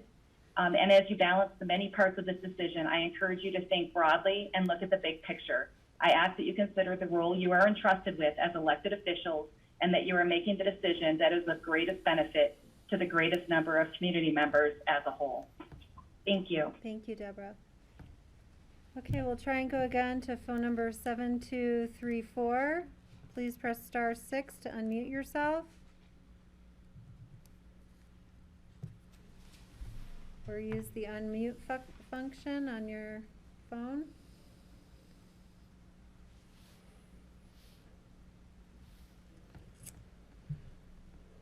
All right, we are not succeeding here. All right, we'll move on to phone number ending in 8672. Go ahead and unmute yourself, please. *6. 234. Please press *6 to unmute yourself. You will need to Hi, mute your television, I think. Can you hear me? Yes, we can. Go ahead. Can you hear me? This is Wendy Larson, Larsen. I've been coming to Aspen for over 70 years. My family, I'm a land use planner and lawyer. John Ely knows my background. I have witnessed this travesty, and I just urge you to support your staff to try to do some planning before you allow these people to develop further. And also, I'd like to remind you that the Planning and Zoning Board said that anything that was adjacent to ski rec was available or possibly able to be rezoned to ski rec. So that opens up all of Richmond Ridge. And I urge you to deny this and to go back to the drawing board and do some planning before Richmond Ridge is destroyed forever. Thank you very much. Okay, thank you. Okay, let's go to folks in the room. And I'm not sure who came in first. Pat, was that you? Hello, come on up.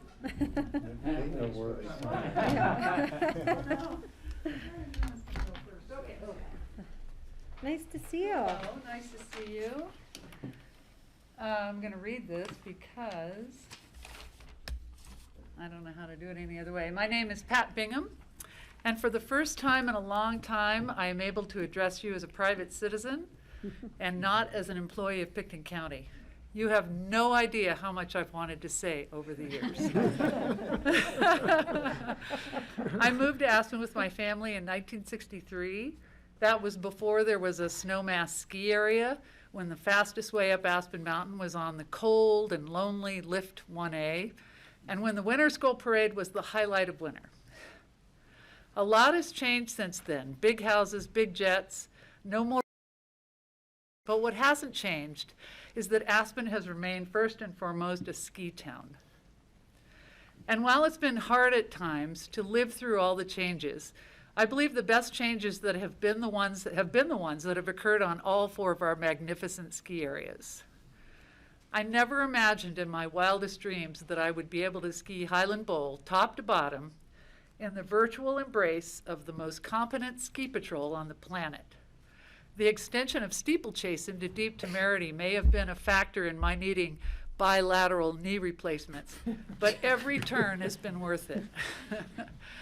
In their proposed plans, the ski company has agreed to only build a ski lift, a ski patrol shack, and related needed infrastructure in Pandora's. With the proposed rezoning, the ski company is in effect relinquishing development rights it could take advantage of today in the rural and remote zone. I've seen a lot of no happen in Aspen over the years, and in many cases it's no that has helped preserve our quality of life. We said no to unfettered growth. We've said no to developing our precious open spaces. We've said no to many of the pressures that would have made Aspen like any town USA. But there have been other times when we've said yes. How about the original big yes, when Andre Roach, Ted Bryan, and friends saw the potential for skiing in Aspen? We also said yes to just about everything Walter and Elizabeth Pepke wanted to do, from creating the Aspen Skiing Company, the music festival, and the Institute, among other things. What if we had been more squeamish about these Chicagoans when they burst on the scene? What if we said no to them? I'm thankful for how rural and remote zoning has protected the backcountry, but I feel comfortable enough that enough master planning has been done so far to assure us that the Pandora expansion won't be the gateway to the destruction of the rural and remote zone.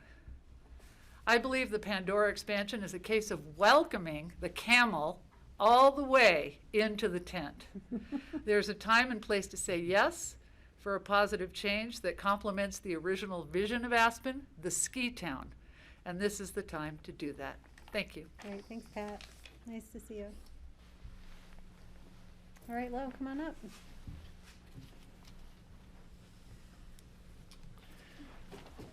Thank you, Council. My name is Lorenzo Semple. I am a voice of the ski industry that is not the ski company. I own a business where I outfit tourists with ski outfits, and I've been in the ski industry for roughly 25 years.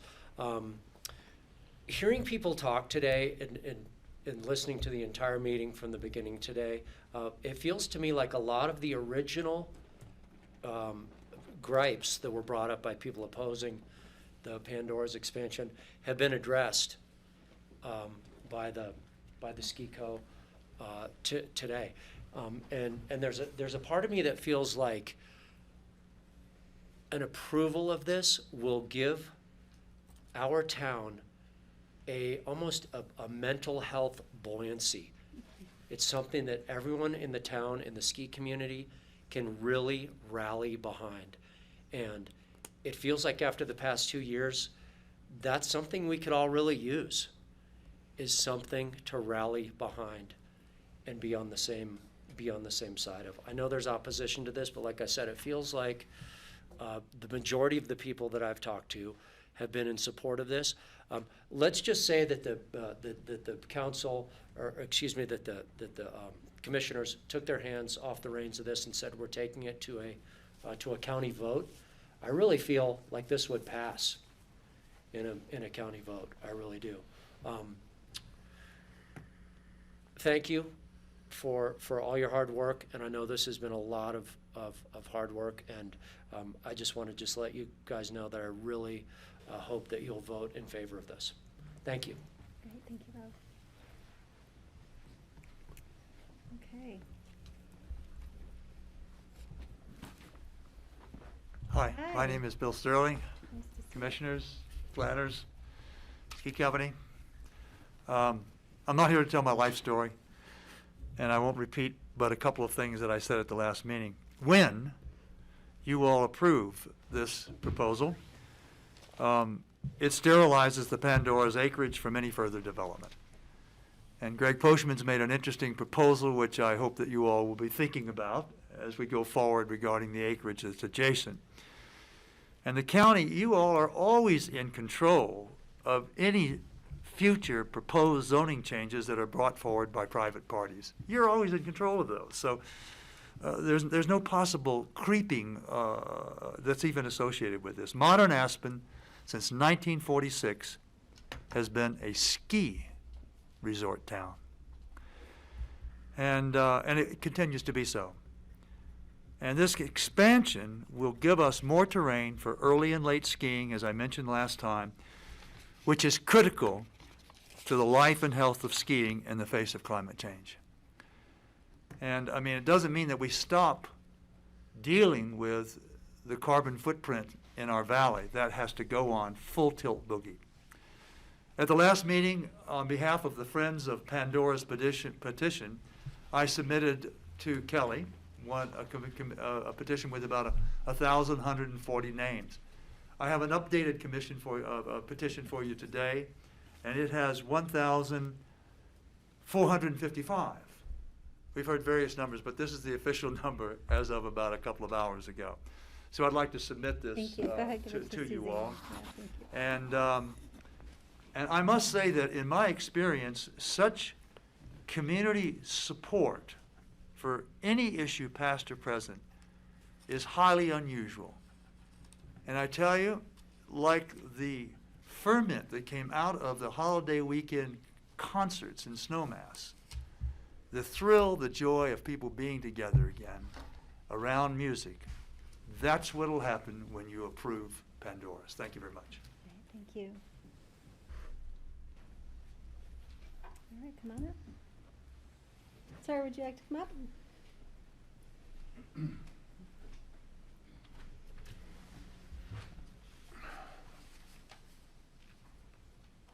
Hello, my name is Greg Lewis. I wonder what Aspen will decide to be.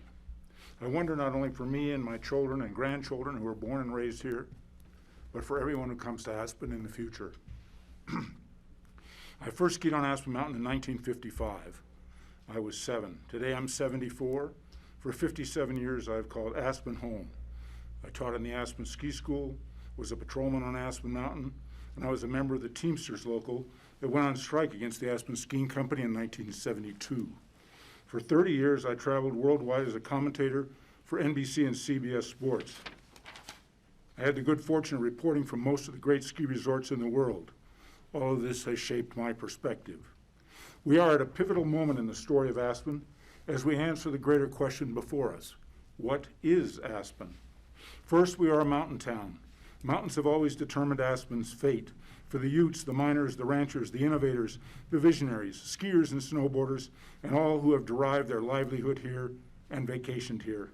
Mountains define our view, influence our weather, water our soil, enable our economy, shape our horizons, direct our movement, and nurture our being. We honor mountains. We are a mountain town, and we are a ski town. Skiing grew up here after World War II, and Aspen grew up with it. Today we are a ski and snowboard town. We are world famous, and we are lucky. Our skiing company is guided by an inspired vision of the skiing experience. If you doubt me, then go to Vail this Christmas. Go to Kitzbühel or Val d'Isere or Whistler or Mammoth or Banff or Killington or Niseko, Japan any weekend. Most of us who call home, Aspen home, did not come here because there are $50 million houses perched above the valley. We didn't move here because we can listen to classical music reclined on a lawn chair. We didn't move here because of the wine list at the Little Nell. We didn't move here to drive a $400,000 car stalled in July traffic. We came to ski, to embrace these mountains, renew our souls, feel alive. My net worth is not in real estate, private equity, jets, penthouses, and Ferraris. My net worth is up there on 4 ski mountains. The wealth of beauty and excitement and joy and invigoration and renewal that belongs to all of us up there. That is what Aspen is, has been, and must be. That is what makes us all billionaires. Thinking about Pandora's in terms of acreage and lifts and trees is important, but not big enough. When you decide what Pandora's will be, you decide what Aspen will be. True to itself, true to its purpose, true to its history. We are a ski town. Pandora's makes us a better ski town. I urge you to approve. Thank you. All right, let's go ahead and we'll go to folks online. Sorry, Greg, did you have something?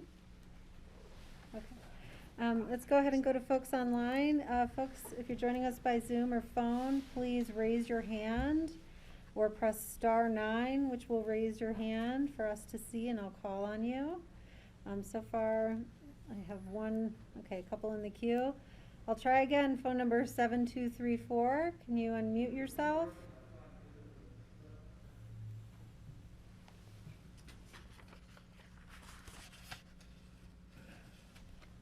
All right. Let's move on. Sally Sparhawk, please go ahead, unmute yourself, and let us know we can hear you. You have 3 minutes.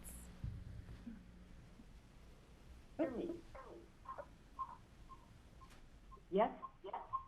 We hear a lot of feedback. If you have Zoom open on 2 devices, can you mute one? Better? Yes. Is this better? Yes. Okay, great. I was on speaker. Okay, great.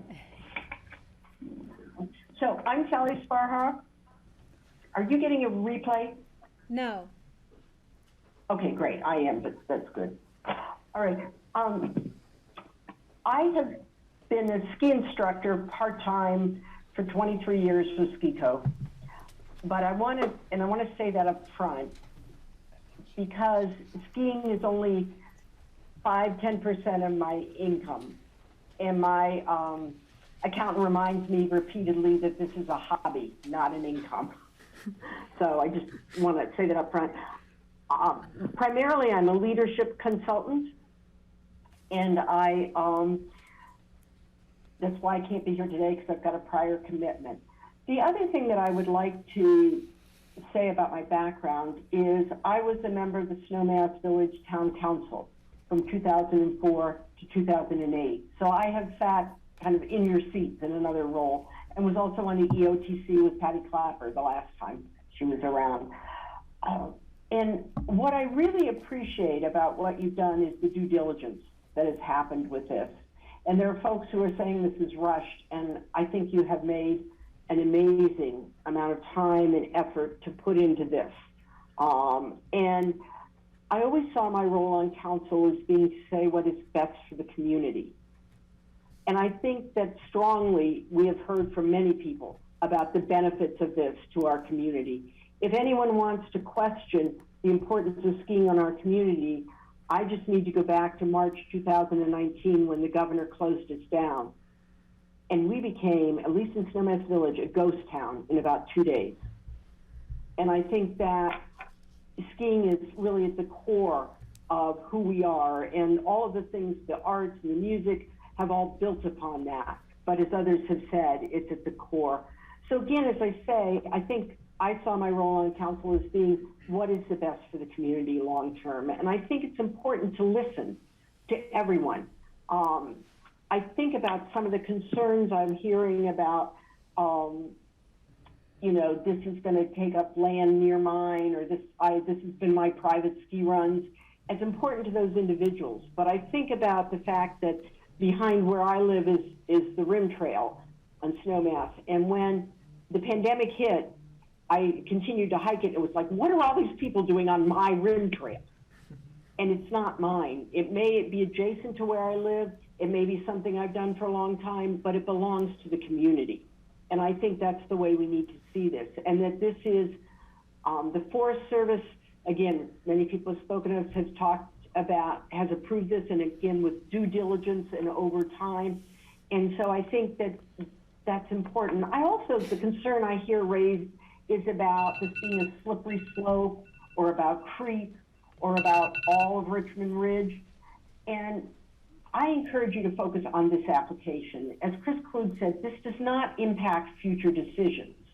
And to somehow say you can't do this because it will impact future decisions is to say you don't trust yourself to make good decisions in the future, or you don't trust future commissioners.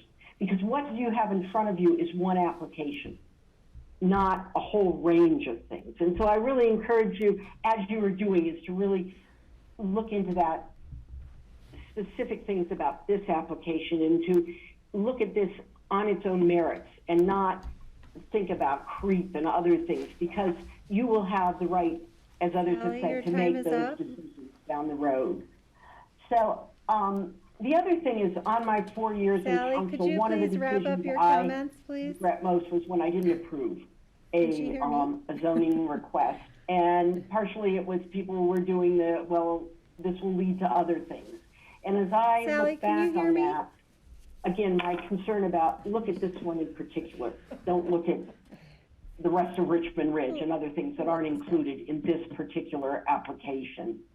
Thank you. I would just like to say, as a 20-plus year resident of this county, I have seen many things happen, and you know, the world was supposed to end when we've approved other skiing things. I mean, on Highlands, when the skiing bowl opened, you thought it was going to be the end of the world. And I think that what we need to look at is what's best for the community. And those things have turned out to work out well for this community. And I strongly believe that Pandora's is an important addition and will expand and highlight who we are as a ski town. And so my vote is yes for Pandora's. Thank you. All right. I don't think she could hear. I don't think so either. That's all right. We have some minutes to spare. Okay, let me go ahead. I'm going to go next to phone number ending in 3213. Please go ahead, unmute yourself. You have 3 minutes.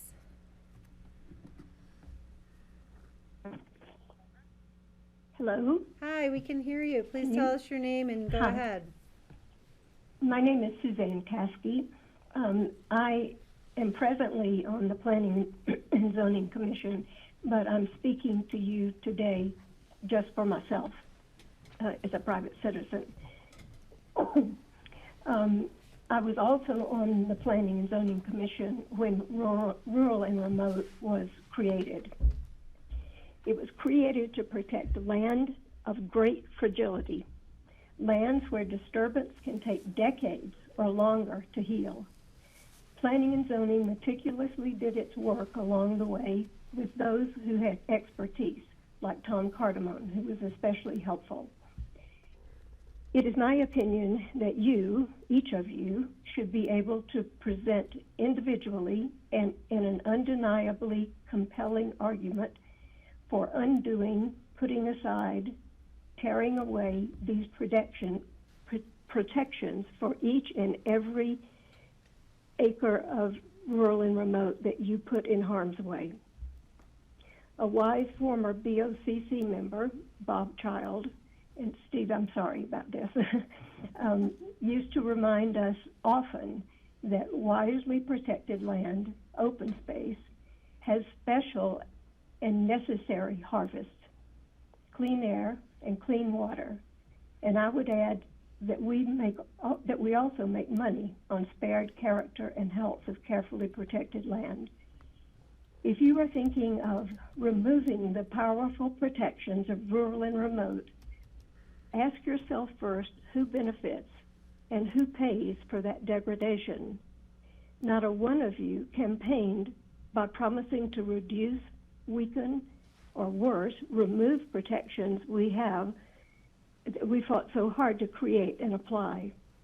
All we need to do is protect the land in Pitkin County. The state of the globe is such that protecting what we can has to become a moral issue. I have one simple request, that you hold the line. Thank you for your time. Great, thank you, Suzanne. Thanks for serving on P&Z. Thank you. Okay, we'll do, I think I lost my 4th person in line on the phone. All right, we'll go to folks in the room and then we'll go back to Zoom.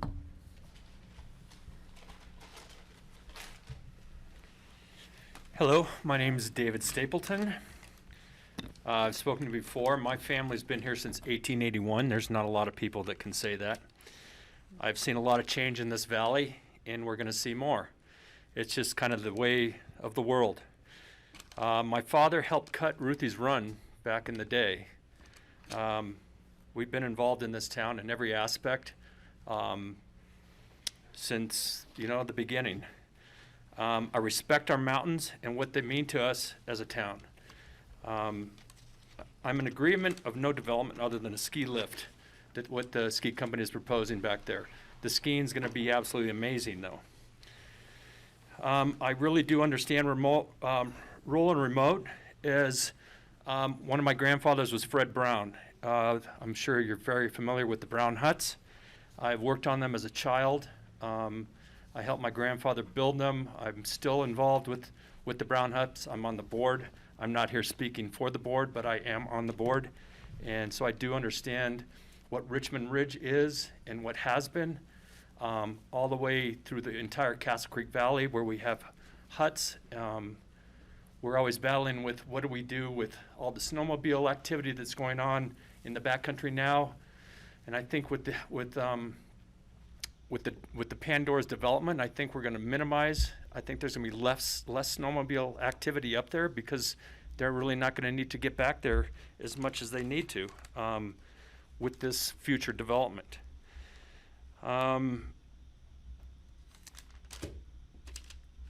The last year skiing here was a very different year for a lot of us.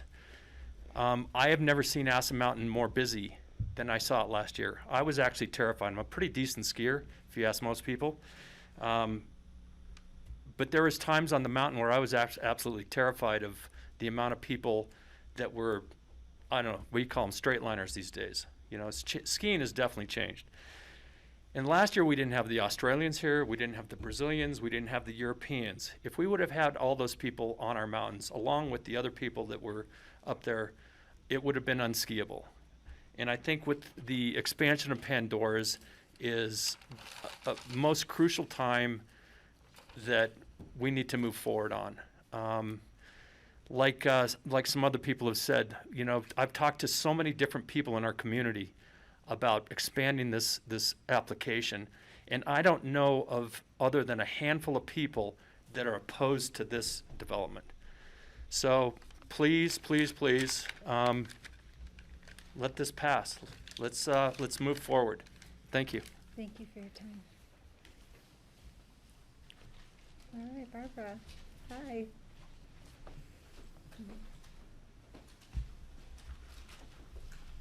Hello. Can you hear me?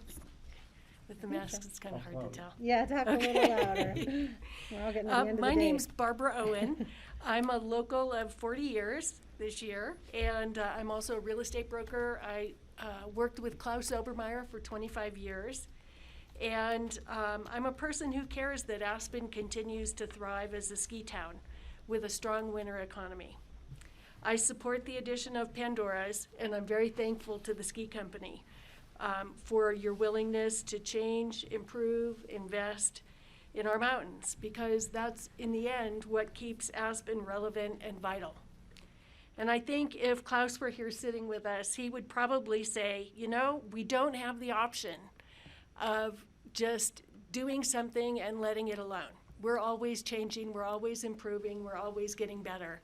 And I think that that's what this expansion is looking at. It's not about growing a crazy amount. I do think that Greg's suggestion of looking at the conservation agreement is worth considering.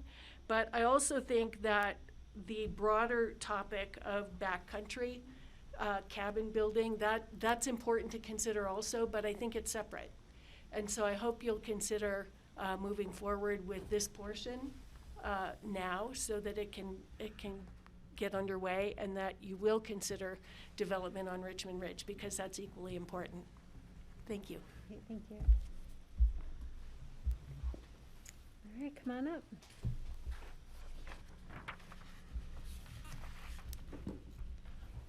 Hi, how are you? My name's Alex Ferreira. I'm born and raised in Aspen, and I'm never leaving. I'm super grateful to be here. Thank you for all your time. In order to stay at the top and be the best ski resort in town in the world, we need to continuously change and improve our facilities.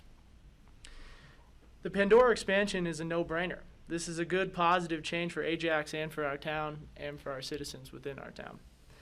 There are already plenty of skiers who are comfortable skiing out of bounds in the Pandora area. In fact, many of my friends and I have been doing so for a decade plus. With COVID-19 virus in full effect, this has completely changed the landscape of a normal ski day. We used to hop in the gondola and be up there within 15 minutes. Last season, I waited in the gondola line for a good 45 minutes. Unheard of in the entire time I've been here. The Pandora expansion will tremendously help the congestion and lower these long lift lines significantly. God is in the details, and in the grand scheme of things, this is a little detail. One new lift, a few new runs, that's it. This little detail will reduce congestion, improve resort quality, invigorate Aspen Snowmass as a whole. It's the little things in life that make the biggest difference. One new lift will create major positive change Let's be on the right side of this change. I encourage you to vote yes on the Pandora expansion. Thank you. Thank you. All right, we'll go back to Zoom. I see a few hands. If other folks on Zoom want to comment, please raise your hand. And we'll go to Adam Olson. If you could please unmute yourself. And you have 3 minutes.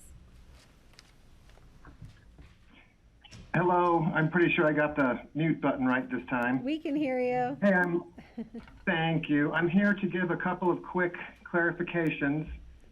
Know that neither the Powder Tours nor the ski company have water rights to the snow in those areas. So the suggestion that poaching the Powder Tour snow is completely and totally impossible. They don't own the snow, they never will, and they do not. So please understand that. They do not have the rights to it. It's on loan. The ranchers and the river have the rights. That's a fact. My question to the ski company is how much diesel fuel and hydraulic oil is going to be used to groom this area? As a former snowcat driver with Steve Child at Snowmass Village, I've seen all kinds of things happen with machines. I think that there's zero taking into account the environmental issue of the machines.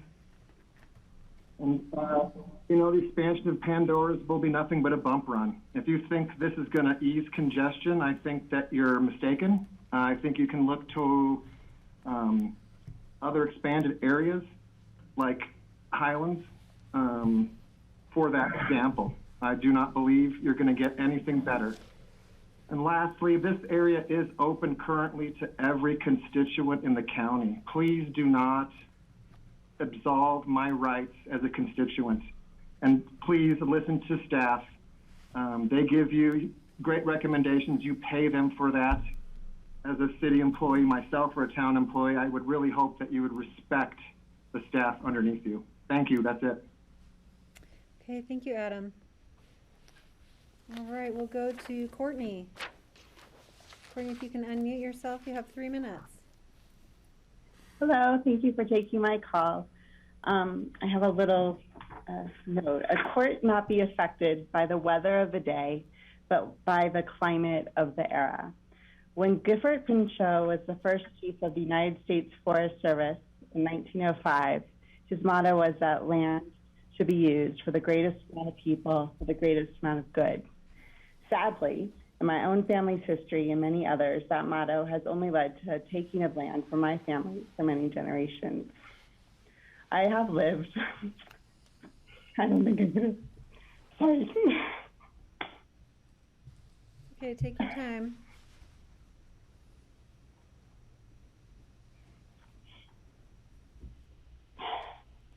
I'm sorry, I won't make it through. Courtney, you can always send it to us in writing if that's better for you. I think so. Thank you.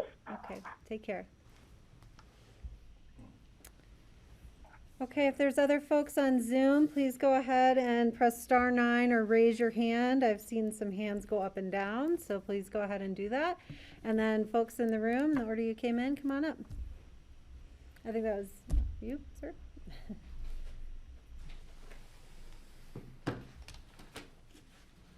All right, thank you to the board and really for doing Could you this. tell us your name, please? Oh, I'm sorry, I'm John Kelly. Okay, thank you. And I just wanted to thank you for thoughtfully and carefully considering this. I mean, even just the amount of time it takes to read the write-ups of it, I can only imagine how much time you spent on it. So just by way of background, I'm the most recent president of the Rotary Club of Aspen and the past chair of Aspen YPO. I'm currently on the board of the Aspen Flight Academy and formerly on the board of the Aspen Education Foundation. So I've also spent a lot of time on nonprofit boards. And I don't come here speaking for any of those groups, but just to say that I've seen overwhelming support for the application to approve Pandora's and a lot of excitement about it. My business office is actually over at Aspen Highlands, so that is my primary mountain. And I've been really fortunate to ski, 100 days a year in the 7 years that I've been here, except for 2020, of course. and maybe more importantly, hike the bowl 100 times a year, a couple times. And so I love that, and I love spending the time with my friends and family. I have 3 kids in the Aspen High School, which is very aptly named the Skiers, and I think it, love spending the time on the mountains with my kids. When I think about what it's like skiing at Highlands versus going over to Ajax, most of the time I spend is over in the Deep Temerity chair-served area. And I do love going over to Ajax. Obviously, I have a lot of friends who work in town. And for me, it's just a really remarkable difference that how much the skiing is spread out over at Highlands versus times where it is busy at Aspen Mountain, and folks are lapping Chair 3 and going down Spar and Copper, and I would just love to see that level of spread over at Ajax that we enjoy over at Highlands. I do also want to say that I share the concerns of those who don't want to see further development in the rural and remote area, but I don't really see why this application can't stand on its own. I think it deserves to be discussed in its own merits and really separate. It's just a completely separate issue from what other rural and remote property uses would be on Richmond Ridge. For the land in question, changing Pandora's from rural and remote to ski rec really eliminates options, right? It eliminates all other options from what could happen for future development from that land beyond what's proposed.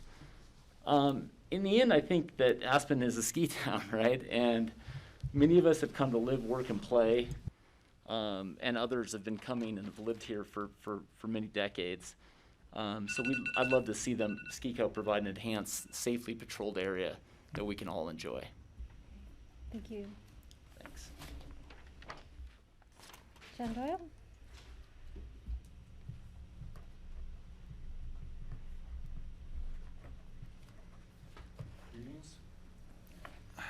Hi, I'm John Doyle. You've all heard me speak and seen my various letters. I won't bore you by going over any of that again today. I hadn't actually planned on attending this meeting, but my 8th grade outdoor ed volunteer day ended early. So I wanted to talk about how proud I am to be a citizen of Aspen. This is an incredible place. My family's been here since 1980, and I've always felt a special sense of pride knowing that we are way ahead of a lot of other ski towns here in Colorado and across the West. This was just reaffirmed. I attended a Colorado Association of Ski Town meetings recently down in Telluride, and everywhere else, their housing problems are worse. Their traffic is every bit as bad as ours. And I just feel like we got a head start on a lot of things, and most other communities look up to us. As I read the news and look around the West, I know that a lot of other ski areas have expansion plans. Steamboat is getting ready to do a major expansion, and many other ski resorts across the West are too. I think for Aspen to remain relevant in this day and age, in this time of climate crisis, I'd like to see us be the first ski resort that says we have enough. We have an embarrassment of riches here as far as ski terrain goes, 4 ski areas, and unlimited backcountry access. So basically, yeah, I think that's what we should do to stay relevant, is be the one ski resort that says, hey, let's back off. Let's really take care of the environment. Thank you. Okay, thanks, John. Lee, you want to come on up? Yes, Maybe ma'am. you could leave your mask up, please. It's our county rule.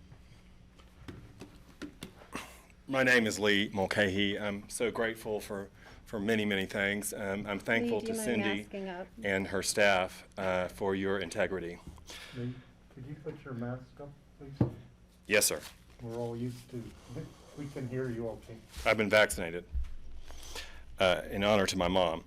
You've heard from many Aspen cheerleaders, bless their heart, but I'd like to point out former City Councilman Bert Myron, who defined our struggle. It is resort versus community. I'd like to say that grief, like forgiveness, is a process. So I'd like to say, Mike Kaplan, I love you, brother.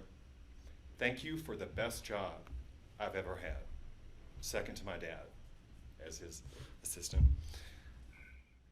County Commissioners, how many of you have gone out the backcountry gates of Pandora's?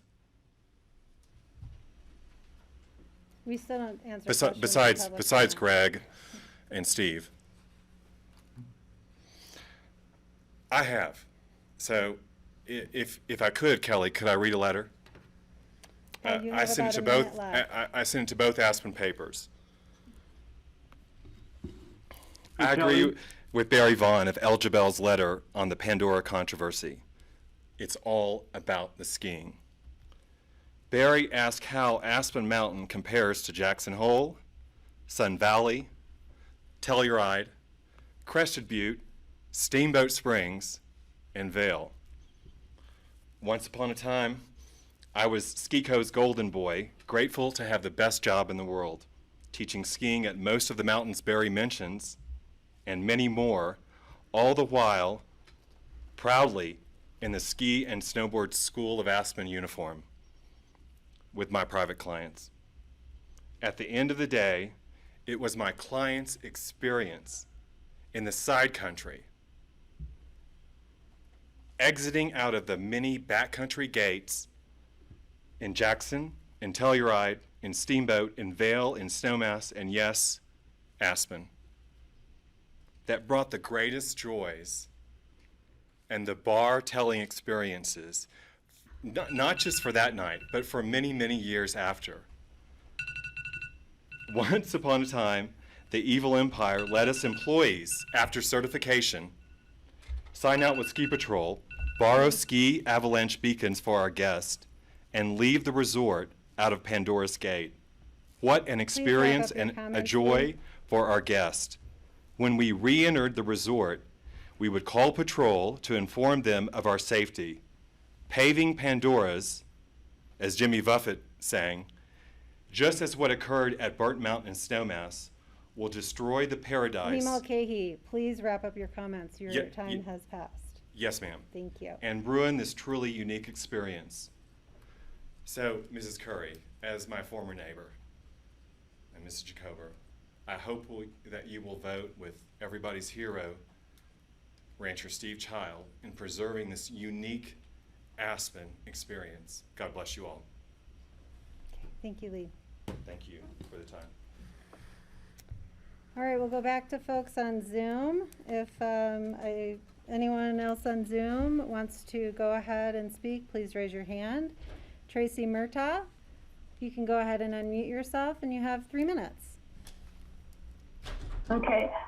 Thank you. My name is Tracy Murtaugh. Greg, I am the she who wrote the commissioners, and I just wanted to clarify briefly the reason why I was asking about the travel rec plan is that a Forest Service travel rec plan has never been updated because per that plan, snowmobile recreational snowmobile use is not even supposed to be allowed back in the or off the east side of Richmond Ridge. And it's great that it's been tolerated to the extent that it has, I guess. And perhaps if lift serve skiing is permitted back there, maybe we can put an end to the noisy, polluting, carbon monoxide spewing snowmobiles that currently run up and down the trails, which, as far as I can tell, are illegally trespassing to allow rogue people to ski in uncontrolled, unpatrolled terrain back there. And we have seen people hurt, we have seen people killed. So that is why I was questioning, is that what the commissioners wish to approve? Perhaps if we have lift serve skiing back there, then we can see certainly a reduction in the number of snowmobiles and snow machines that we are seeing currently on the ridge. They are noisy and smelly, as we know. That's all I have to say. Thank you. Great, thank you, Tracy.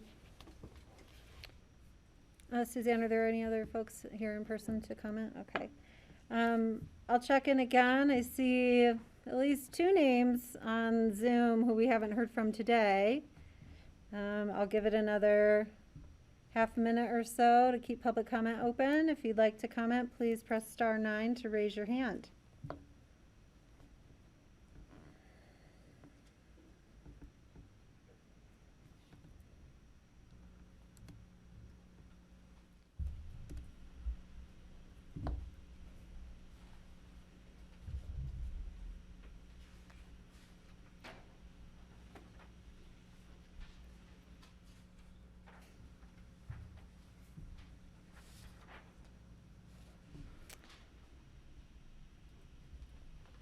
All right, going once, going twice. And again, this item, anytime we have a land use hearing on this, we'll go ahead and open the public comment. I'll go ahead and close public comment for today, and I will turn it back to the board. I could use a couple-minute restroom stretch break, if that would be okay. Sure. How much time would you folks like? 5 minutes?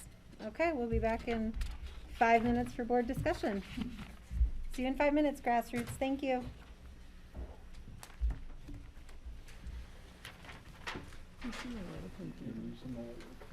Oh.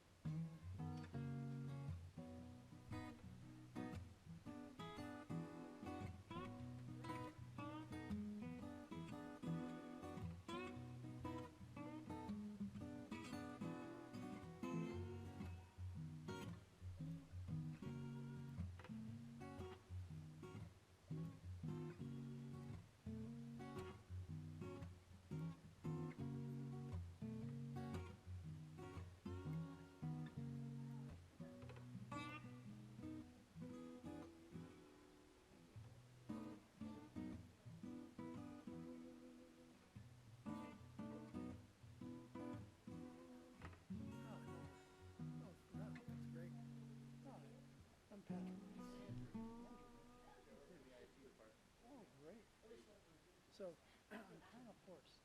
You tell me how close I should get to the monkey.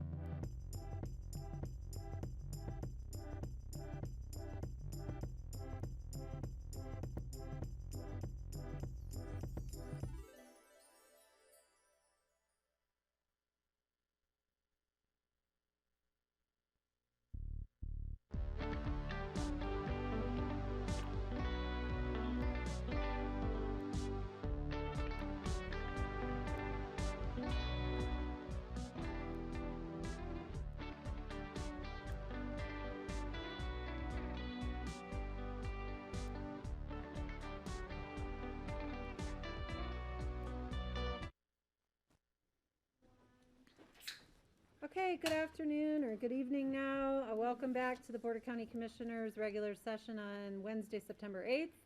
We are resuming our conversation about the Aspen Ski Company's rezoning request for the Pandora's area.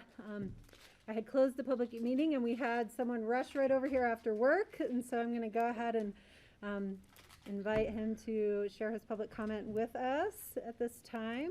If you could go ahead and please tell us your name, and you'll have 3 minutes. Great. My name is Patrick Sagal, and I've skied Aspen Mountain for 40 years and skied backcountry here for 25. I have skied both sides down to of the mountain, all the way down to Castle Creek and down to Highway 82. And I'm glad that you folks Patrick, hold on one moment. We might still be on mute because I'm not sure our Commissioner Greg Pushman can hear us at home. He just needs to get the microphone closer. Okay. Just talk louder. Okay. All right. Sorry, sir. Go ahead. Okay, I'll start again. Okay. My name is Patrick Sagal, and I've skied Ajax for 40 years and backcountry here for 25, and Pandora's for 25. And I'm glad that you're looking at the big picture. I think that the SkiCo is looking at the little picture, and a lot of the people who want groomed runs over there are looking at the little picture. But there's a lot around that. There's a lot around that needs to be taken into account, and that's all of the cabins and all of the things that are turning into multi-million-dollar places. I think it was Greg who mentioned earlier in the day about what's below the Pandoras. And I want to address that. There's two 20-foot, basically it's a death zone. So if you go down Walsh's past where they're going to put the bottom of the lift in, about a few hundred yards, there's a 20-foot waterfall. And it narrows right there, and you have to go over it. If you make it over the waterfall, it's a narrow canyon with slide zones on both sides for about 2 hours of bushwhacking in that canyon. You can't get out of it. If you go below Harris's and power line there on the east side of the where they're going to put the new lift in, there's a huge slide zone that a 747 pilot died in about 10 years ago. She'd was skiing with her husband, and he stayed in Walsh's. She went out of bounds, kept going, and that whole slide zone left. If you make it through that slide zone, you turn and you're once again in a narrow canyon that has another 20-foot waterfall. And if you make it through that, you're in another ravine about 100 feet high that has slide zones on both sides, and it's another 2-hour walk out. So it's incredibly dangerous below there if anyone gets past there. I hope they don't. The ski company, which I really respect, and I think they've done a great job, wants to make Pandora's into intermediate terrain. I think that would be better served between Buckhorn and Midnight Mine Road, where it's already open down there, and they wouldn't have to do anything, and they could have treed skiing from the gate above Chair 3 down to that. And that would be safer because they'd be all coming out at Midnight Mine Road, not above all of this, what I'll call existentially bad terrain. Also, I just wanted to finish by saying I don't know whether there can be fences on the R1 property. You might look into that on the R1 land, because if that was to put up fences, there would be, according to the map that Skico showed, no access to the east side of the Richmond Ridge National Forest for about 3 miles out there, because all of that is private land. So that's something I would recommend looking into. So tonight I'd recommend that you either continue this the investigation of everything that has to go around the area of Pandora's, or vote no on it. Thank you very much. Okay, thank you, Mr. Siegel. Okay. All right, seeing no other latecomers dashing in here, I'm going to close the public comment and bring it back to the board. Let's see, are there any questions that have remained unresolved? Mac, I think you were going to do a little research over this interim based on the number of permits that you guys hold in the back area. What is? Yeah, you have all I that? actually gave Okay. the list to Cindy there. Okay. And also gave the measurement she was looking for as well. Okay, Cindy, you want to present that to us, please? Yes, there's several, thank you, Matt, for the information. The list of properties and licenses or easements allow power tour skiing list of properties with licenses or easements to allow list of properties with licenses or easements to allow powder tour skiing over their properties. These include Castle Creek Investor Enough Claim, Bunta/Manning, AM Summit 105, Howard Russell U.S. Forest Service number 4338, Picnic U.S. Mining Service number 4338, Idlewood number 4338, Wilmington U.S. Mining Service Claim 4388, Climax U.S. Mining, is it service? Number 4388. And that all of those together are 1,100 acres. Oh, sorry. The total acreage of the powder tour area is roughly 1,100 acres.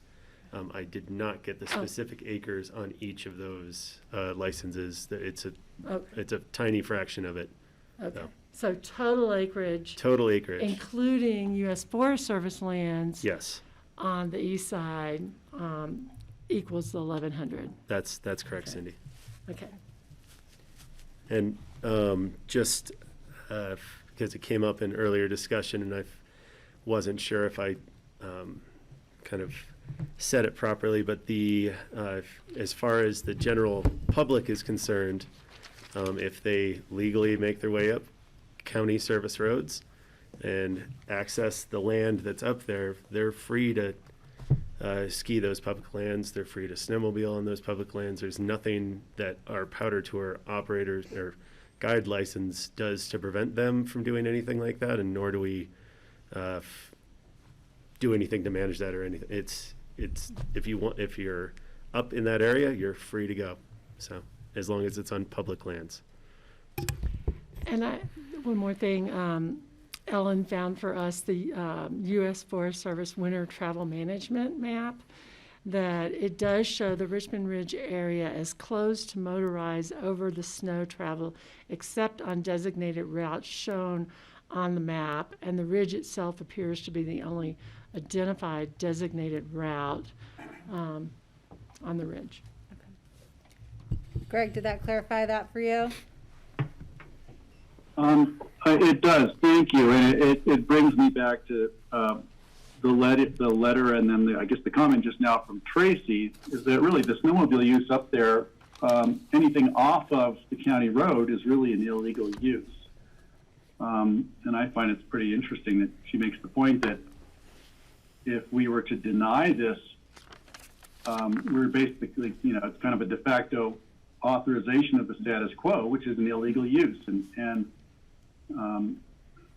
I don't know if I'm accurate in making that comment, but I wanted to open that up and see what people think about it, because it resonates with me. I honestly have been on a campaign ever since before I ran for commissioner to try to keep the public top of Richmond Hill open to public and accessible to public for non-motorized uses wherever possible off the county roads. And that's still my primary interest. And I think that the ski company could be a great partner with us in trying to achieve that. That's it. That's enough for the soapbox for now. Well, I think this is the soapbox time. So I did want to go ahead before we have board discussion just to have John Ely explain the board's options in front of us, or how we move forward. We ended up in a deadlock last time, and we had some concerns, or when I went and listened to 2019's meeting, there was some confusion about how we should approach our ordinance and resolutions for these items.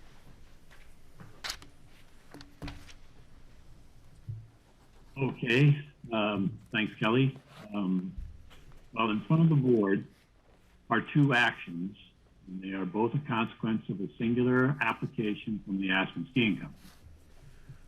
They are divided up into two different actions based upon the nature of what's being requested.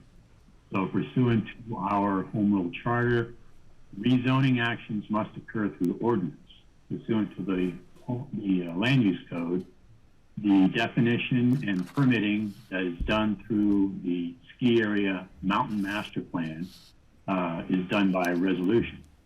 So that, in a nutshell, is why you have those two actions. They are mutually dependent upon each other, so a rezoning without a master plan is not effective, and a master plan without the rezoning has likewise no effect. The sequence of the two actions doesn't matter particularly as long as they are relatively contemporaneous. So in respect to the two actions, the resolution for approval of a mountain area master plan can be taken apart, and each effective or proposed use can be dissected independently of any other. The uses that are requested within the proposed new area with the Aspen Mountain Ski Area can be granted or denied, or they can be granted conditionally, very much like any land use application. The request can be limited, in other words, the specific uses that are requested within the mountain area master plan. We can select some and eliminate others, and construct what we feel is appropriate for the use of the proposed enlargement of the ski area. On the rezoning, much the same situation exists. So you can approve the rezoning request, or you can deny the rezoning request, or you can approve it in part. You can approve rezoning to ski rec, but simply not for the entire area that is being requested. You can also approve the zoning conditionally upon certain limitations in use for that rezoned area. The tricky situation, I guess, that arose last time, and it arises from time to time on many different issues over the years, is if there are only 4 participating commissioners, what happens if there's a tie vote? First, I guess I want to say the applicant is entitled to have their request determined. So at some point, the county has to take an action. There's no fixed timeline for it, only a reasonable amount of time, but the reasonable amount of time can be essentially what it takes to attain a consensus or a majority vote. If the board is deadlocked at 2-2, for example, in this situation, then whatever motion has been proposed necessarily fails, whether that motion is for an approval or approval in some degree or denial. The action that the board takes has to be accompanied by certain findings of fact to support it. It cannot be a result of a default. So if one motion, an affirmative motion or a negative motion fails, it's not the assumption that the reverse has passed. Typically what I'll advise the board over the years, when there is a deadlock, is to take a beat, take a pause, and reconsider everything that you've heard, digest it, and then come back again as the fully constituted board and discuss it, and discuss it, and discuss it some more. And if necessary, take another break. But eventually, the board will have to determine this application by a majority vote. Does that hit all the points you were concerned with, Kelly? Yep. I think it covers what happened in the past and what's ahead of us. Greg has a question. Go ahead. Yeah, thanks, John. My questions go back down to the conditions. And I think the last time I spoke about this, the last meeting, I brought up conditions that, I was trying to be far-fetched because I wasn't sure just how far out a condition could be. And I want to bring it up again because I want to have some clarity on this. I'm concerned about, as I've said, public access and not having closures or private ski areas, de facto private ski areas. And I can bring up examples. For instance, if Ski Club wanted to close a ski run, as they've done in the past for a real estate firm's private use, I've always found that to be pretty hard to swallow. And I'm wondering, can we put a condition on this, that the ski trails in this section, this area, not be closed to public or anybody just excluded for any reason? Will it remain public? No trail closures for private clients, so to speak, or blackout dates. I'm going to bring it up again. Can we make sure that this area is not subject to blackout dates? Because that can be very unfortunate for, say, school kids on vacation who can't ski because their holiday dates are blacked out. That may be too far afield, so that's what I wanted to ask about. I'm looking at some other things. Could we make a condition that because we have incredible access to Richmond Hill through the gondola, that ski company work with us to create an asset we could all appreciate, which might include single ride passes for foot passengers who want to access to cross-country ski or hike on the top of the mountain. Is that a condition that we could put on approval like this? I don't know that, so I'm hoping to be enlightened about just how far out I can go with my requests for conditions.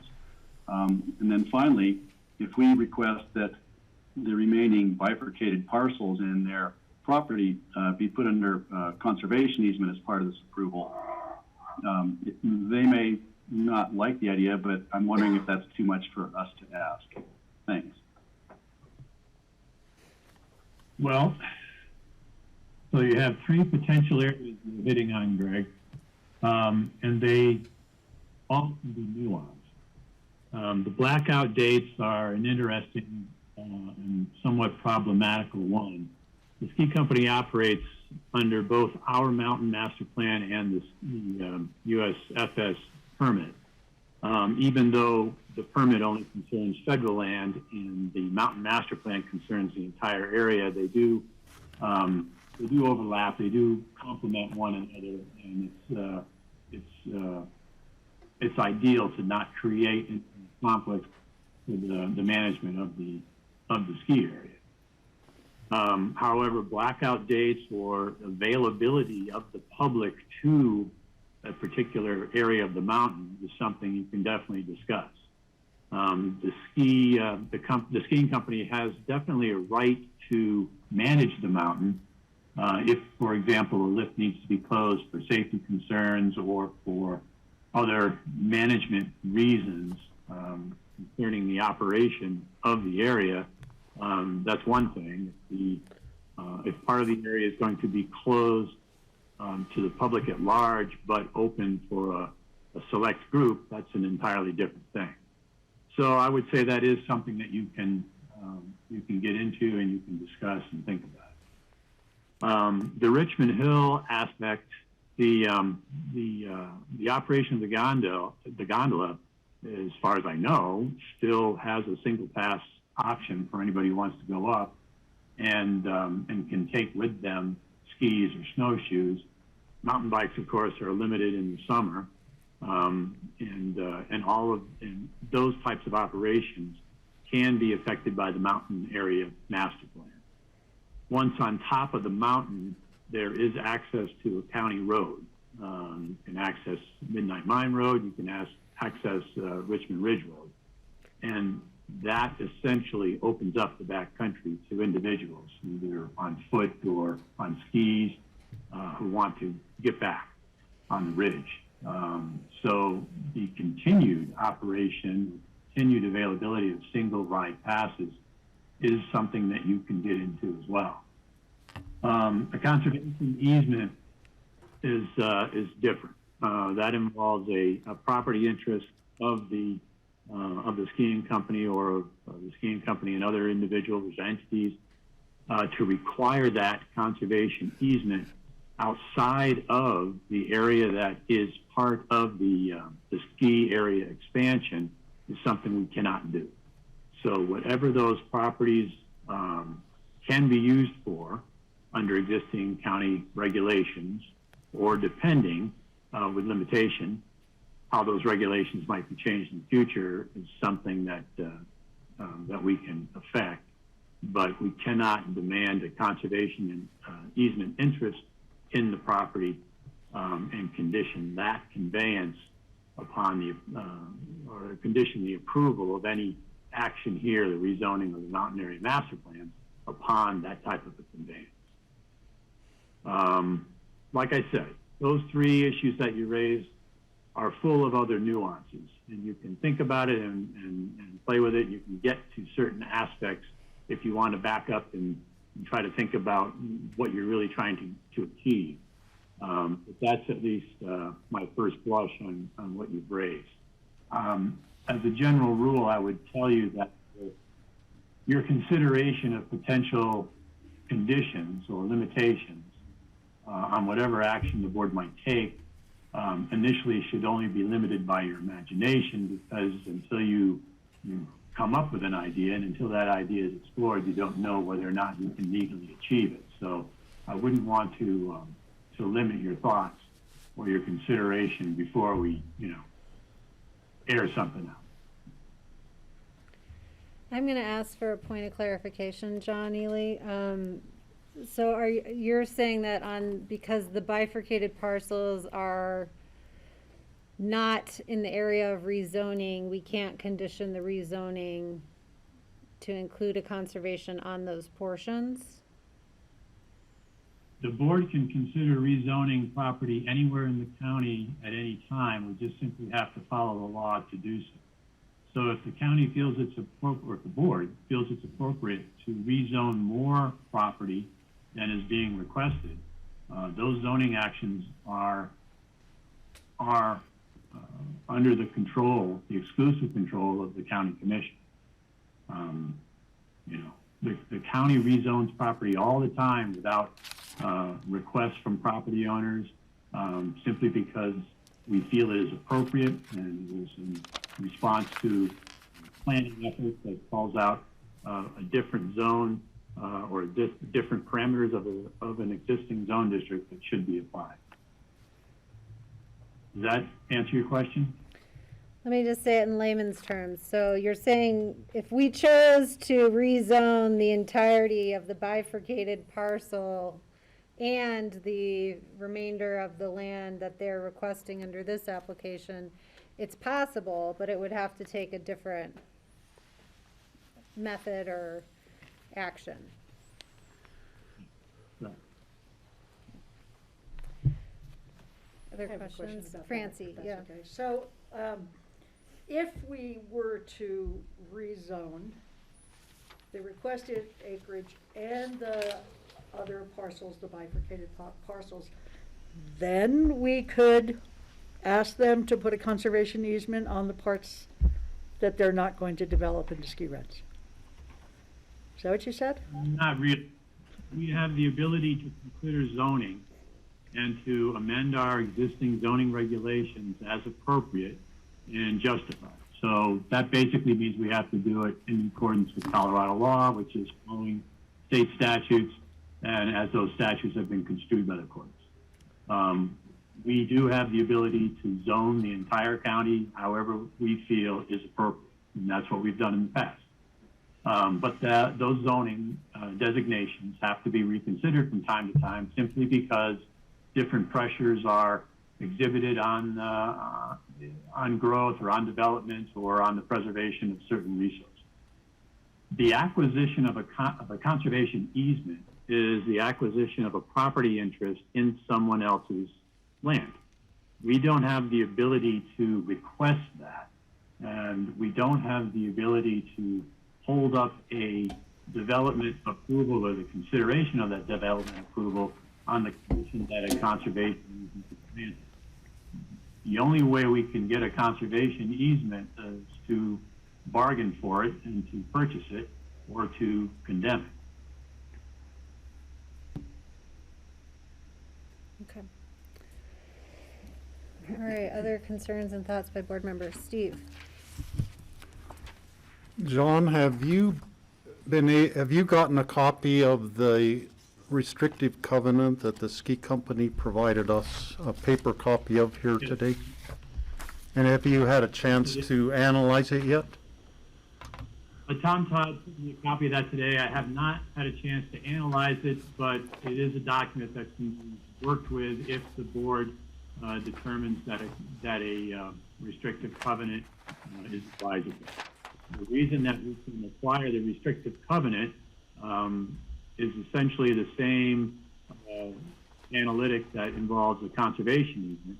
It's simply in the case of this restrictive covenant, the ski company has offered it to us as opposed to us demanding. Okay. Nuance matters. All right, Greg. Well, so I guess it comes down to, is the ski company willing to offer us a restrictive covenant on that land outside the free zone area, the bifurcated land? Clearly, and the reason I think this is important is because, once again, we're trying to preserve open views and make sure that we don't see development creeping down in some way onto that property just beyond the, I think it wouldn't be in the best interest of the ski company to see development right off of the gondola, or gondola building or the sun deck or at the top of Pandora's. And so that's really the point. The point is we want to try to neutralize this, or at least that's my point. And I would love it if we could all partner on preservation of this public asset and then responsible stewardship of it for the next 20, 30, 50 years beyond my lifetime. So that's my ambition, and I'm just wondering if that's something the ski company would join with us to accomplish. And maybe offering a restrictive covenant might be a way of doing it. Okay, so we've offered this question earlier, so I'll turn to you for a response. You want me to answer? You want to start?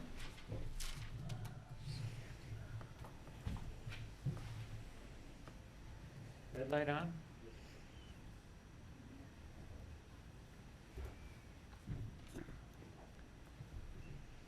You know, as we said before, we've been, and sort of as John described, we've been focused on the area that we are asking to be rezoned.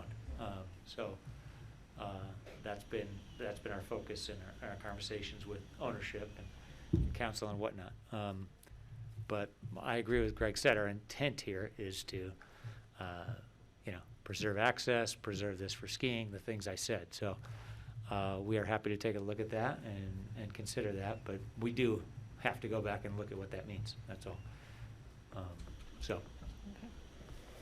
I think there's, you know, I'd leave it to Tom if you want to talk about, if you want to get into restrictive covenant versus conservation, a land conservation easement, and whether or not, there's some fine tuning to do around what exactly, how exactly we would treat those parcels that are outside the boundary. But I think we can accomplish that and meet those intentions.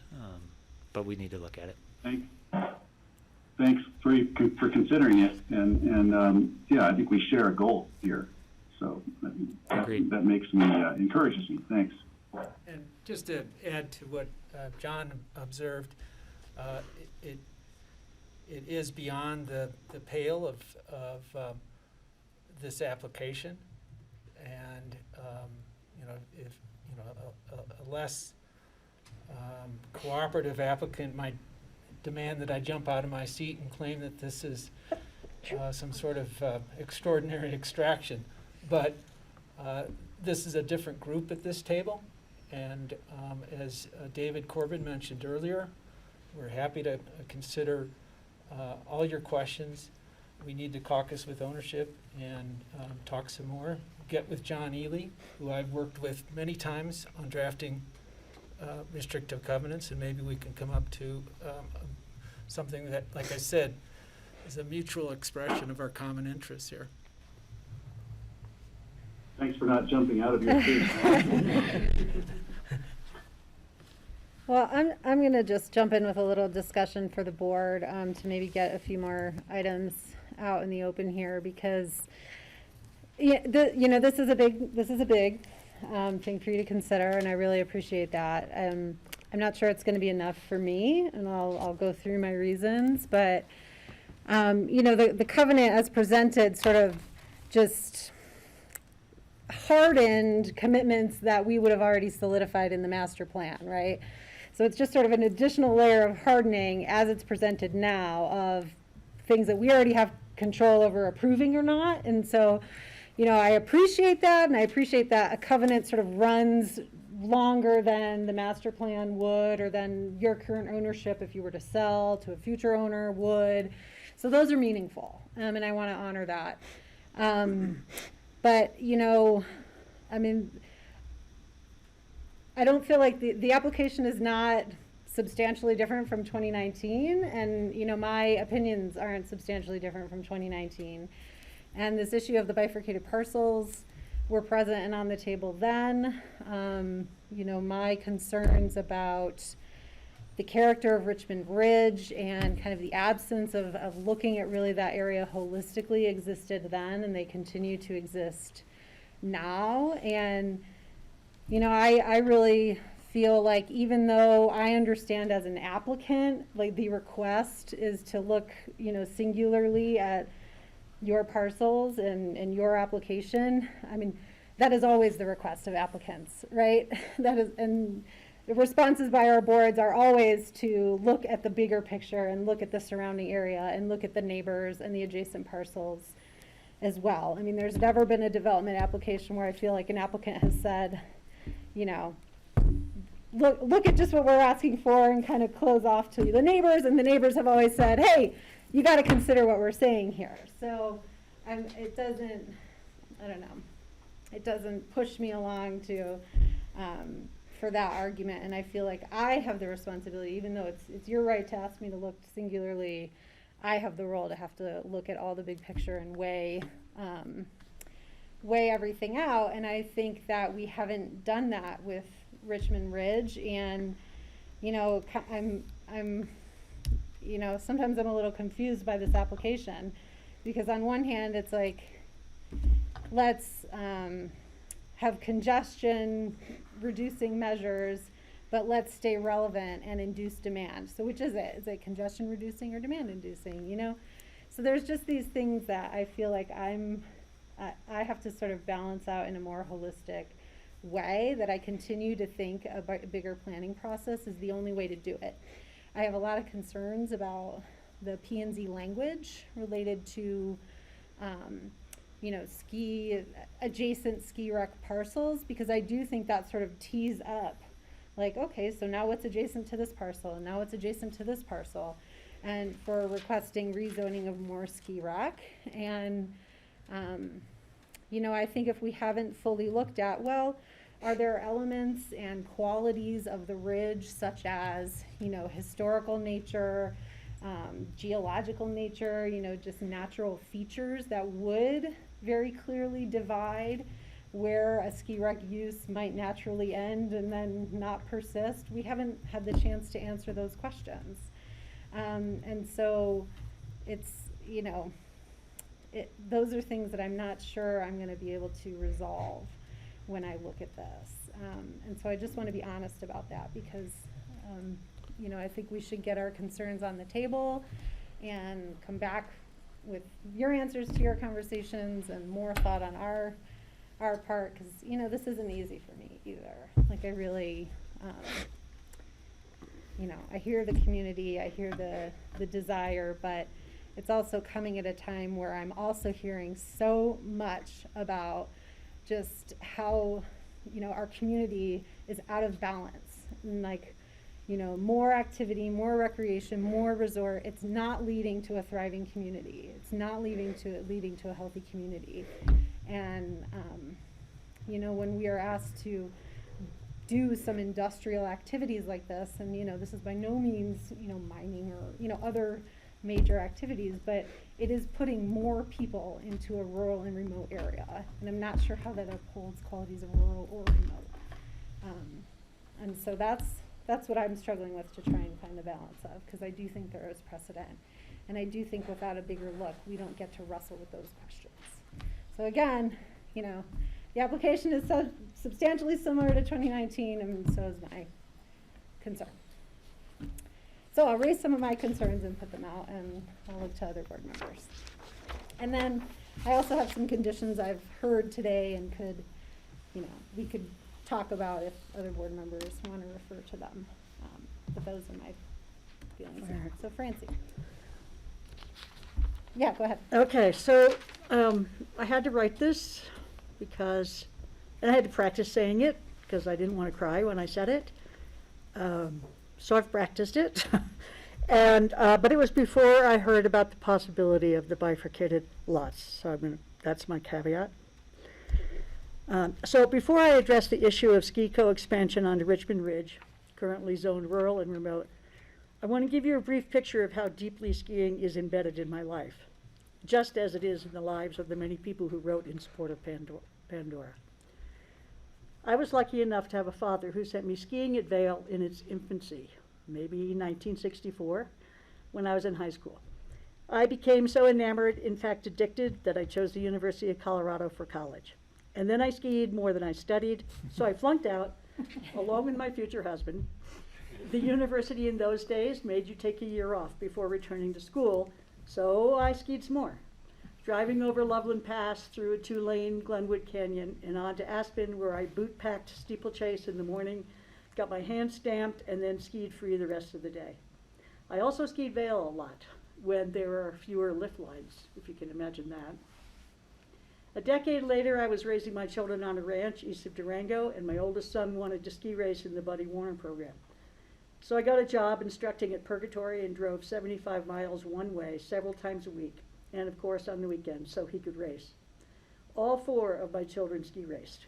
Rio raced Alpine, Ty Telemark, Sierra raced Nordic, went to the Junior Olympics every year with Mirta Mallory, and Forrest was a freestyler, crashing through and flying over the bumps on Scarlets.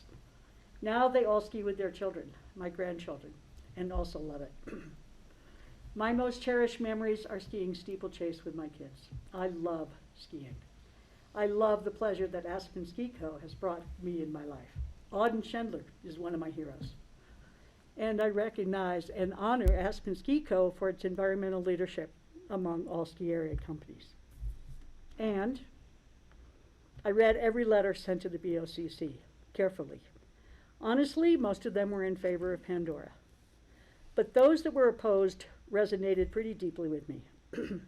My job as an elected official is to represent my constituents, all of them. And it is also to search my soul for what I believe is, in the long run, in the best interest of Pitkin County, including the city of Aspen. I've given this matter a great deal of thought, and I have really vacillated back and forth. I know that Ski Co. is at the heart of the economy here, reaching all the way to Parachute and Paonia. But I don't believe that expansion onto Richmond Ridge is going to make or break Aspen Ski Company. I don't believe skiers all over the world are going to say to themselves, oh, there's new terrain on Aspen Mountain. Let's go there this year instead of Chamonix or Whistler or Vail. In my, I don't know, maybe 1,000 days of skiing on all the Aspen Mountains, I never thought, oh, damn, I've run out of terrain. There is no shortage of terrain for skiing in this valley. I recognize that Aspen Mountain has not seen any significant change in, I don't know, 40 years maybe, but the Highlands and Snowmass have. With the bowl and the wall and everything in between, even the trees and the lift line at Buttermilk filled with powder, there is so much terrain to ski. Expert, intermediate, beginner, 5,527 acres, 362 trails, 41 chairlifts, free bus service, no lift lines, at least before the Icon Pass. Not to mention the iconic town of Aspen.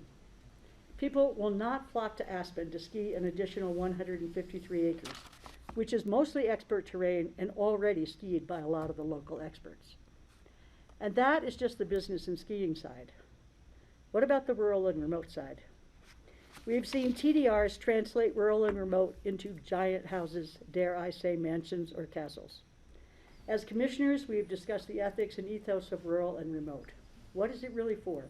Is it for aesthetic views, for wildlife habitat, for preserving our sense of rural in a valley which is increasingly congested? And most importantly, if we cave on the rural and remote designation, what kind of precedent does it set? What's next? We live in a rarefied community where everybody is aware of climate change. Everyone wants to do the right thing for the environment. And yet we say to ourselves, well, everybody else flies on planes, so it's okay if I do. My abstinence really won't make a difference. Other ski areas make a lot of snow to extend their season, so we have to also. Other resort towns allow huge houses to attract the wealthy, so we have to also. When do we stop? When do we say, enough is enough? Aspen has enough terrain. It has enough billionaires. It has enough skiing tourists. It has enough traffic. Are we really trying to attract more people to our valley? We are full. We don't have the infrastructure to support more tourists. We can't even support our residents.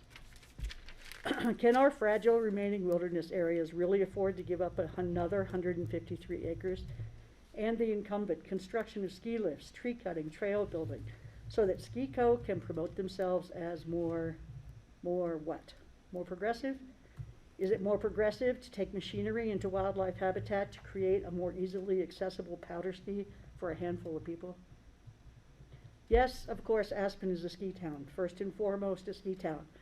But aren't we also a highly educated, incredibly wealthy, diverse community that fights for the environment, protects its wilderness areas, provides cultural activities like no other small town, and pays attention to global issues. Are we really going to put the personal interests of a few hundred elite skiers before our opportunity to lead the way?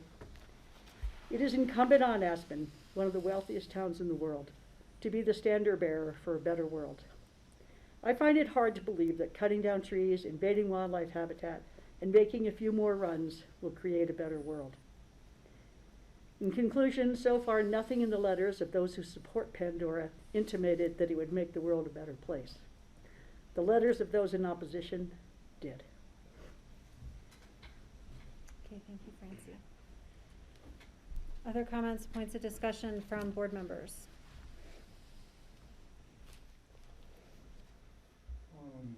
Eventually here. Greg's got a hand. Go ahead, Greg. No, I wasn't sure if Steve was going. No, go ahead, Greg. Okay, yeah, thank you, Francie, thank you, Kelly. I think in a lot of ways we conflate issues, and it's frustrating to me, and it's also, I just realize how emotional this has become. My observations are that if we don't approve Pandora, it will remain a private ski area for the elite skiers, daredevils, and poachers who will continue to ski it whether they're legal or not, using their high-powered snowmobiles to get there. I'm not convinced that that's a better solution than actually opening it up so the public has access for safe, controlled skiing. And I think I really differ with Francie there. I think that I think putting the lift in actually makes it more equitable, and it also makes it a lot safer. I think back, the very first avalanche death I can recall happened when I was about 6 or 7. It was Tom Simmons who died in an avalanche somewhere up in there, and several others since, including my friend Corey Bretman, who was killed about 10 years ago, ski patroller on Powerline. And you know, their personal decisions led them into dangerous situations, and it cost them their lives. We have a lot of people who wander, ignorantly, quite honestly, into dangerous areas. And I think we could actually make Pandora a safer place. I would actually ski there because I won't go there now because it's out of bounds and I respect the boundaries. But a lot of people just don't have that self-preservation instinct. So I think there's a safety issue at hand here, and I don't like bringing it up, but I'd like to stop people dying back in there. And of course, they'll find other places to go. That's inevitable, but this is one thing we could do. Another interesting observation I'm making now is just in our community, it's really ironic that it used to be that we would argue against development of real estate and condominium complexes, and we would love to ski. And it seems as if now the argument, it's interesting. The city's going to build 400 new condos on the edge of town, and I haven't heard anywhere near as much opposition to that and the effects it will have on our community as I have on the addition of a ski lift on the back Aspen Mountain. So I'm concerned that we have blown this way out of proportion. I do know that it will bring a lot of joy to people, and I do think and believe that people will be coming here to ski Pandoras. People will come to Aspen to ski when they hear that Aspen Mountain, the gem of ski areas, has done some expansion. So I do think it's going to have a global footprint and an impact that would be positive for the ski industry, and as some people say, will increase our goodwill as a ski town, as a ski town. My observations, as flawed as they may be, it seems to me that the people who really are speaking out against this fall into a few categories. Non-skiers, or maybe former skiers who wouldn't go there anyway. The immediate neighbors, the property owners who own the mining claims in the vicinity. And I guess I don't want to digress on what I consider to be the right they have to take public land in a mining claim and develop it for themselves. But really what I think they're doing is taking a public asset and we're not going to test the 1872 mining law tonight, but it's something I think about. You know, there's something you have the right to, but then there's also something that's right.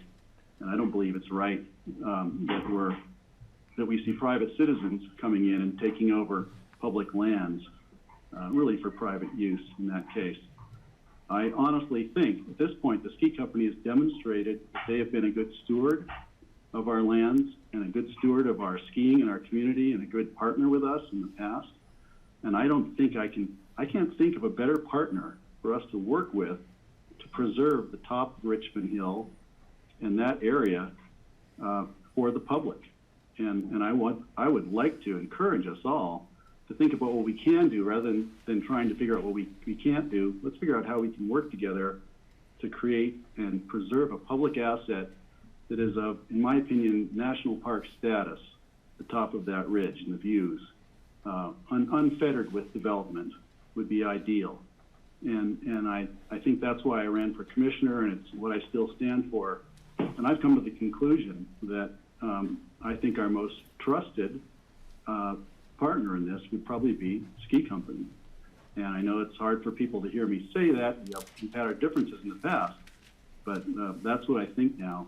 So I'd really like us to move forward with this, and I would vote for it with the conditions we've discussed, and I'd like to examine those conditions more. But that's where I am with it right now. I'd be in favor of rezoning, and I also think I'm in favor of concurrently working on a master plan. And if it slows us down another 6 months or so, fine. But I'd like to give them the confidence that we want to do this. That's enough for me for now. Thanks. Okay, thank you, Greg. Okay, Steve. So first of all, let me address the question of the bifurcated land that would remain in rural and remote outside the ski area boundary. The way I see it right now is the ski company has agreed to give up three bigger houses in the AR-10 and maybe 4 in the rural and remote part that would be zone ski rec. But then you have 3 different parcels of land that would remain rural and remote just outside the ski area boundary. Well, there's the one, the Sundex on, that goes down, maybe it's 2 or 3, whatever. So you in effect then, with no changes, would be gaining the right to either build a 1,000 square foot rural and remote cabin on there or selling a TDR off of it. So the net gain would be not 7 total units, but perhaps 5 total units from the agreement. Unless the ski company decided to give up those other 2 rights voluntarily. We can't make you do that. It's not in the area of the application. So that's how I see the bifurcated area. I do remember 2 years ago when you were proposing the cabins down by Ruthie's restaurant, and at that time I said I would actually support you doing a true rural and remote, a true like 10th Mountain Division hut experience somewhere in your land. I guess it must have been in Pandora that I was envisioning, but somewhere off the top of the gondola where people would snowshoe into some cabin back there, and they would truly have a 10th Mountain Division kind of experience that's not as rugged as having to ski up 2,000 feet to get there. It would be an easier experience for people. So at that time I was not totally opposed to, the ski company doing that kind of a cabin. Looking at the land that would be left in rural and remote that you own, I can't think of, the ideal place for a 10th Mountain Division kind of experience would actually be in Pandora's, more heavily wooded and isolated. So I think that's an issue, and it's a hang up that I think I sense from the other commissioners this bifurcated thing where you're actually retaining rights to two units on that land. 2 years ago, I supported where you wanted to put the base. You know, I supported the rezoning of the lower part, the AR-10 part, and the location of the bottom of the lift. To me, that solved a huge problem of how people get out of Pandora's without having to walk uphill. And so I proposed doing the other lift alignment, which I mentioned on the 25th, going back to the top of lift 7 by the sun deck, thinking that that would be a way that people would still have the experience of climbing up a hill to get to some awesome skiing, like they do at Highlands, like they do at Snowmass. And why not Aspen Mountain? I can understand your reasons for wanting to have the lift where you have proposed it. I see, having worked at Snowmass Ski Area for the years I did, I understand the flow of traffic and the impact on the snow in heavily skied areas that the snowcats have to constantly be rebuilding the snow. So I can understand why you want to put the lift where you are. I had been thinking that we could somehow have Pandora's exist in rural and remote zone district and allow you to do limited amount of logging in rural and remote zone district and keep the lift out of it. To me, that was a viable option in our, then on the 25th, it was pretty much stated, you could not do Pandora's without rezoning it.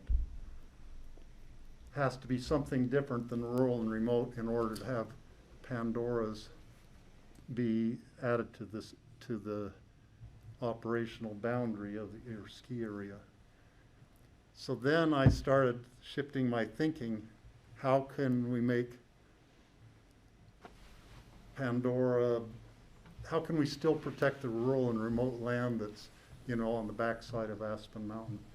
Not open the floodgate of people seeking rezoning for their own private enterprises that they want to run on their own land. That's when I suggested the idea of a new zone district, the ski rec, rural and remote. Your response to that was to come up with a restrictive covenant, which, and I just read it real quickly during a break, but to me, I think that satisfies, it does what I had wanted, was another layer of protection to make, not so much to make sure that the ski company does what you say you're going to do, because you have the master plan, the Aspen Mountain Master Plan and the various levels of protection. To me, it was to set a standard that if anyone else with rural and remote land wanted to rezone it for any reason whatsoever, they would have an incredibly high bar to achieve in order to do that. And I think you have kind of, set a new, this is like almost a new precedent in what you would have to do to rezone former rural and remote land. In effect, you are doing a downzoning, you're voluntarily removing building rights from it, you're limiting your number from all these different uses down to just a few uses on that land. You're making it, in effect, almost more restrictive than rural and remote land is to begin with. You came up with a restrictive covenant as an added level of protection. To me, that raises the bar even farther in terms of if someone else wanted to rezone rural and remote. So to me, that is setting a precedent that would be, I think, hard for anyone else to match who wanted to do, propose something on their rural and remote land somewhere in the county or on the backside. There are lots of rural and remote lands that are not on the backside of Aspen Mountain. They're up the Frying Pan and up Capitol and Snowmass Creek and various places. So,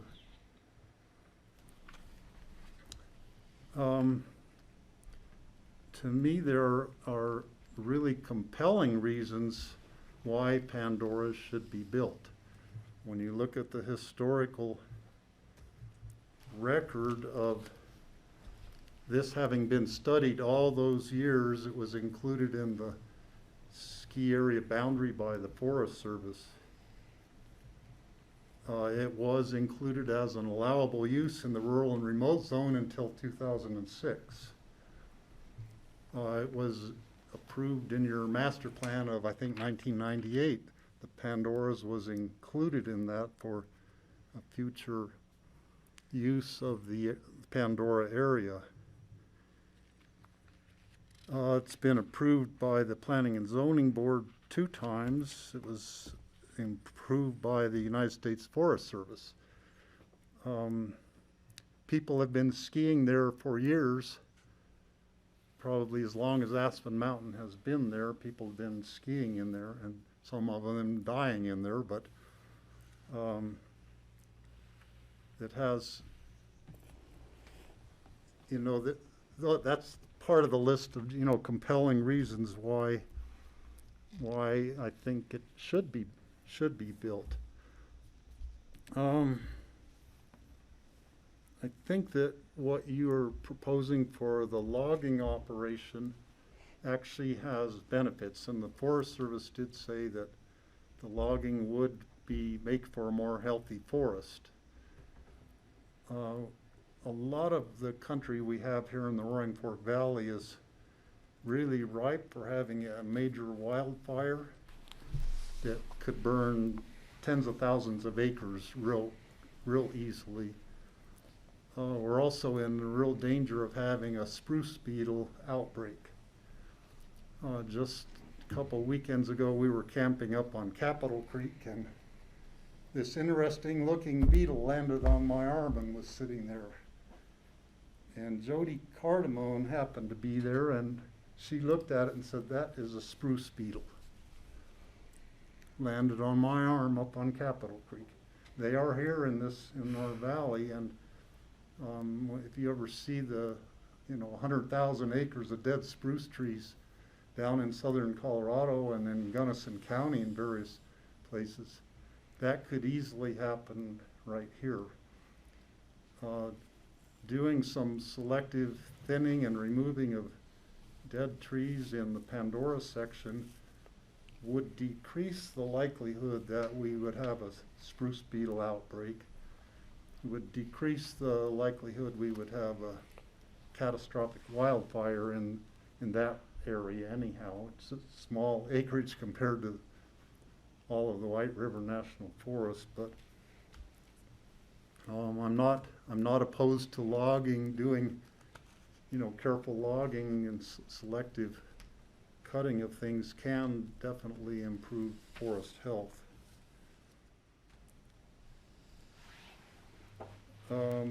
One other thing, I wanted to have people keep walking uphill, have that option to walk uphill. And to me it appears, I don't know how much they would have to walk to get to Harris's Wall, but there would be they might be able to just skate on flat ground getting over there. It would be more difficult for people to get to that area. But they would have to work at it. It's just not an easy downhill glide to get to some of the skiing in Pandora's as you have proposed. Now, looking back at my own personal history, growing up on Capitol Creek, back in about 1968, the ski company had a permit from the U.S. Forest Service to do a weather study on Haystack Mountain in my backyard. And if you look at Haystack Mountain, you can just see this natural ski runs up there various places. They're also avalanchy, but you know, as everybody's found out, it's possible to control avalanche places by boot packing and people skiing them. And my dad and D.R.C. Brown fought each other for quite a few years on the Haystack Mountain ski area. And it would have been bigger than the existing 4 mountains that the Aspen Skiing Company has. It's not just Haystack Mountain, but it goes over on the Elk Range. If you walk up to Capitol Lake, on land that didn't used to be in the wilderness, it was added to the wilderness area in 1984, you see all of these natural, clear hillsides that would have been part of that ski area. The whole time my dad fought that, our thinking was, you know, it's much better to add on to an existing ski area than it is to build a whole entire new ski area. It's a lot better for the whole community. And I hate to think what Capitol Creek would have been like if that ski area had gone in. The monastery would have been gone a long time ago. My family would have been gone a long time ago. It would have been a whole different place up there. So that's, you know, my personal experience thinking about ski area expansion. It's much better to do something like Pandora's, which is right there already. It's actually within your ski area boundary that's approved by the Forest Service, than it is to build a whole new ski area. So I have a couple of other thoughts. They could become conditions or something that the ski company could consider, partly based on what public comments there were. One has to do with climate change. I know that the ski company has been awesome in being a leader in the industry, not just the ski industry, but in American industries, in taking steps to counteract the effects of climate change and try to head it off and reduce the chance that, you know, we're going to keep getting shorter and shorter winters and warmer temperatures. But the fact remains, if you could come up with a project that would offset, basically make Pandora's a carbon neutral project. A lot of your logging, you are removing carbon, but a lot of it you're putting the carbon in the soil by mulching the, you know, the small and dead things. But then you have the power required to power the lift. You do have some snowcat work in there, like Adam Olson said, burning diesel and dripping and puking hydraulic oil out on the snow from time to time. Happens when you're operating snowcats.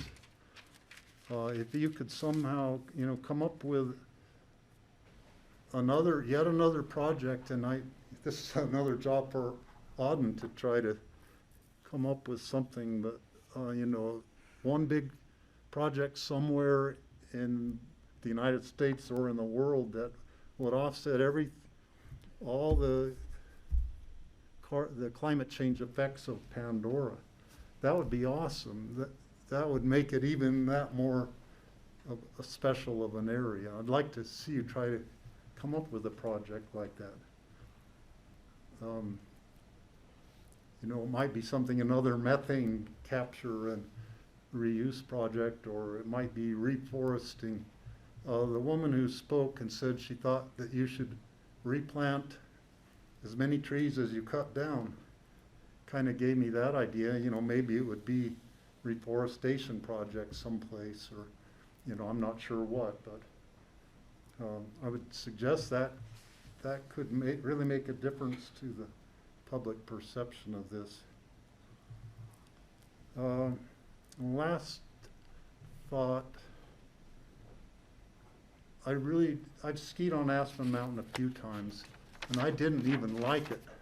Everybody's always talking about how great it is, and compared to even compared to buttermilk or snowmass or highlands, I think it sucks, to tell you the honest truth. Everybody gets funneled down to Lip 3 and down to the bottom, down through Spar Gulch. It is dangerous skiing there, and when people talk about trying to spread the skiing out across the mountain, I think you need to get Lift 1 rebuilt and draw some people over to that side of the mountain more.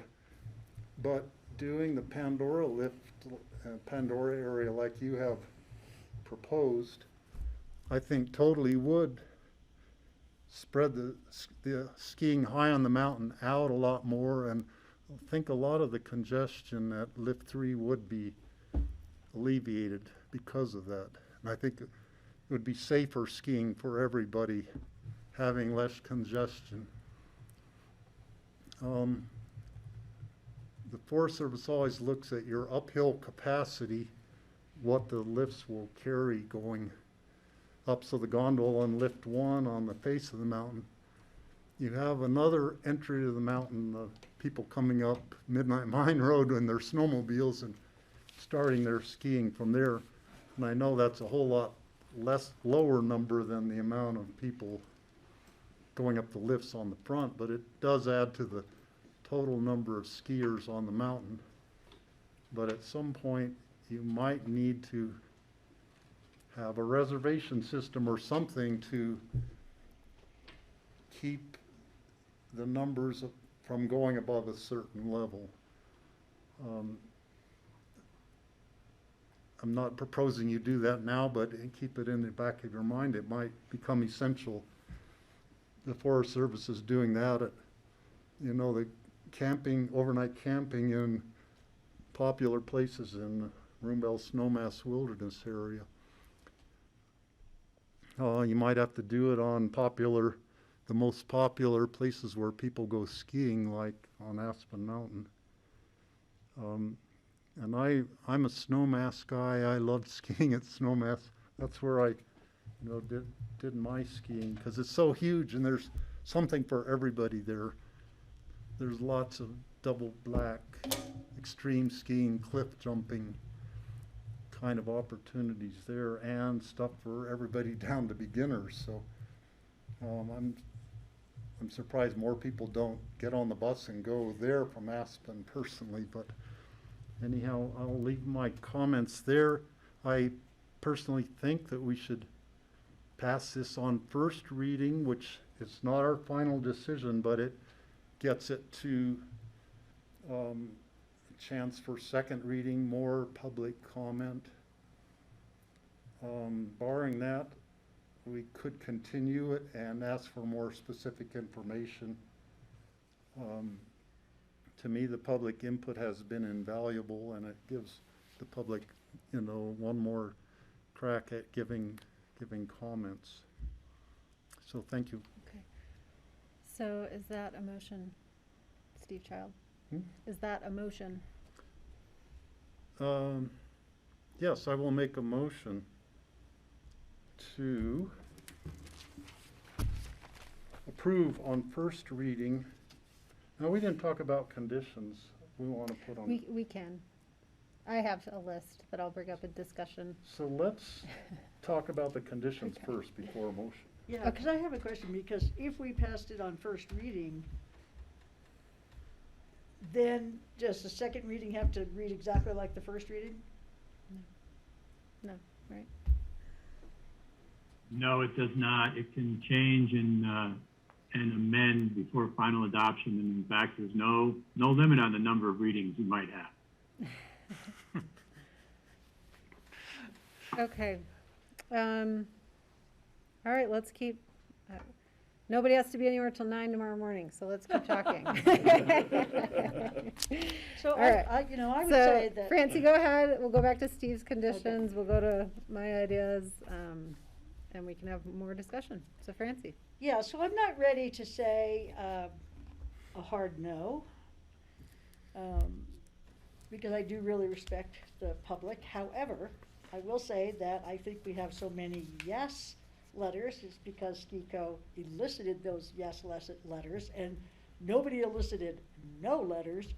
It wasn't like somebody who sent out a whole lot of things that said, hey, write in if you disagree with this. So it's a little bit skewed, I think, but still I do respect the 1,400 people who signed it and all the letters that we got. So I'm not really ready to make a hard no, because I do think that with some conditions, it might be a good thing, although I do stand by what I said. I don't think Aspen needs it financially or in terms of their reputation or anything.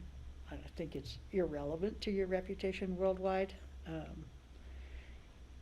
Honestly, what I've seen and the people who have spoken to me before it was on our docket, would come up to me in Aspen or whatever and talk to me, and a lot of the letters, it just seems like people who think that there's nothing else in life except for skiing, and if I don't have these additional acres in skiing, I'm gonna be so disappointed. Well, I don't really care about that, If there's some people who live here and they ski 150 days a year and they're a little bit disappointed, and they won't go to Snowmass to get more terrain, or they won't go to the Highlands, that definitely doesn't move me. That's not gonna sway me. More people saying, oh, I really want it because I really love Aspen and I want to ski Pandora, that's like, not so much. That's not gonna move me. But that said, I'm not ready to say a hard no, so I probably would pass it along from first reading as long as we had the opportunity to establish some conditions or think about it some more or something like that. So just so you guys know, that's where I'm at. Okay. Thanks, Francie. Steve, did you want to go through your list? I can go through my list if you need a break. Yeah, go ahead and talk. Okay. I'll catch my breath. And I'll concur with you, Francie. I'm usually happy to continue the dialogue and move things along on first reading, but again, I'm not. I'll just say, rural and remote for me it's like the buffer between developed areas and wilderness, and the criteria for like shrinking that buffer has not been like tackled in this process and was not like discussed by P&Z, and again, their language to me is really problematic because it actually unravels the buffer.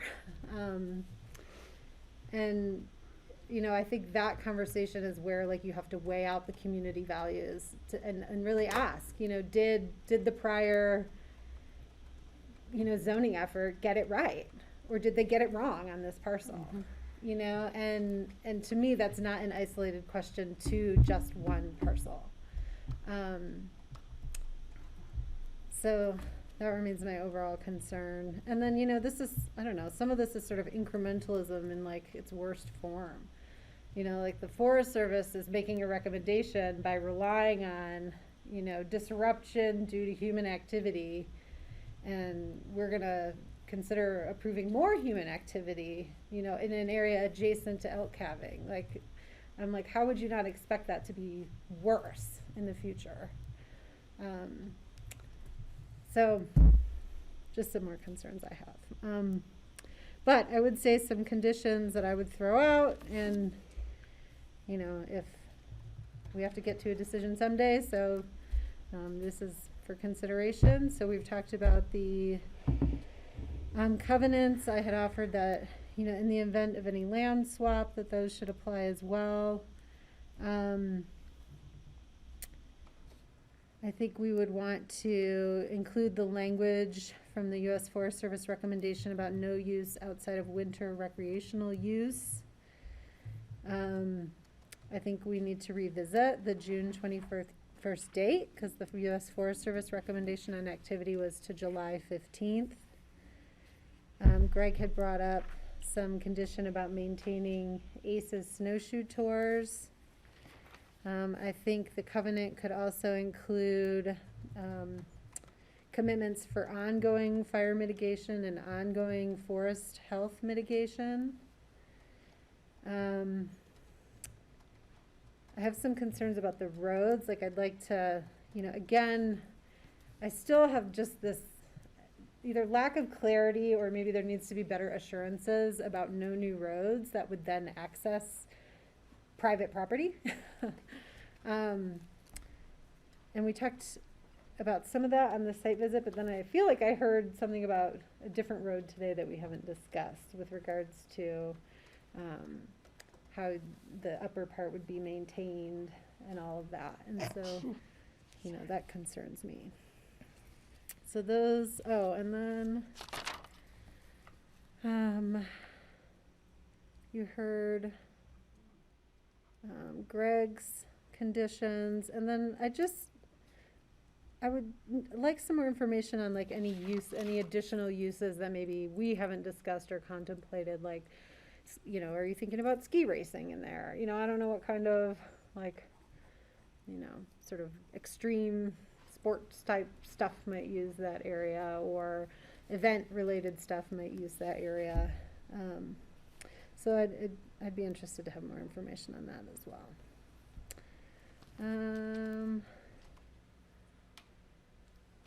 I think that's on my list. Other thoughts?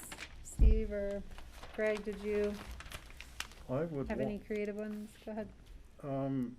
I would want to add that Pandora could not expand downhill any further, and I'm thinking more below the lift. I mean, the one piece of property I could see that it could potentially expand in would be Jeff's land, below. If you purchase that land, that could potentially have some skiing added to it and a little bit different egress from there.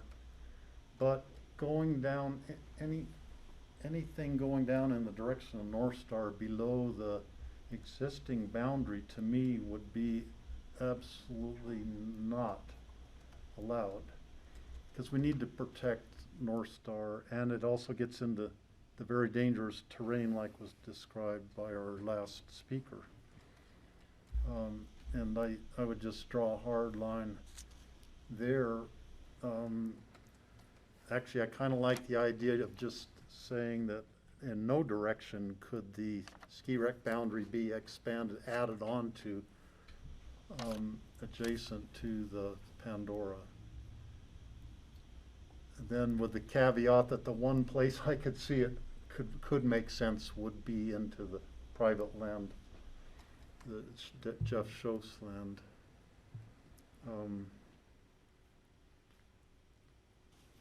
Let's see. I think a restriction, identifying more clearly what these summer uses that are allowed specifically, and specifically saying that there would be no I don't know how to describe it. You said that people could go hiking in there, but there would be no mountain biking. You wouldn't have any alpine slide or no developed kind of summer recreation thing in there at all. And it's not like, I mean, most of it's your private land. It's not U.S. Forest Service land. So the public doesn't even have a right to go in there without your invitation on your own land.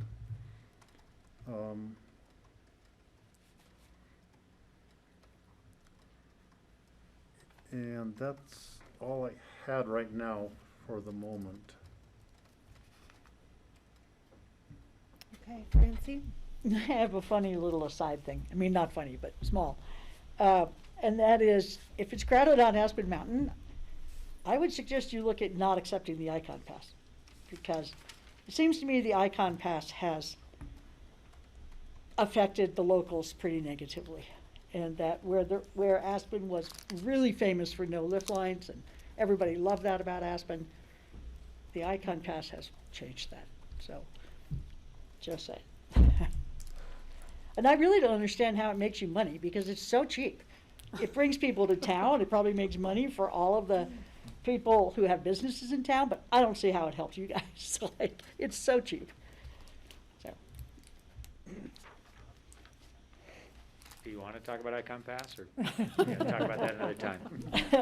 At some point, I would love to hear why you do it, because I know that everybody I talk to just locally just hates it. I would say they're misinformed. They're how you get it. misinformed? Misinformed, yeah. But what about Vail, where they couldn't even get everybody on the lifts? Was it last year or the year before? It was just Yeah, and they have Epic Pass. It's unlimited. It's much cheaper. Ours is very limited. We're an Icon full only. It's capped at 7 days. It's something we manage closely. It's replaced a lot of our other products, so there's not that many new customers that are coming. And it allows us to track that next generation of skier, because that's what that's that kind of product they're looking for. So yeah. That's the high level. We get a lot of That's detail on interesting. Icon if you want. I'll pass that on. Okay, Greg, do you have any thoughts? I think, I might be repeating myself. Once again, my concern is that, I would certainly like to see a pledge or a condition as part of this that would, preclude blackout dates for local school kids, if not everyone, and maybe the school kids and their parents, because then we get caught in it too. That's a condition I'd like to add. John says I can, our attorney says I can, so I'm going to. I would like to see a covenant offered regarding neutralizing those lands that are in the immediate view plane of the top of the mountain and the top of the ridge. I think that's important. I think what we have is an asset that in 50 or 100 years might be much more revered than it is today. I can share that I've been talking about this to our open space department, and I've had cursory interest, but nobody's really put any energy into it in a big way in the 5 or 6 years I've been talking about it. I've talked to a lot of people about how important it is to me to protect and try to limit growth and development of private land and private takeover up there. I know our sheriff doesn't go up to enforce violations. They don't get up there. They don't have the time or the manpower. The Forest Service doesn't have the manpower really to get up there and patrol and be a ranger on what is an incredible public asset. So once again, I'm back to asking the ski company to be our partner and help us with this, because I think it's important, and I also think the access the gondola provides creates a non-motorized way of getting people to the top of a mountain where they can then enjoy by hiking or cross-country skiing, perhaps biking. Although I wouldn't approve of putting mountain bikes on the gondola, but just allowing access to a high elevation area where our snow may be in the future, and certainly where our views are now, and it's an underappreciated area, which could be the next huge thing in our community. So having said that, I would certainly be looking for the covenants, and somebody would have to help shape that. I talked about the blackout dates, exclusionary zones. I was referring to the Coldwell Banker ski run there. That was one of my favorite ski runs until it got roped off and sold to a real estate company, which I honestly have to say was something I didn't really appreciate on Aspen Mountain. Maybe it was just a limited amount of time, but it seemed like the entire season. And I don't want to see that up there. I think this is you're asking us to share a public resource, and I'm willing to say, yes, I want to partner with you to do this, but I don't want to exclude the public from being in there. Let me see. I'm going to go a little bit farther here. I guess my frustration, because I do feel frustration about this, is I think it's been described to us, Steve, that we're not opening a floodgate to rezoning of rural and remote across the county. I don't understand where that comes from. I think the decision about doing that resides with our board. And if our board and the next board can toe the line on rezoning rural and remote. So what floodgates are being opened here? This isn't a floodgate. Regarding incrementalism, there are times when, you know, as the ski company keeps pointing out to us, this has been a plan that's been in place for many, many years and discussed for many, many years, that our own ComDev hasn't, you know, quite honestly, we haven't focused, and I can't blame them, I'm going to blame myself. We haven't focused on what it would take to preserve and protect the backcountry back there. We're already seeing the development. We're seeing the short-term rentals. I think my next proposal will be that we ban short-term rentals in rural and remote. But I don't think this proposal is going to open a floodgate. I think that gate has been opened. That horse has left the barn. We're seeing the development. We're seeing the prices in the backcountry. And I have to agree, it's a separate issue. Yes, this is an attractive addition. So it drives home the point that we need to make those changes in our planning and in the backcountry. But I don't think this is the cause of it. And so I do want to move forward here. I'm looking for my other conditions if I had any regarding, you know, I would love to see ski company help us, you know, I'd say even run the cat down the county road so people could skate ski up there. I think I used to do that before the snowmobiles ran me out. It was too scary, but used to be my favorite thing would be to go up and skate ski along the county road down the ridge. So, and I still think that's an incredible, phenomenal resource that we should try to preserve for the public going forward. That may be where our snow is in 25 years. So enough of that. I can't think of any other conditions right now. We may think of some before a second reading, and I'll be sure to be looking for them. I know this is a fraught issue, and I've probably angered a lot of people in the community, but I also think that I'm solidly in favor as a ski town that this is the right thing to do for a ski town. And that's it for my conditions for today.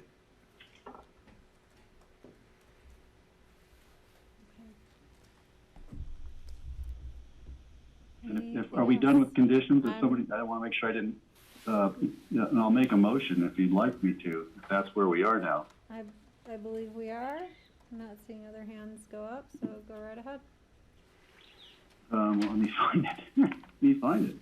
I'm told that it doesn't matter which one we do first. So I'm going to make a motion. I think you have to continue the resolution. Sorry? You have to continue the resolution because that's a one read item. Oh, okay. So I'd make a motion that we continue the resolution, amending the 2018 Aspen Mountain Ski Area amended and restated direct master plan, because that's a one read item. We continue to a date certain. I'm not sure when that would be. And I guess we have to take it in pieces, or can I make the motion that we vote on this, the ordinance rezoning certain rural property on Richmond Ridge owned by the United States and Aspen Skiing Company from ag residential 10-acre AR10 and rural remote zone districts to ski rec, and amending the zoning map to reflect this change. Okay, and do we have a date certain for second reading? So, we will have to publish, do the noticing for the ordinance for second reading, which requires a publication in the newspaper of title and summary, and then posting. So to meet the noticing I'm sorry, too far away. So to meet noticing requirements for the ordinance to hold second reading, it would be the October 13th meeting. We'd need to skip the next meeting because it has to get to the Times basically a week prior and then be published 10 days prior. So anyway, that would play out to work for the 13th of October. Well, and you guys need some time anyway, don't you? Before we get to second reading, don't you guys need some time to? We're prepared to move, you Is know, October quickly 13th? in 2 weeks. Good, you don't need more time than that? That's the earliest we can do, okay. So Greg, it's October 13th, is the date certain? And Greg, October 13th is fine. I'll clear my calendar. Is there a second? so Greg, just to clarify, was your motion on the ordinance with the conditions that we have discussed? Yes, it was. Okay, so I will second that motion. Can we do them one at a time? Okay, I will ask for any further discussion on the motion to approve the ordinance on first reading and set for second reading on October 13th. Is there any further discussion from the board?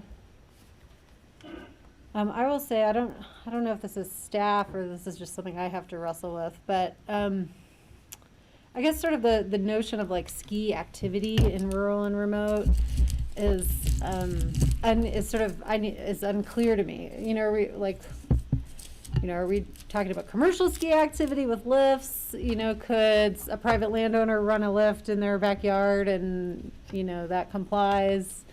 Some of that distinction I think would help me a lot. So I'll put that out there as maybe some additional information to discuss. Are there any further items from board members? All right, seeing none, I'll call the vote. All in favor, please say aye. Aye? Aye. Aye. Okay. And then Greg made a motion to continue the resolution to October 13th. Is there a second? Second. Thank you, Steve. Any further discussion? Okay, seeing none, all in favor, please say aye. Aye. Aye. Okay. Thank you. Thanks for Thank hanging in you. there. Thank you. Appreciate you all. We have open discussion for the board Let's see. before we adjourn. One Yes. more thought on this. Some of the conditions we put might be more appropriately put in the, in the resolution and not in the ordinance. So, I mean, that needs to be sorted out, I guess, when figuring out where they're appropriately placed. Yeah, I agree with that. Okay, we'll leave that to staff to help us navigate. Okay, thank you all very much. We're gonna do our open discussion here and then we'll be finished. County Manager John Peacock, are you still with us? I'm still here. All right. And I actually do not have any open discussion for you. I know it's been a long day. Okay. Thank you. I have something, sorry. Should we call Patty in? Well, she and I talked about this item. So we received a note related to complaints about idling by cars at the airport. It sounded mostly like the sort of commercial pickup vans and shuttles and such. And I understand we don't have a anti-idling ordinance in the county. Patty and I were wondering if we could, have an operational rule instituted at the airport that would,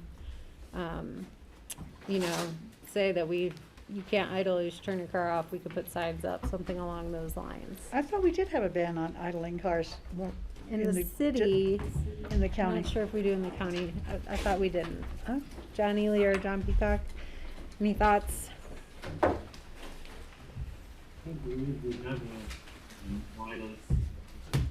I can't hear him. We can't hear you.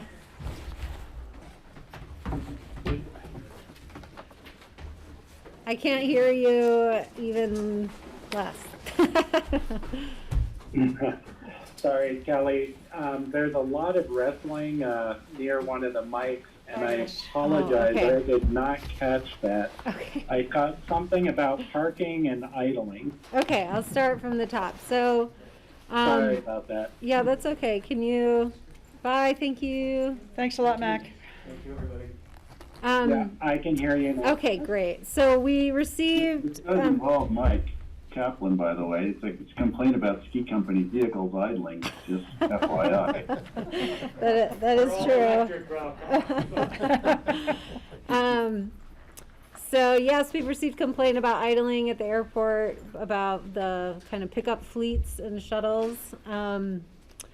And so we wondered, we don't believe the county has an anti-idling ordinance. Could we institute an operational rule or put signs up at the airport of sorts to affect some of that? I think we would have to look into that. Initially, I think that would probably be an option. John Ely, I don't know if under our grant assurances and such that there'd be anything that'd run afoul. I don't believe so, but I'd rather us take a look into that and bring that back to the board. It'd be more of the enforcement challenge, I think. But that's something that we do have security out there right now, moving people along as it is. So we can certainly look at that. It's definitely scary. Okay, that would be great. Thank you. And I put it on Rich's radar, and I think he'd already put it on Dan's radar. Oh, okay. Okay. Yeah, I think if that is a desire of the board for us to look into, that's something we can look into. Okay. Is that a desire of the board? So is it true that we don't have a ban on idling in the county? That's correct, Francie. We do not have an anti-idling ordinance.